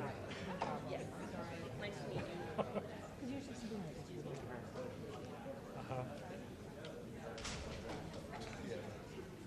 So he wasn't mad. Yeah. Michelle took a picture. He texted. He's like, take a picture of us. And he texted it to me. So, Well done. I know. I knew he still loved me.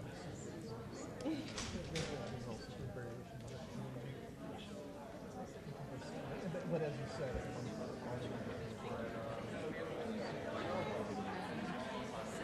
has not said the same thing yet, yes.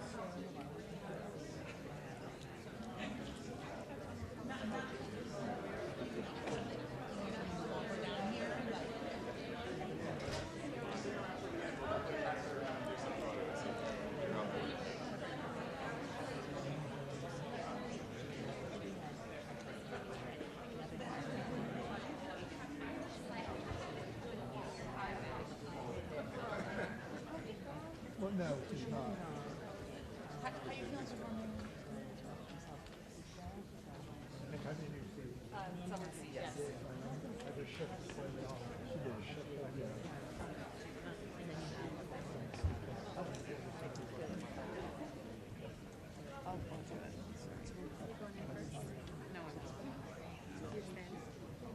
I'm just going to stand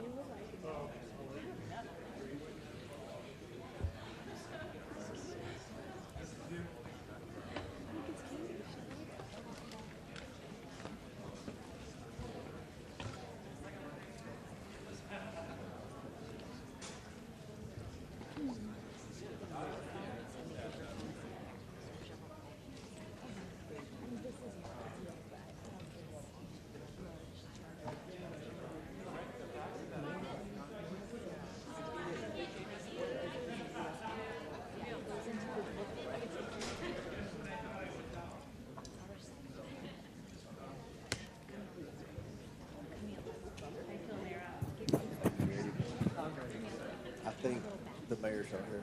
Okay.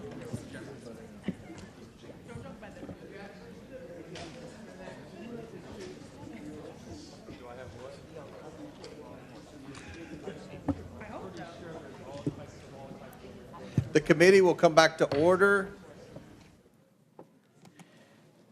Chair recognizes Ms. Crockett from Texas. Thank you so much, Mr. Chair, and thank you so much to our mayors that are here.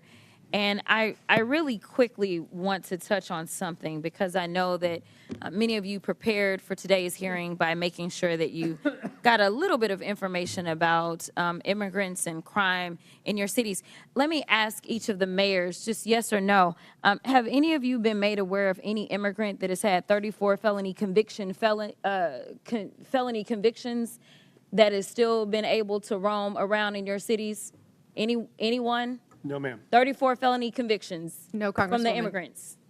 Anybody? I'm not aware. Oh, okay, okay. I'm just curious because we are so concerned about crime, and I know that my Republican colleagues would never want anybody with 34 felony convictions roaming around because that could be a danger to the community, but I will move on. The Republicans put more effort into producing their little propaganda trailer for this hearing than they have into reforming America's immigration system, and that's why we're here today. In fact, Republicans are beating up on the vast majority of you about what you're doing for your citizens, but the last time I checked, you're actually showing up. You may or may not be aware, but the NRCC just instructed Republicans to stop their town hall meetings because their constituents were showing up and telling them to do your jobs. If I had to sum up some of what you have said thus far today, I would sum it up as you have been trying to tell them as politely as you can to do their jobs. In fact, we know that they have not done their jobs, and so they're trying to force you to do it for them by turning your local law enforcement officers into ICE agents. They have this fake outrage about how immigrants are stealing resources and jobs from Americans when residents of Boston, Chicago, New York City, and Denver are subsidizing public services in their districts and their states because the Republicans refuse to ensure that their constituents earn a livable wage. Look, they don't have a plan to fix immigration in America because they don't want to. Mass deportation isn't a plan. Arresting kids in schools or worshipers in church isn't a plan. But there are important points to discuss as it relates to immigration in America. So, Mr. Beer, in January, you testified before the Judiciary Subcommittee on Immigration, Integrity, Security, and Enforcement. During that hearing, we played a little game called Rhetoric or Reality. Do you remember that? I remember, yeah. Okay. Well, let's go ahead for round two, why don't we? Rhetoric or reality? Immigrants are a burden to the American taxpayers because they deplete our federal resources. That would be rhetoric. Correct. In fact, the Congressional Budget Office estimates that immigrants will lower U.S. deficits by a cumulative $1 trillion and increase the U.S. economy's size by nearly $9 trillion over 10 years. Is that correct? That is correct.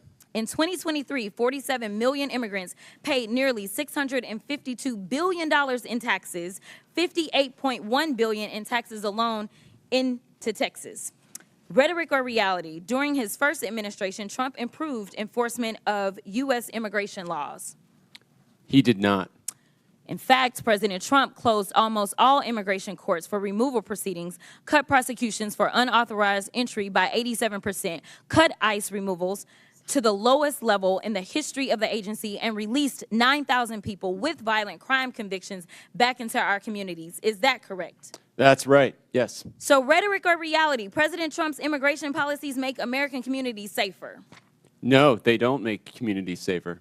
In fact, nearly 100,000 unauthorized immigrants have obtained legal status through their cooperation with law enforcement. And local law enforcement agencies have more than 300,000 pending requests for immigrants seeking legal status based upon their cooperation with law enforcement, according to the Department of Homeland Security. Is that correct? That's right. Immigrants work with law enforcement to stop and solve crimes. Thank you. That was one of my rhetoric or reality questions. Sorry. The question was, immigrants without legal status can help stop crime. That's correct. Yes, right? that's correct. All right.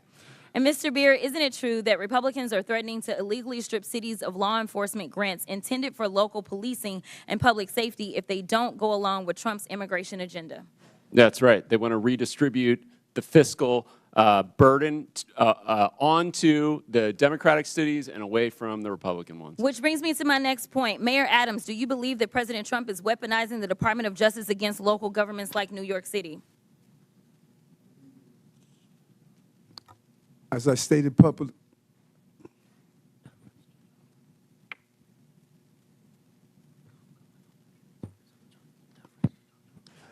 thank you for the question, Congresswoman. And as I indicated previously, this case is in front of Judge Ho, and I'm going to allow the judicial process to go forward.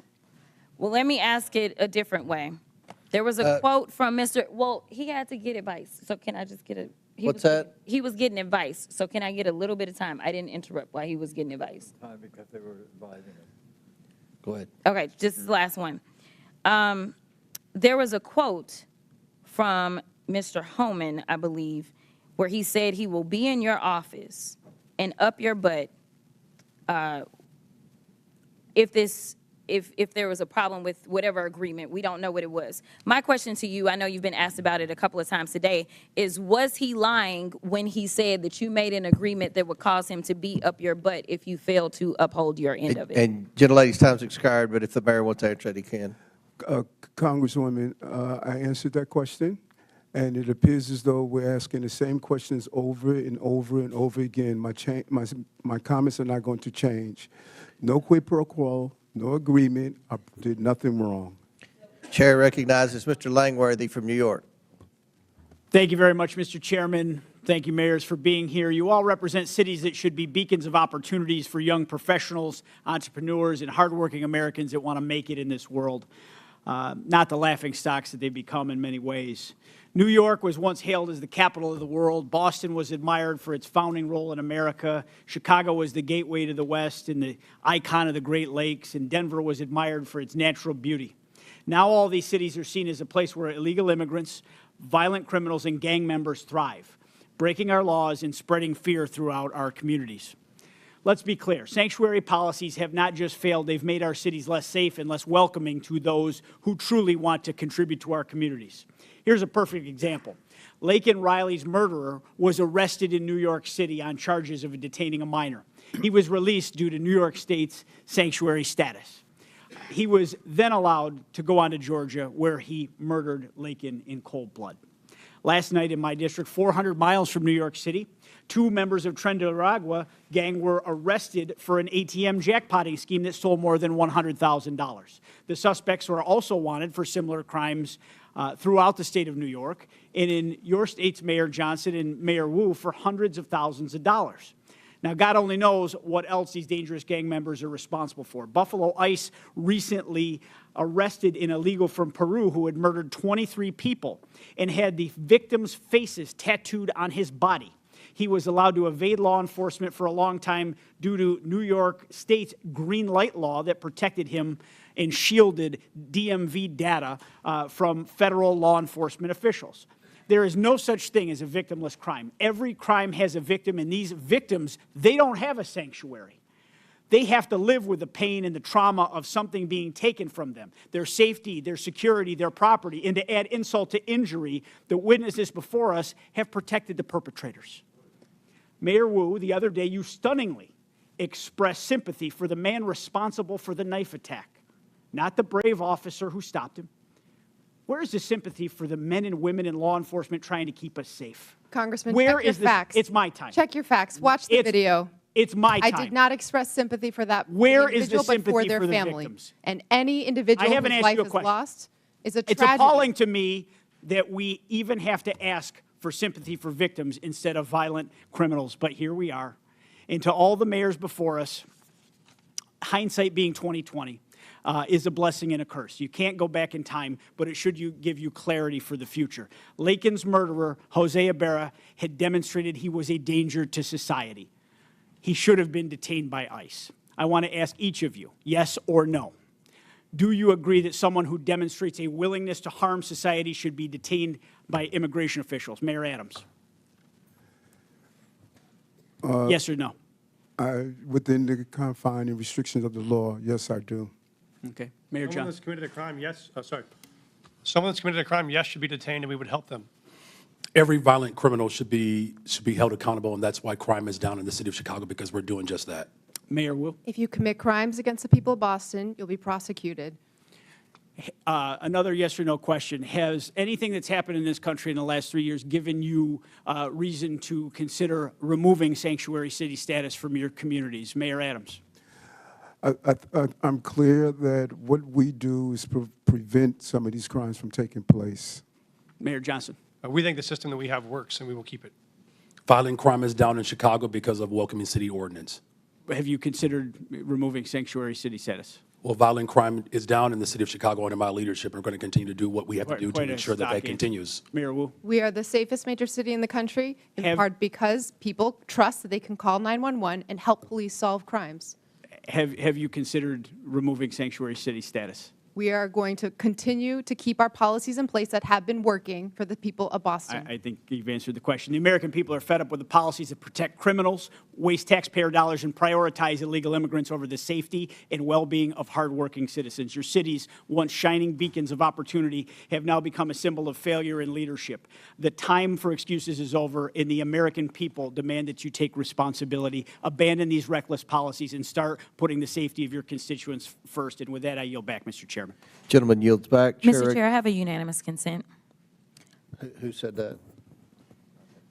From usafacts.org, which states rely the most on federal aid? The number 3 highest proportion of federal funding that a state relies upon is the state of Kentucky, your state, Mr. Chair. Without objection, so ordered. Chair recognizes Ms. Simon from California. Thank you, Mr. Chairman, and thank you, Ranking Member. Mayors, it's really a pleasure to hear from you today. And Ms. Wu, I was able to meet your sleeping daughter outside, and as a mother myself, I know the care that you are taking not only for your own family, but for our communities. But to all of you, thank you for being here today for so many hours. Just quickly, you know, when I came to Congress, I was under the impression that both members of Congress and folks who are in the federal government take heed to the history of this country. I would love for members of Congress and on this committee to contact the Congressional Research Service and look at the ordinances and the authors who created ordinances of sundown towns.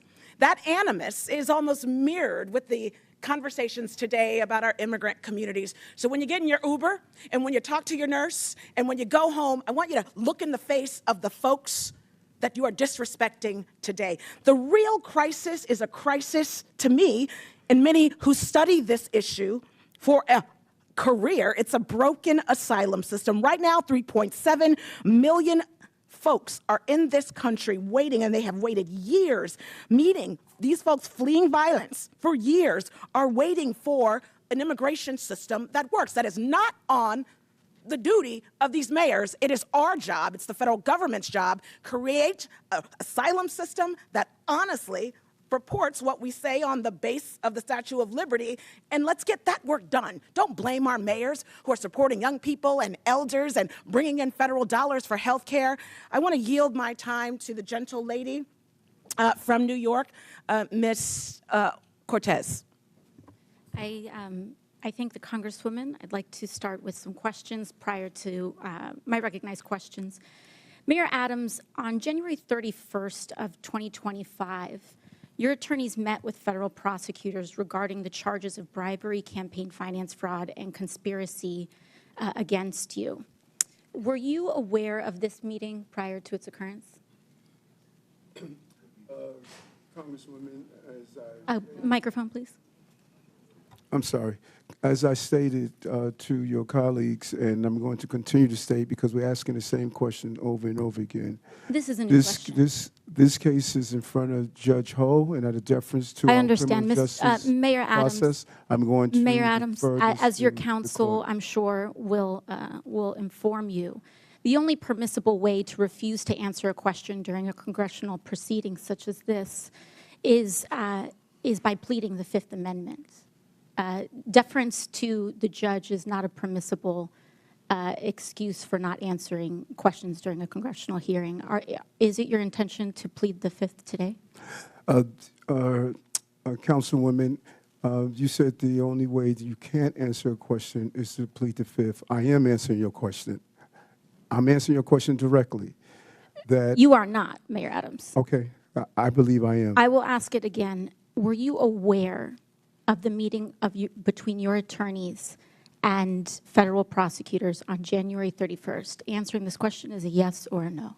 And I'm going to answer it again. Out of deference to Judge Ho, with this case that is not an answer, Mayor Adams. He is going to deal with the outcome of the case. Mayor Adams, is it your intention to not comply with these questions?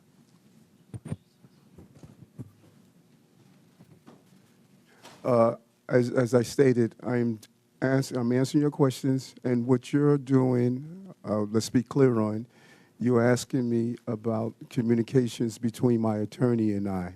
And I don't Okay, think I'll that move is on to the next appropriate question. If to it's be about- if asking a it's- question if it's between about- me, our attorney, and I, because we are in a country of law and order. I understand. And your So, Mayor relationship Adams, and who communication is with your your attorney should be respected. Who is your attorney? Alex Spiro. Alex Spiro, thank you. Now, Mayor Adams, have your attorneys ever met with city officials? That is not covered. I'm not asking about your conversations with your attorneys. Have your attorneys met with city officials, New York City officials? Any communication or activity between my So attorney yes or and I no? is Have up to your our attorney and I. You can personal reach out attorneys to, met with New York City officials? Alex Spiro, my attorney, to deal with those communications. Mayor Adams, in this meeting, did anyone representing you, including perhaps Mr. Spiro, agree or allude to any arrangement with the Trump administration that would involve changing city policies in exchange to reconsideration of the charges brought against you? You say in this meeting? Can you be clear? In the January on which- 31st meeting? Again, there was never any agreement, never any quid pro quo. And That's I not what did I'm nothing asking. wrong. Never any agreement, never any quid pro quo. Was there an and allusion nothing- to and a nothing shift that in I've New York done City wrong. policy? Gentlelady's time's expired. And I just want to remind her, Mayor Adams is here voluntarily, and we appreciate that. The topic of the hearing is about our illegal alien problem and the drain on the cities and what the solution is. So Chair now recognize Mr. McGuire from Virginia. Thank you, Mr. Chairman, for convening this important hearing. The American people deserve answers on the disastrous policies of sanctuary cities. As a veteran, as a Navy SEAL, I hope what I'm about to say is common sense. If somebody saved your life on the battlefield, you wouldn't care if they were pink or blue or male or female or Democrat, Republican, or independent. We're all people. This is not a race, religion, or creed thing. This is our American people, we the people, are being robbed, raped, and killed by these criminals that are coming across our border. My first question is just a yes or no. Do you believe that someone who breaks the law is a criminal? Mayor Adams. Yes, I do. Next. If you've broken criminal law, Just yes. simple yes or no. Did you answer? Yes, sir. Okay. Could you repeat your question again? If you commit a crime, are you a criminal? Yes or no? If you commit a crime, you should be held accountable. Absolutely. I don't use that label depending on what it is, like a speeding ticket, for understand. example. Next. Well, I got to tell you guys, thank God we have President Trump in the White House. Thank God we have the border czar, Tom Homan. Thank God we have Mike Johnston as a speaker. Thank God we have Leader Thune in the Senate. And thank God we have Hegseth, Rubio, and everyone else. Over the last 4 years, the American people have been robbed, raped, and killed. And the left doesn't talk about that. They want to say that people might be scared in their homes. Well, what about the families whose members have been killed and persecuted? The border has been cleaned up in just a matter of weeks. Border crossings are down 97% in just a matter of weeks. And over the last 4 years, we've been getting lip service like we want to secure the border. 80% of Americans believe we should secure the southern border. We are all elected leaders, and I assume you all sought these positions to help your citizens improve the quality of life in your city. It appears to me that left-wing activists want to create wedges in our society and cause the mayors of our great cities to ignore the oath of office and to support rule of law. Each of you took an oath that included an oath to support the Constitution of the United States, correct? Yes. Yes. Yes. Are you aware Correct. that Article 6, Section 2 makes laws of the United States supreme, known as the Supremacy Clause? Is everybody aware of this? Yes. I'm shocked Yes. that you all, as elected leaders, flaunt violating federal laws as if you are running a political campaign. We are a nation of laws. We lose credibility as a nation when we disregard or ignore the law and the people die. As of July 24th, there are more than 660,000 illegal aliens from criminal backgrounds roaming the United States. It is estimated that a total added cost of illegal aliens nationwide is $150 billion per year since the start of 2023. The federal government has spent more than $1.45 billion reimbursing local jurisdictions and non-governmental organizations that provide travel, shelter, and other service to illegal aliens. What about homeless veterans that are living on the street? What about Hurricane Helene victims that are still suffering in North Carolina? What about those folks that are suffering from the forest fires in Los Angeles? Chicago has spent over $639 million. Denver spent over $365 million. Boston is spending potentially, well, about $1 billion annually. And New York City estimates it could potentially spend $12 billion on illegal aliens from 2022 through fiscal year 2025. If you were the president and you found that your cities were spending billions of dollars against the interest of your citizens in violation of the Supremacy Clause, don't you think you would have cause to consider withholding federal funding, yes or no? No answer? No, because we've not violated any federal law. Yes, you are making the taxpayers of this nation foot your bill for your potential whims that you don't agree with is wrong, and that is getting people killed. Mayor Wu, in the Boston area alone, Tom Homan said there are at least 9 accused child rapists. That is inaccurate. That is false. My time. That is false. Local I'd like authorities to see the refuse facts turn on over that. to Again, US put him under Immigration oath and ask the Customs questions Enforcement. here. How could you do that to your citizens? It sounds like you care more about your politics than the safety of your citizens. Imagine the parents of those children abused by someone you all released into society. Congressman, our It safety could have been statistics prevented. are the lowest in the country, In my lower than your district. A little girl was age 14, was raped by an illegal alien. He was released from jail 4 times because it seems, and a lot of you guys on the left, you believe that criminals are good, police are bad, and no one cares about the victims. This horrific crime was avoidable, but it was sanctuary policies like yours that allowed the offender to travel to the U.S. and end up in my district. And with that, I yield. Gentleman yields. Chair recognizes Mr. Min from California. Thank you, Mr. Chair. I want to take a moment just to note that once again this committee is failing to do its job and actually exercise oversight in the way it should. My phones are ringing off the hook with people who are angry as hell about what they see as the rampant corruption of this administration, the illegal activities of Elon Musk and Doge, and the massive cuts to Medicaid that Republicans voted for last week. Literally not one person has called to ask about the immigration enforcement priorities of the cities I represent, let alone Boston or Chicago. This hearing is an attempt to distract from the actual waste, fraud, corruption, and abuse that is happening at unprecedented levels in this country right now. So thank you to the witnesses. I want to start off with a few simple yes-no questions for you all. First, please raise your hand for the mayors if you are aware of any laws or policies that prevent federal authorities from enforcing immigration in your city. Okay, no hands are raised. Please raise your hand if you're aware of any cities or states in America that have laws or policies that prevent federal authorities from enforcing immigration law. Any cities or states. Okay, I just want to know for the record again, there are no hands up. And as your answers make clear, this whole sanctuary city, quote-unquote, debate is a sham. There is no place in America, not one, that actually provides sanctuary from federal law, period. The real issue here is whether state and local governments should spend scarce taxpayer dollars to help the federal government enforce its immigration priorities. Whether local police should spend their time focused on their actual jobs, keeping our streets safe, apprehending violent criminals, solving crimes, or whether they should be deputized to help enforce federal immigration laws. And a lot of cities and states, including my state of California, have made the very reasonable decision to say, hey, we want our teachers, nurses, doctors, cops, firefighters to focus on their actual jobs and not be dragged into this Republican war on immigrants. And let's be clear, the Republican immigration policies being pushed forward right now are counterproductive and will make us far less safe, something several of our mayors pointed out in their testimony. Look, I support a 100% ban on all illegal border crossings, but the reality is we already have over 10 million people here in this country without proper immigration status, many of whom have been here for decades.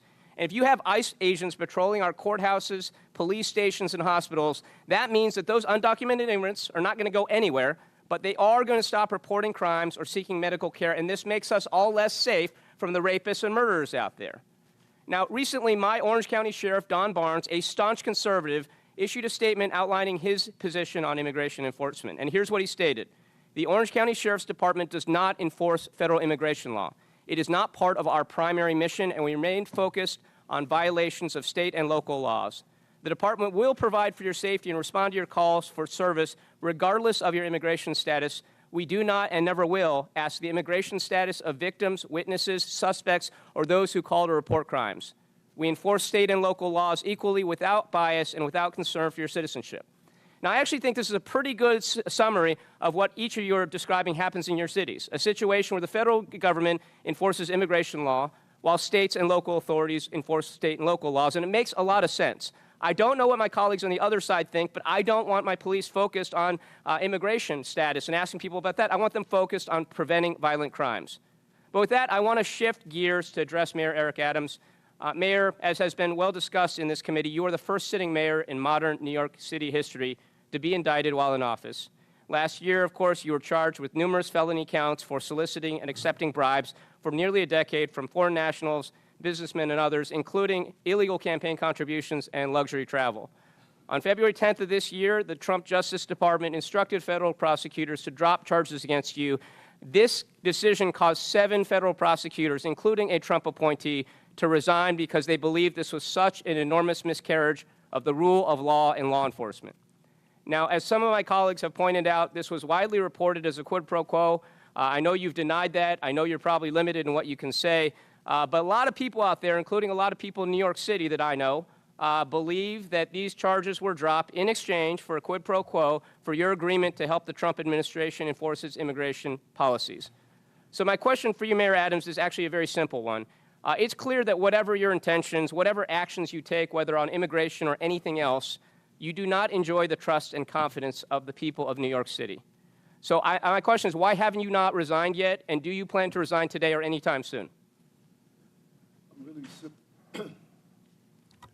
I'm really surprised after you laid out your strong belief in the country and, yes/no question. And what we stand for, that why you are haven't you actually resigned to yet, take Mayor away Adams? the power Why have you of not the resigned people. yet? The It's people not of a the question that gets city to your elected lawyers. me to be Why the have you mayor, not resigned yet? and Please you answer should the not be a question. hypocrite and ask the people of the city power to be reserved for them. Why have you not I resigned was yet, elected and do by you the people of the intend to city, resign anytime and you soon, don't Mayor? live in the Gentleman's city. time's expired. Gentleman's time's expired. Chair recognizes Mr. Jack from Georgia. Mr. Chairman, thank you for convening this hearing, and I'd like to begin by offering some thoughts about our colleague from Texas, Congressman Sylvester Turner, who sadly just passed away, as some of you may know. Congressman Turner was a former 2-term mayor of Houston, and as our witnesses can no doubt attest, being the mayor of a big city is not easy. Congressman Turner was a member of our freshman class, and his office is right next to mine in the Longworth House Office Building, and as such, I had an opportunity to walk with him to and from votes, found him to be an incredible gentleman with respect and courtesy. My colleagues across the aisle, particularly the freshmen, knew Congressman Turner better than I, so I certainly yield to them on this topic, but I wanted to at least mention my own thoughts for the record. Now, to the topic of today's hearing, I prepared for today's hearing by chatting with some of the mayors from my district, from those who represent just a few hundred to those who represent a few thousand, and I found a common theme of frustration. They, along with me and many other constituents I proudly represent in Georgia's 3rd Congressional District, want to know why policies are in place that benefit citizens of other countries at the expense of citizens of our own country. So if I could, Mayor Johnston, I'd like to start with you from Denver. I know Chairman Comer, in his opening line of questioning, discussed an ordinance passed by the Denver City Council in 2017, and I recognize you had just left the state Senate by then. But this ordinance prohibits city and county employees from assisting the enforcement of federal laws or inquiring about a person's immigration status. So I just have to ask, do you see a benefit in learning whether or not someone charged with a crime is a citizen of another country? Thank you, Congressman. I do just want to say Mayor Turner hosted me in Houston when I first became mayor, so that's a powerful statement for me. Thank you for acknowledging it. Thank you, sir. We don't ask someone's status when we first contact them because it's not relevant to whatever charges we may be pursuing. They may list their country of origin on a document that we ask for. It does not indicate their immigration status. They could have legal status but be from another country. Thank you. Mayor Johnston of Chicago, do you see a benefit in asking someone charged with a crime whether or not they are a citizen of our country? The benefit of community safety is trust between local residents and law enforcement, and that relationship is critical to driving violence down. Under my leadership, violence has gone down in the city of Chicago. And Mayor Johnston, if I can ask, have you ever disciplined, fired, or arrested law enforcement officers or correction officers if they notified ICE or other federal immigration officers of an illegal criminal alien in lockup or courts in violation of your sanctuary city policies? Have you ever disciplined, fired, or arrested a law enforcement officer that worked with ICE?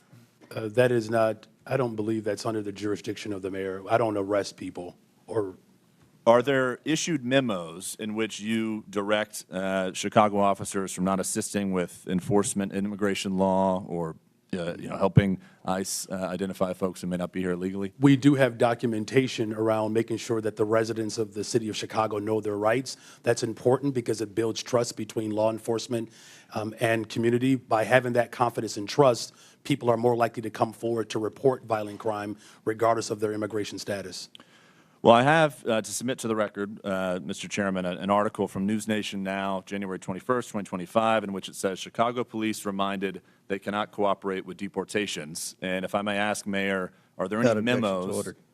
Thank you. Are there any memos that direct Chicago police to not cooperate with President Trump's deportation plans? Well, so local law enforcement, we're not federal agents.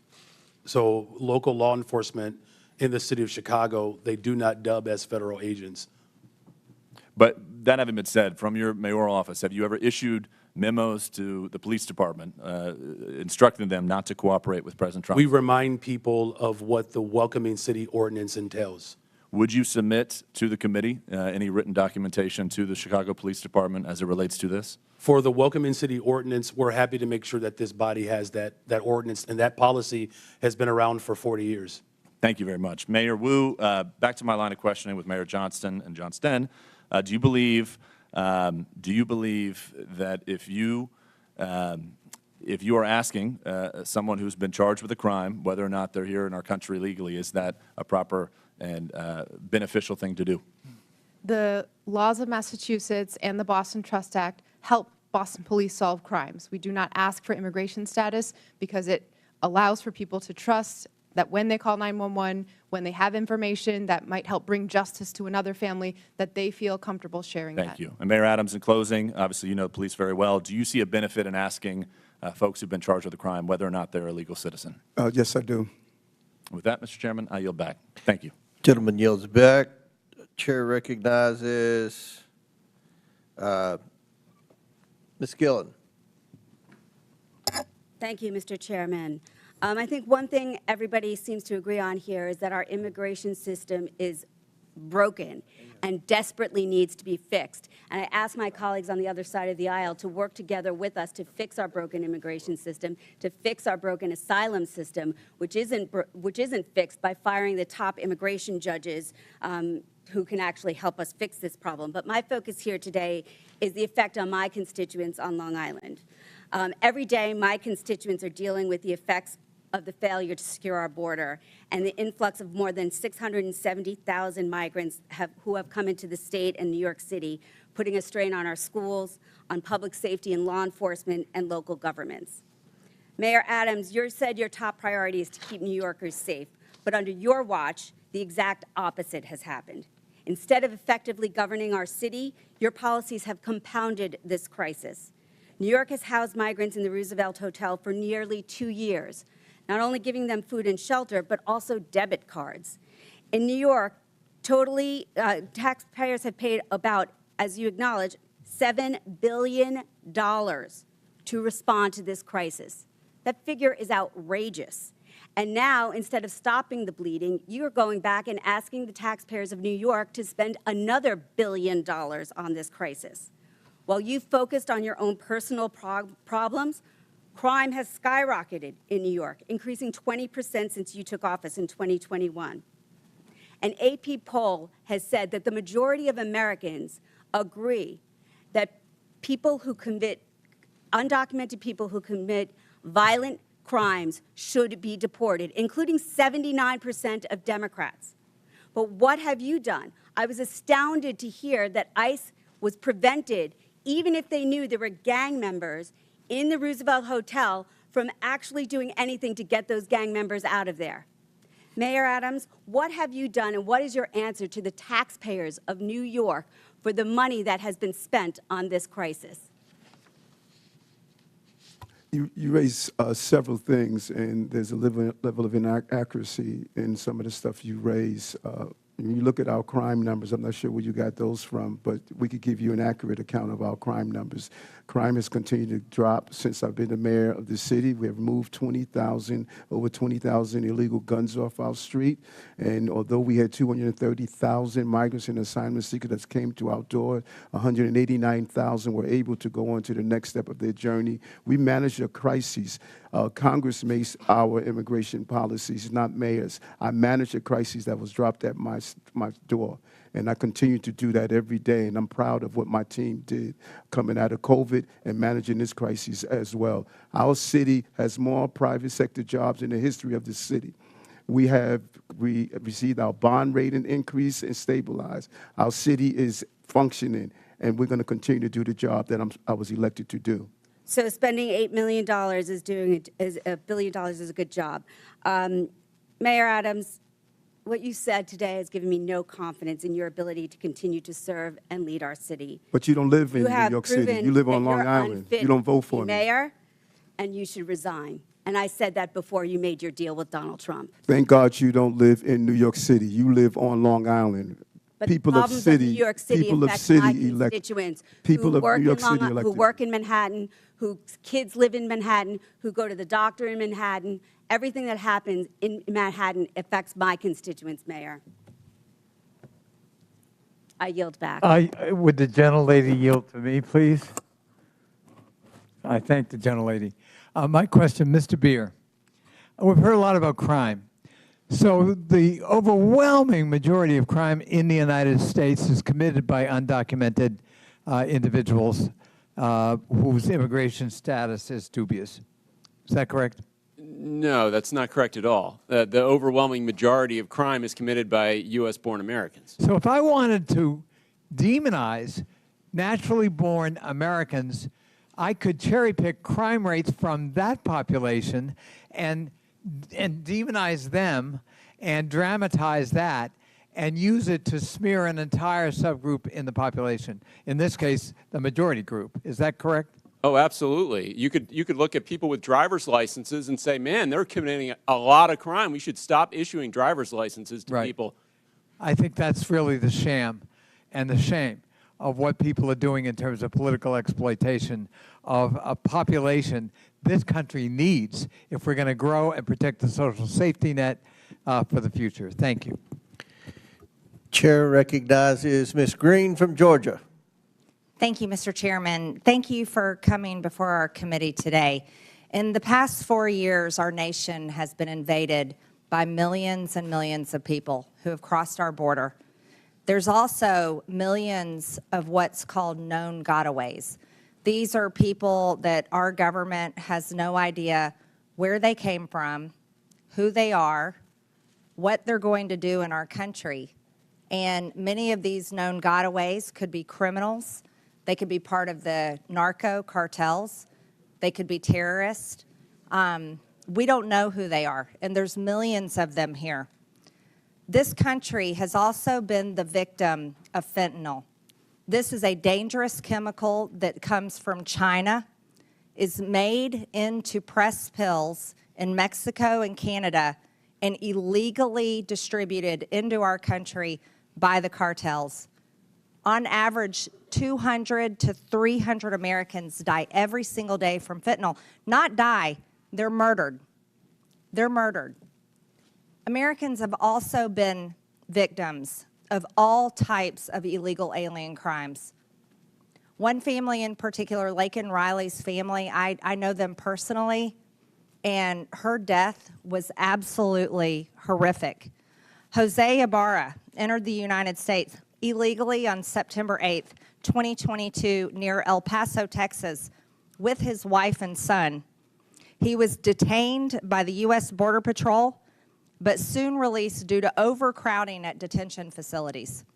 After his release, he was transported to New York City, arriving around September 15th, 2022. The following summer, he was arrested by New York Police Department and charged with acting in a manner to injure a child, and a driver's license violation. Before an immigration detainer could be issued, NYPD released Ibarra according to ICE. He later, after this release, moved to Athens, Georgia, where he was cited for a misdemeanor for shoplifting in 2023. This guy got arrested multiple times. He was stopped at the border, but he was continually released. Just a few months later, he brutally murdered Laken Riley. Mayor Adams, do you agree that Laken Riley would still be alive today if New York Police Department hadn't released Jose Ibarra after they arrested him? Despicable crime. And as a former law enforcement officer, I respond to these crimes as the mayor as well. And I believe people like that should be held accountable. And I've advocated to stop this revolving door criminal justice systems like him to come out and hurt innocent people. I wish we would have had the power to prevent that from happening. Mayor Adams, will you continue sanctuary city policies in your city? That policy is by law. I do not make the law. I must operate within the confines of the Constitution and the law. Mayor Adams, will you advocate to get rid of sanctuary city policies in the city of New York? I have made it clear on a portion of the sanctuary city policies that I believe we need to alter to prevent crimes like this from taking place. Federal law under 8 U.S.C. 1324 makes it a crime to knowingly harbor and shield illegal aliens from detection, but your cities refuse to work with ICE detainers to help them find these criminals. I'll go one at a time. Mayor Adams, will you work with ICE in New York City, yes or no? ICE is part of our criminal justice apparatus, and I will work with my city, state, and federal agencies to keep our cities safe, no matter who they are. Mayor Johnston, will you work with ICE to protect your city? We do work with ICE right now, Congresswoman. When they send us information about someone they would like access to, we send them notice when and where we will release them, and they can pick them up. We've done that 1,226 times. We will keep doing it. Will you end sanctuary city policies? We think the policies that we have right now allow us to work with ICE and to stop crime, and we'll keep doing that. Mayor Johnston, will you work with ICE? Our local law enforcement, Chicago Police Department, we work with federal agents on a variety of issues, drug trafficking, sex trafficking, getting guns off the street, and we will continue to work with federal agents. Will you stop harboring illegal aliens? Will you end sanctuary city policies? So the city of Chicago, we do not harbor criminals. We do not harbor undocumented individuals. We comply with all laws. Mayor Wu, will you work with ICE to protect Americans, legal Americans in your city, and end sanctuary policies? The Boston Police work with ICE and federal agencies every single day on criminal matters and hold people who are committing crimes accountable. Chairman, if I may, I'd like to enter for the record, according to the U.S. Constitution, giving aid and comfort to the enemies of the United States is an act of treason, and those that violate that should be Without objection, so ordered. Thank you. Chair Dale recognizes Ms. Ocasio-Cortez. Thank you, Chairman.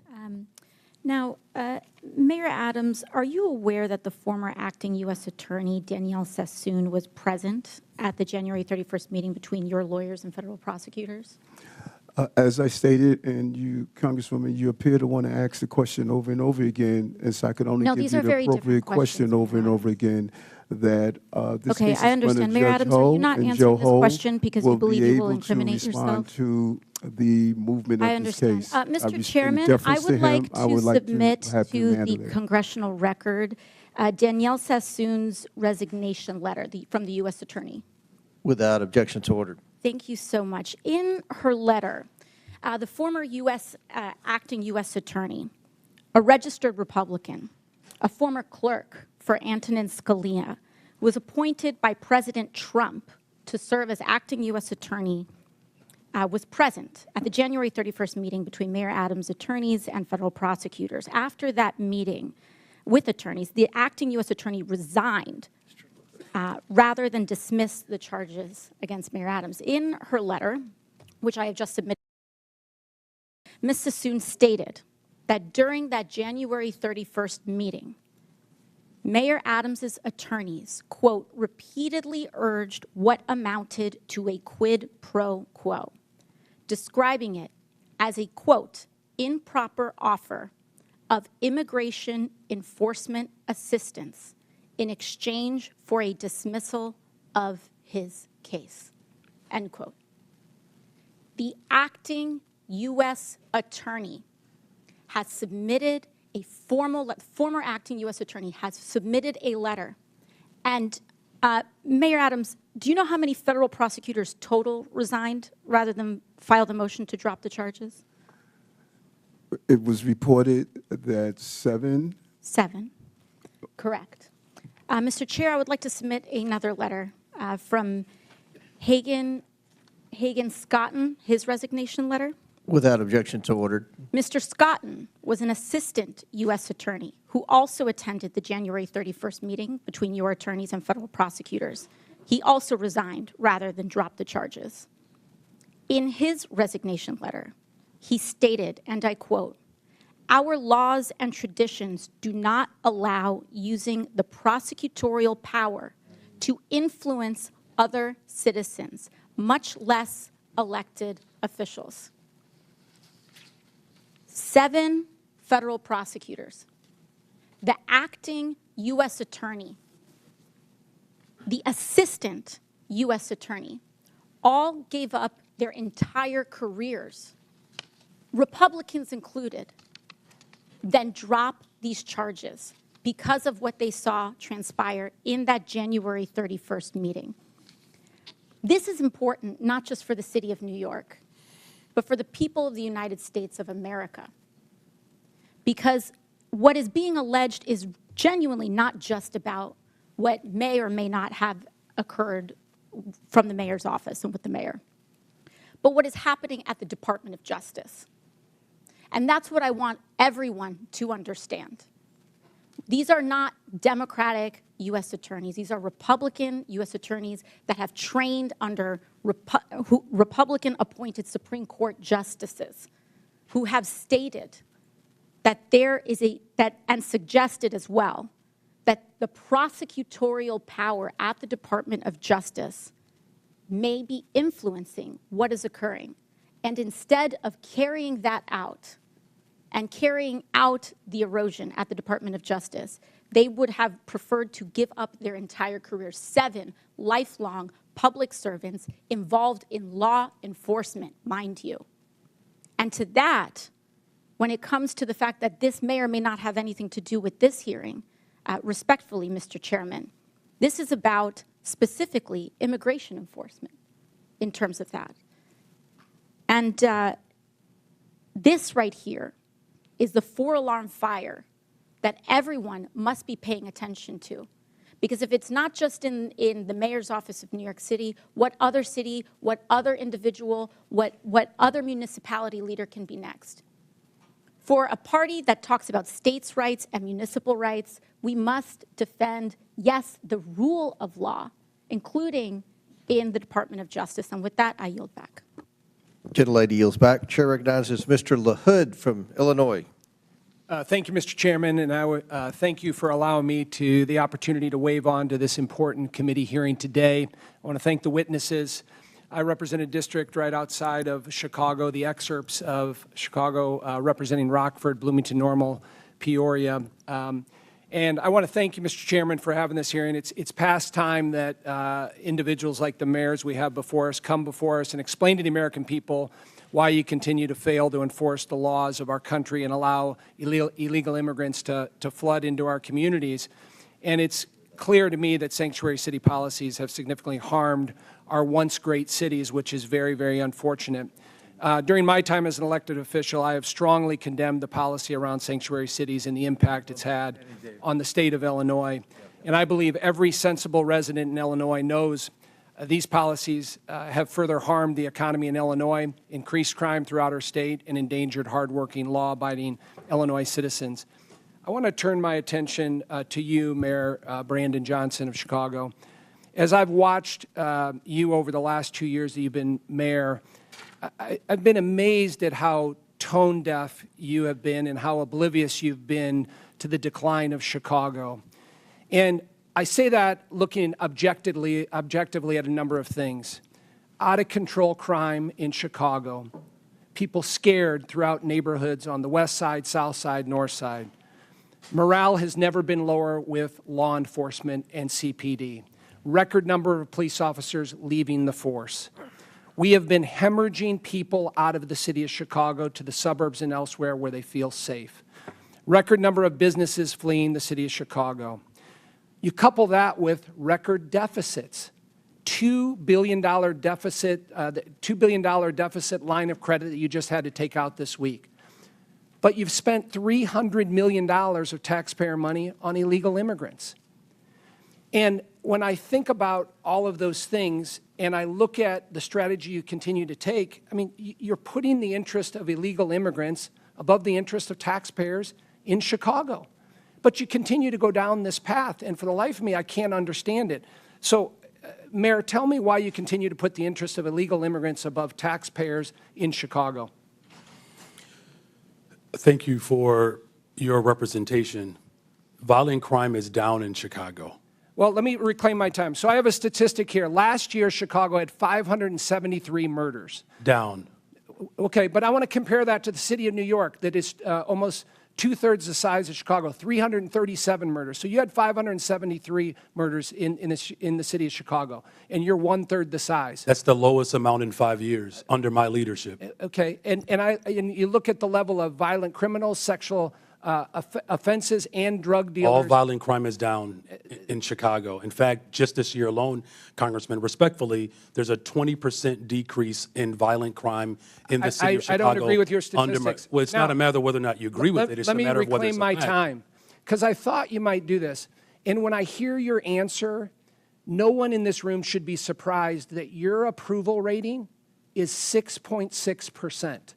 Now, that's not just me saying this. Newsweek article, the least popular politician in America is Brandon Johnson. So, recent poll, M3 Strategies conducted this February 20th to 21st, showed that Mayor Johnson has a 6.6% approval rating, the worst showing of any political figure in the country's history. So, I know you're talking about crime is down and things are great and, you know, the city's flush with money. None of that is backed up by the people in the city of Chicago. And so I'm wondering why you continue to go down this path of failed policies, destruction to the city of Chicago, people fleeing, law enforcement at an all-time low. And I'm wondering if you have any remorse for that here today and can tell us why you continue to double down on these failed policies. We've invested $1.25 billion for housing and economic development, particularly for Black Chicago. It's the largest investment in the history of Chicago. 45% increase in youth employment, particularly for Black and brown children. I will not apologize for my investments in the people of Chicago. We have one of the most diverse economies, the top universities. As violence continues to go down and investments continue to go up, that is what's most important. We've opened up 3 mental health clinics, the first mayor since the first Black mayor in the history of Chicago. I'm going to reclaim my invest in Mr. Mayor, I'm going to reclaim my time. In public health, and I will continue to make those investments. Your approval rating speaks volumes. Well, the people approve of my investments, and I will continue to make those investments. You're going the wrong direction. You need to reverse your policies on sanctuary cities. That's what the election results were last year. Crime and immigration were the #1 issue in the election, from Republicans, Democrats, Chairman, the gentleman's time. We could use your help to actually help us continue to invest in these programs that continue to drive violence down in the city of Chicago, and I'm willing to work with you, and I'm glad I had a chance to finally meet you for the first time. Gentleman's time's expired. Chair recognizes Mr. Davis from Illinois. Well, thank you very much, Mr. Chairman, and I also want to thank you and Ranking Member Connolly. If the gentleman could speak into the microphone so we can hear. Thank you very much, Mr. Chairman. I also want to thank you and Ranking Member Connolly for letting me participate in today's hearing. I also want to thank all of the witnesses. I served some time as a city councilman, so I know what it looks like to be mayor and what happens. Thank you for your service. As a proud Chicagoan, I stand in support of our city's locally elected leaders, namely Mayor Brandon Johnson, who could be back home serving the residents of Chicago, but instead is here before us today, preserving and protecting the sovereignty of the city of Chicago as a welcoming and humane city. At a time when immigrants are being blanketly labeled as criminals and targeted haphazardly to fuel the Trump-Musk administration's PR-orientated deportation stunt. I'm proud that since the enactment of the Illinois Trust Act in 2017, the state of Illinois, Cook County, and the city of Chicago have maintained an ongoing commitment to welcoming those in need, including those that have endured persecution abroad and pressed their way across borders, looking and longing for a better life for themselves and their families. I think we all agree that immigration has long played an integral role in the development of American society, culture, and its economy. In recognition of such, the city of Chicago is holding true to its values. As Mayor Johnston has stated on several occasions, that Chicago, and I quote, will remain a welcoming city, end of quotation, despite recent and repeated threats and attempts of coercion from the current administration to do otherwise. Likewise, H.R. 32, the supposed No Bailout for Sanctuary Cities Act that undergirds today's hearing, is drafted in the same threatening, intrusive, and non-constructive manner, as the measure unfairly calls for welcoming jurisdictions to be stripped of federal funding that we just heard often goes towards supporting critical public safety initiatives and local programming needs. In fact, I would commend that the bill as drafted infringes on the constitutional balance of power between states and the federal government and will cause more harm than help if enacted. So, Mr. Mayor Johnston of Chicago, the Windy City, the city of the big shoulders, would you share with this committee what principles and concepts guide your thoughts and actions as you go about your task of being mayor for all of these people in Chicago? Thank you very much, Congressman Davis, for your leadership, and it's good to see my neighbor here today. You know, look, the city of Chicago, we reflect and we represent the best part of America. It's a diverse city, again, a city that was established by a Black Haitian immigrant and a Potawatomi woman, a city that has invited immigrants from around the world, a city that was built by the formerly enslaved, my ancestors. And it's a very proud moment to not only represent the city of Chicago, but it is my honor. What we've experienced over the last 20 months since I've been in office, first of all, the city of Chicago is safer. We have violent crime has gone down in the city of Chicago by over 20% just this year alone. We've invested in housing. We've invested in mental health care. We've invested in youth employment. We've invested in our overall community safety plan, 200 more detectives to solve crime. We are headed in the right direction, and I'm grateful for your leadership, and I will look for this body to continue to support these efforts for all of our cities. Thank you. Mr. Chairman, and I yield back. Thank you. Chair recognizes Mr. Evans from Colorado. Thank you, Mr. Chairman and Ranking Member, for allowing me to wave on to this committee. And, of course, thank you to the witnesses for taking the time to come and have this conversation. So, Denver Mayor Johnston. I'm a Colorado native, grew up in and around the Denver metro area, also Latino, grandson of an immigrant from Mexico. And I also served for 12 years in the U.S. Army, Colorado Army National Guard, and in the Denver metro area for another 10 years as a police officer. And unfortunately, as a Denver metro area police officer, I've seen firsthand how public safety in Colorado and in Denver is plummeting. When I started my law enforcement career, Colorado was ranked 31st in the nation for our crime rate. We were ranked 3rd in the nation. last year. Denver, 6 years ago in 2019, they didn't even make the top 50 most dangerous dangerous cities in the country list.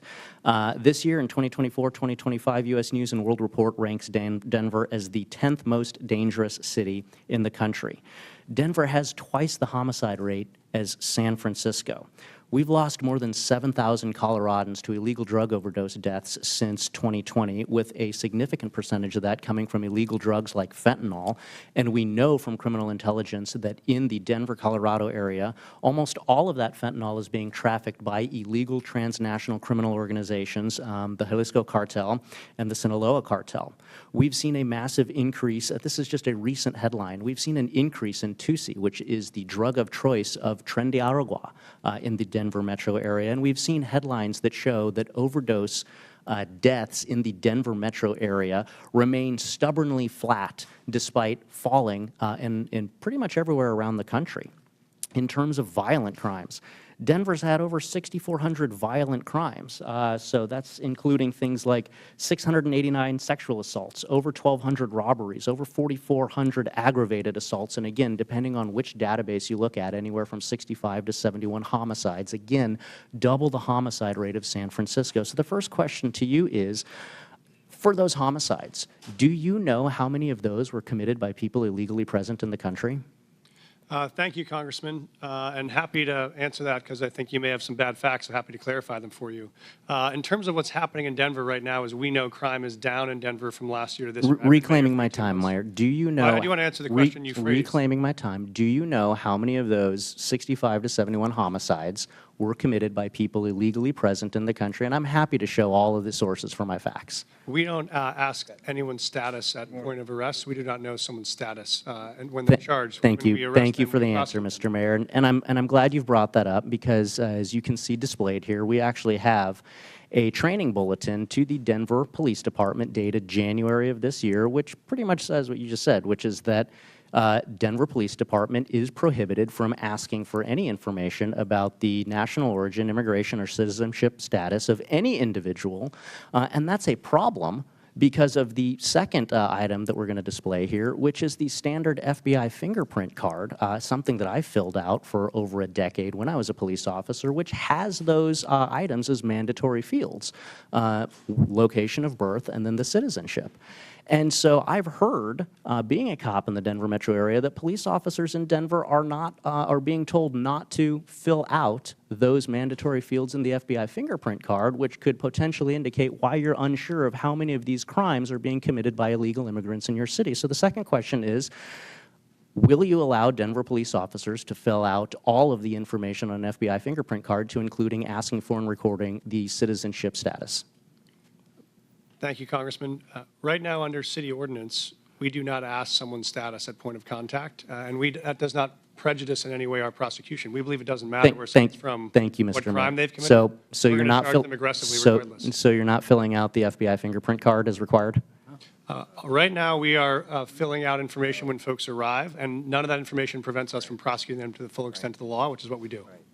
Thank you, Mr. Mayor. So not filling out the FBI fingerprint card, which would directly contradict your statement that you want people who are illegally present in the country and committing crimes to be held to account for those crimes. And I think that the statistics that we've gone through in the space of crime show why Denver is specifically cratering in their public safety statistics as compared to major cities around the country. That's just actually false. I can show you my statistics. And as a police officer, I am here to make sure that we are uplifting the voices of the victims of these crimes who are being taken advantage of in communities that provide sanctuary to dangerous illegal criminal gangs like Trendiaragua, which your jail released just last week. We talked about somebody back into the community. We must take care of our victims. I brought legislation, the Uplift Act, to focus on this. We're here to protect the victims, and Mayor, I would ask you to join me in that. We've already done that, and we'll keep doing that. Thank you. Chair recognizes Mr. Crank from Colorado. Mr. Chairman. Oh, wait, one moment. Just quick UC. I would ask unanimous consent to enter the record an NPR article entitled Criminal Records of January 6 Rioters Pardoned by Trump Include Rape, Domestic Violence. And I would also ask the correspondence between a number of us and the new Attorney General Pamela Bondi be entered into the record at this point. Without objection, so ordered. The Chair. Now, Chair recognizes Mr. Crank from Colorado. Thank you, Mr. Chairman. Thank you for allowing me to wave on. This is a very important issue to the state of Colorado. And Mayor Johnston, thanks for being here. I know for all of you it's been a long day. Appreciate you being here.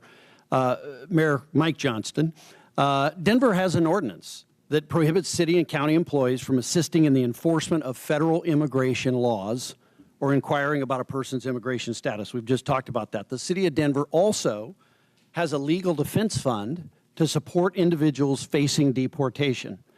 Denver's received more than 41,000 illegal aliens over the past 2 years, and due to its sanctuary status, has become a popular destination for illegal aliens. It's estimated that Denver spends more than $180 million a year supporting illegal immigrants. And in rare cases where ICE is able to apprehend an illegal immigrant in Denver jails, Denver forbids that transfer from taking place in the jail. Now, I just did a ride-along with El Paso County Sheriffs. That's my home county. Colorado Springs, just an hour away.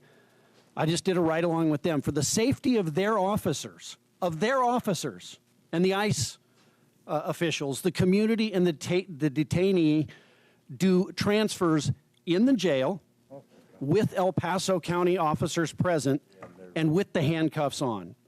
Now, that El Paso County method has never, ever resulted in the injury of an officer during the transfer. However, in Denver, you require that Denver Police Department release Tren de Aragua gang members to the quote-unquote streets, uncuffed, and hope that ICE agents aren't able to apprehend them on their own. That's the hope. Let's just be honest. With no Denver Police Department officer there to assist if the situation turns violent, that's irresponsible.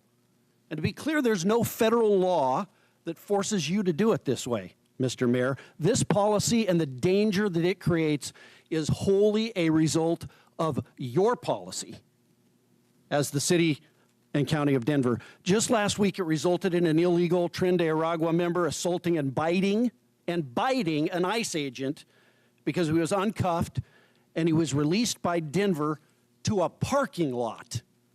Now, you're putting police officers who you're sworn to help protect as their mayor at risk to score political points. And I think it's outrageous. It's unbecoming to your office, and it's a danger to the people of Colorado and the citizens of Denver. Now, we have this case, and I know you've talked about it today. Abraham Gonzalez, suspected TDA gang member, released from Denver County Jail, as I mentioned, due to Colorado's sanctuary policies. This is a post by ICE. Was forced to arrest him in public. ICE was forced to arrest him in public where he assaulted officers, sanctuary policies, endanger communities, and law enforcement. That's their post. I'd ask that this be entered into the record, Mr. Chairman. Objection, so ordered. Mr. Mayor, yes or no? Would you feel safe if you were alone in a parking lot with a Tren de Aragua gang member? We did not put a situation where someone Just yes or no. Would you feel safe if you were in a parking lot alone with a Tren de Aragua member like you make your police officers do, or like you make an ICE agent do? Yes or no? There were 6 ICE agents on the scene. Could you answer my question? Would you feel safe without any weapons? Would you feel safe? Reclaiming my time, thank you. Would Coloradans, reclaiming my time, Mr. Mayor, you're not going to answer the question. Would Coloradans be safer if ICE had full cooperation from Denver to remove Tren de Aragua gang members? Yes or no? We currently honor those notification requests. We've done it 1,226 times. This is the first time I've ever been aware of there being an incident, which is why I reached out to ICE yesterday. Full cooperation would be allowing them to come into the jail and doing it in the jail, not in the parking lot. Will you change that? For the safety of your officers and those ICE agents, would you change that? I reached out to the ICE officers as soon as I heard about this. I have a meeting with them in the coming weeks to talk about the procedure. We have 2 jails. 90% of the pickups are from the other jail where we've never had an occurrence. Would you change it? And so I'm going to sit down with the ICE officers and see if they're It's just common sense. You don't do a transfer in the middle of a parking lot when you can do it in a jail. It's common sense. It's common sense. It's been common sense 1,226 times it's worked, and so we're going to figure out what happens. Mr. Mayor, is your highest priority as mayor the citizens, the safety of the citizens of Denver? My priority as mayor is to protect public safety for all of our Okay, residents. last question. Have you apologized to the federal law enforcement agent who was assaulted by a Trinidad Agua gang member because of your failed leadership? Yes or no? I reached out to the ICE officers yesterday, and I've asked to sit down with them to talk about this procedure and how we can align systems to make sure no other officers get injured. Thank you. Chair recognizes Mr. Burleson from Missouri. Thank you, Mr. Chairman. From what I gathered from this hearing, the term sanctuary cities seems to mean a sanctuary only for criminals. Throughout this hearing, we have heard countless examples of illegal immigrants with criminal histories being allowed to roam free in these cities and continue to commit crimes and violence against American citizens that should never have happened. The bottom line is that sanctuary policies are a violation of federal immigration laws. The states, when they enacted the Constitution in Article 1, Section 8, Clause 4, made it very clear that it's in the purview of the federal government, not the states, to determine these policies. States shouldn't be flaunting our laws that they gave us the sole responsibility to implement. And yet Chicago, Denver, New York City, and Boston are aiding and abetting in the furtherance of laws and policies that are in direct defiance of the immigration laws that are passed by Congress. This hearing is important for us as Congress to determine ways in which we can use our constitutional powers, such as the power of the purse, to force these and other sanctuary cities into compliance. My first question, I want to ask Mr. Beyer. You haven't had a lot of questions today, right? Not enough. I want to ask, okay, so are you aware of how much it costs the American taxpayer per illegal immigrant in the United States, roughly? Not on a per capita basis, no. Okay. The Budget Committee has determined it's almost about $9,000 in net loss per per illegal immigrant. That's definitely not correct. Okay, you can question, but that's the group that did the research. So let me ask you this.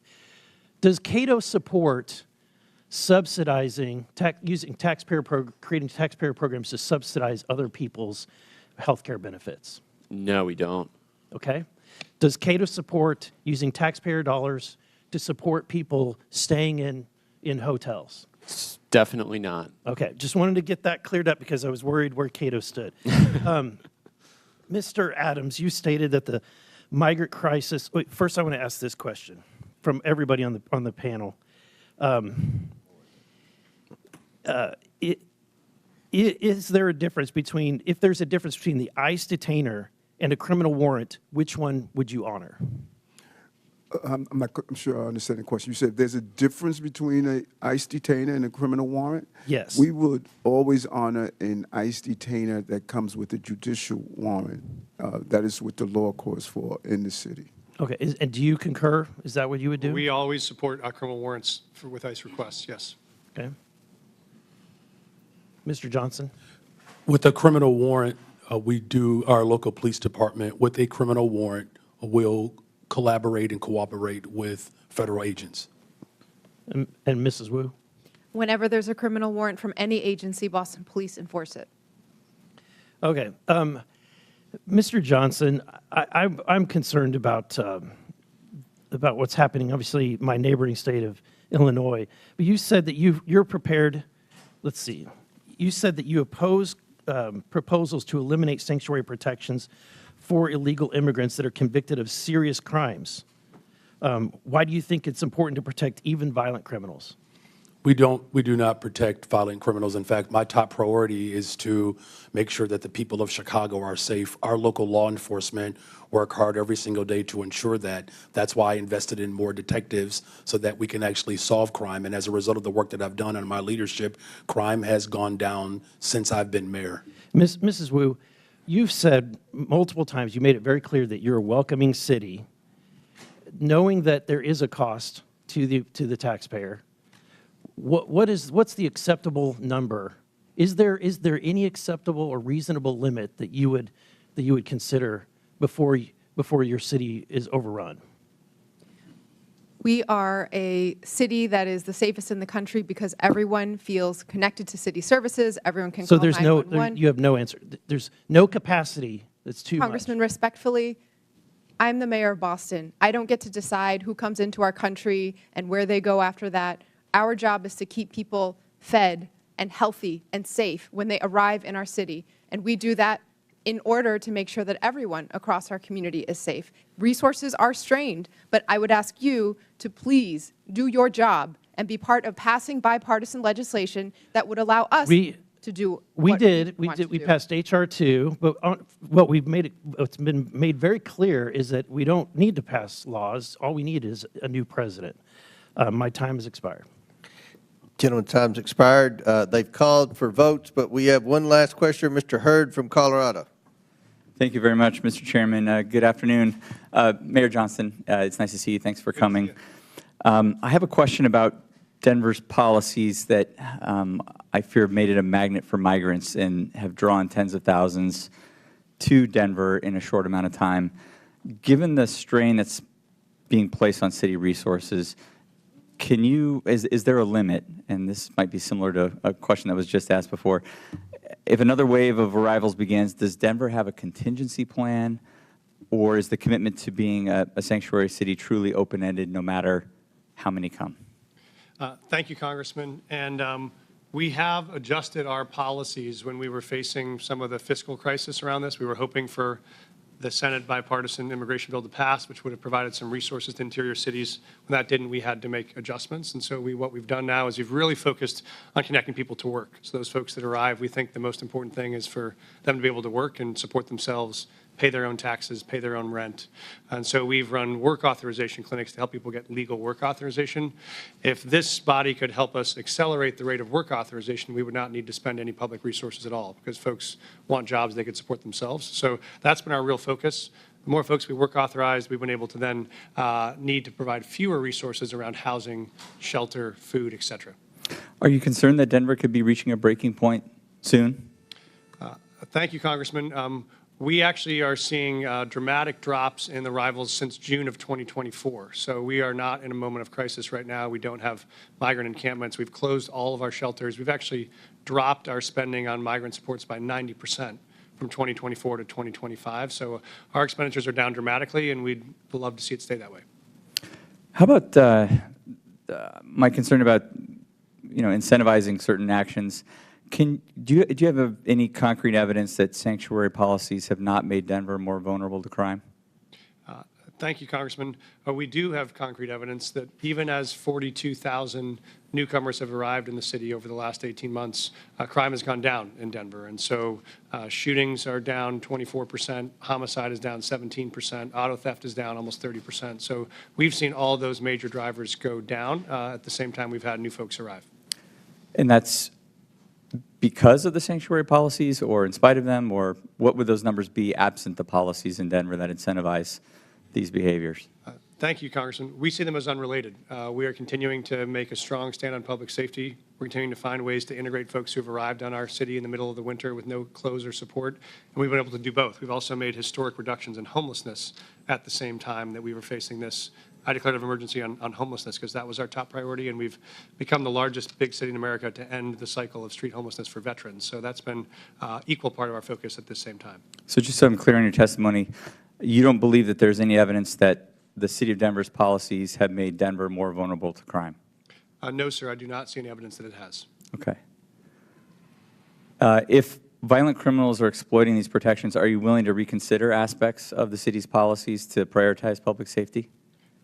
Thank you, sir. We are very aggressively pursuing violent criminals right now. In fact, we're doing it in collaboration with many federal agencies. We have a Raven task force we launched, which has been focused on disrupting gang activity. That's why we've been so successful in managing and reducing the presence of TDA in the city. It's how we helped reduce the presence of MS-13. So we have aggressive actions going on in partner with federal agents, and that's working. One of the concerns that I've heard, Mayor Johnston, in Western Colorado and Colorado's 3rd Congressional District and also in Southern Colorado, is that there are illegal immigrants here that are coming to, or that are in Denver, that are then relocating to Western and Southern Colorado. Are you aware, or can you confirm that the illegal migrants that are in Denver, that were in Denver, have stayed in your city and have not traveled to other parts of the state? Thank you, sir. Obviously, as you know, when folks arrive to Denver, whether they come from Carbondale or Grand Junction or Chicago, we don't track where they go. It's a free country. If they choose to move to Lakewood or to move to Pueblo, we wouldn't know. We just provide the emergency services to make sure they're not freezing on the streets. And so that's our focus, but we don't track anyone's long-term trajectory, whether they're a native-born or an immigrant. Would it surprise you if there were individuals that were leaving Denver that were relocating to other parts of Colorado? It wouldn't surprise me that folks were moving in the same way it doesn't surprise us that folks are constantly relocating to Denver from other parts of the country as well. Okay. Thank you very much, Mayor Johnston. Mr. Chairman, I see my time has almost expired, and I yield the remainder back. Well, thank you very much, and that's it. In closing, I want to thank our witnesses for being here today, and believe it or not, this is the best behaved this committee's been all Congress. So I want to compliment my ranking member, Mr. Conley, and again, thank you for your testimony today. I look forward to further discussion. With that and without objection, all members have 5 legislative days within which to submit materials and additional written questions for the witnesses, which will be forwarded to the witnesses. If there's no further business, without objection, the committee stands adjourned.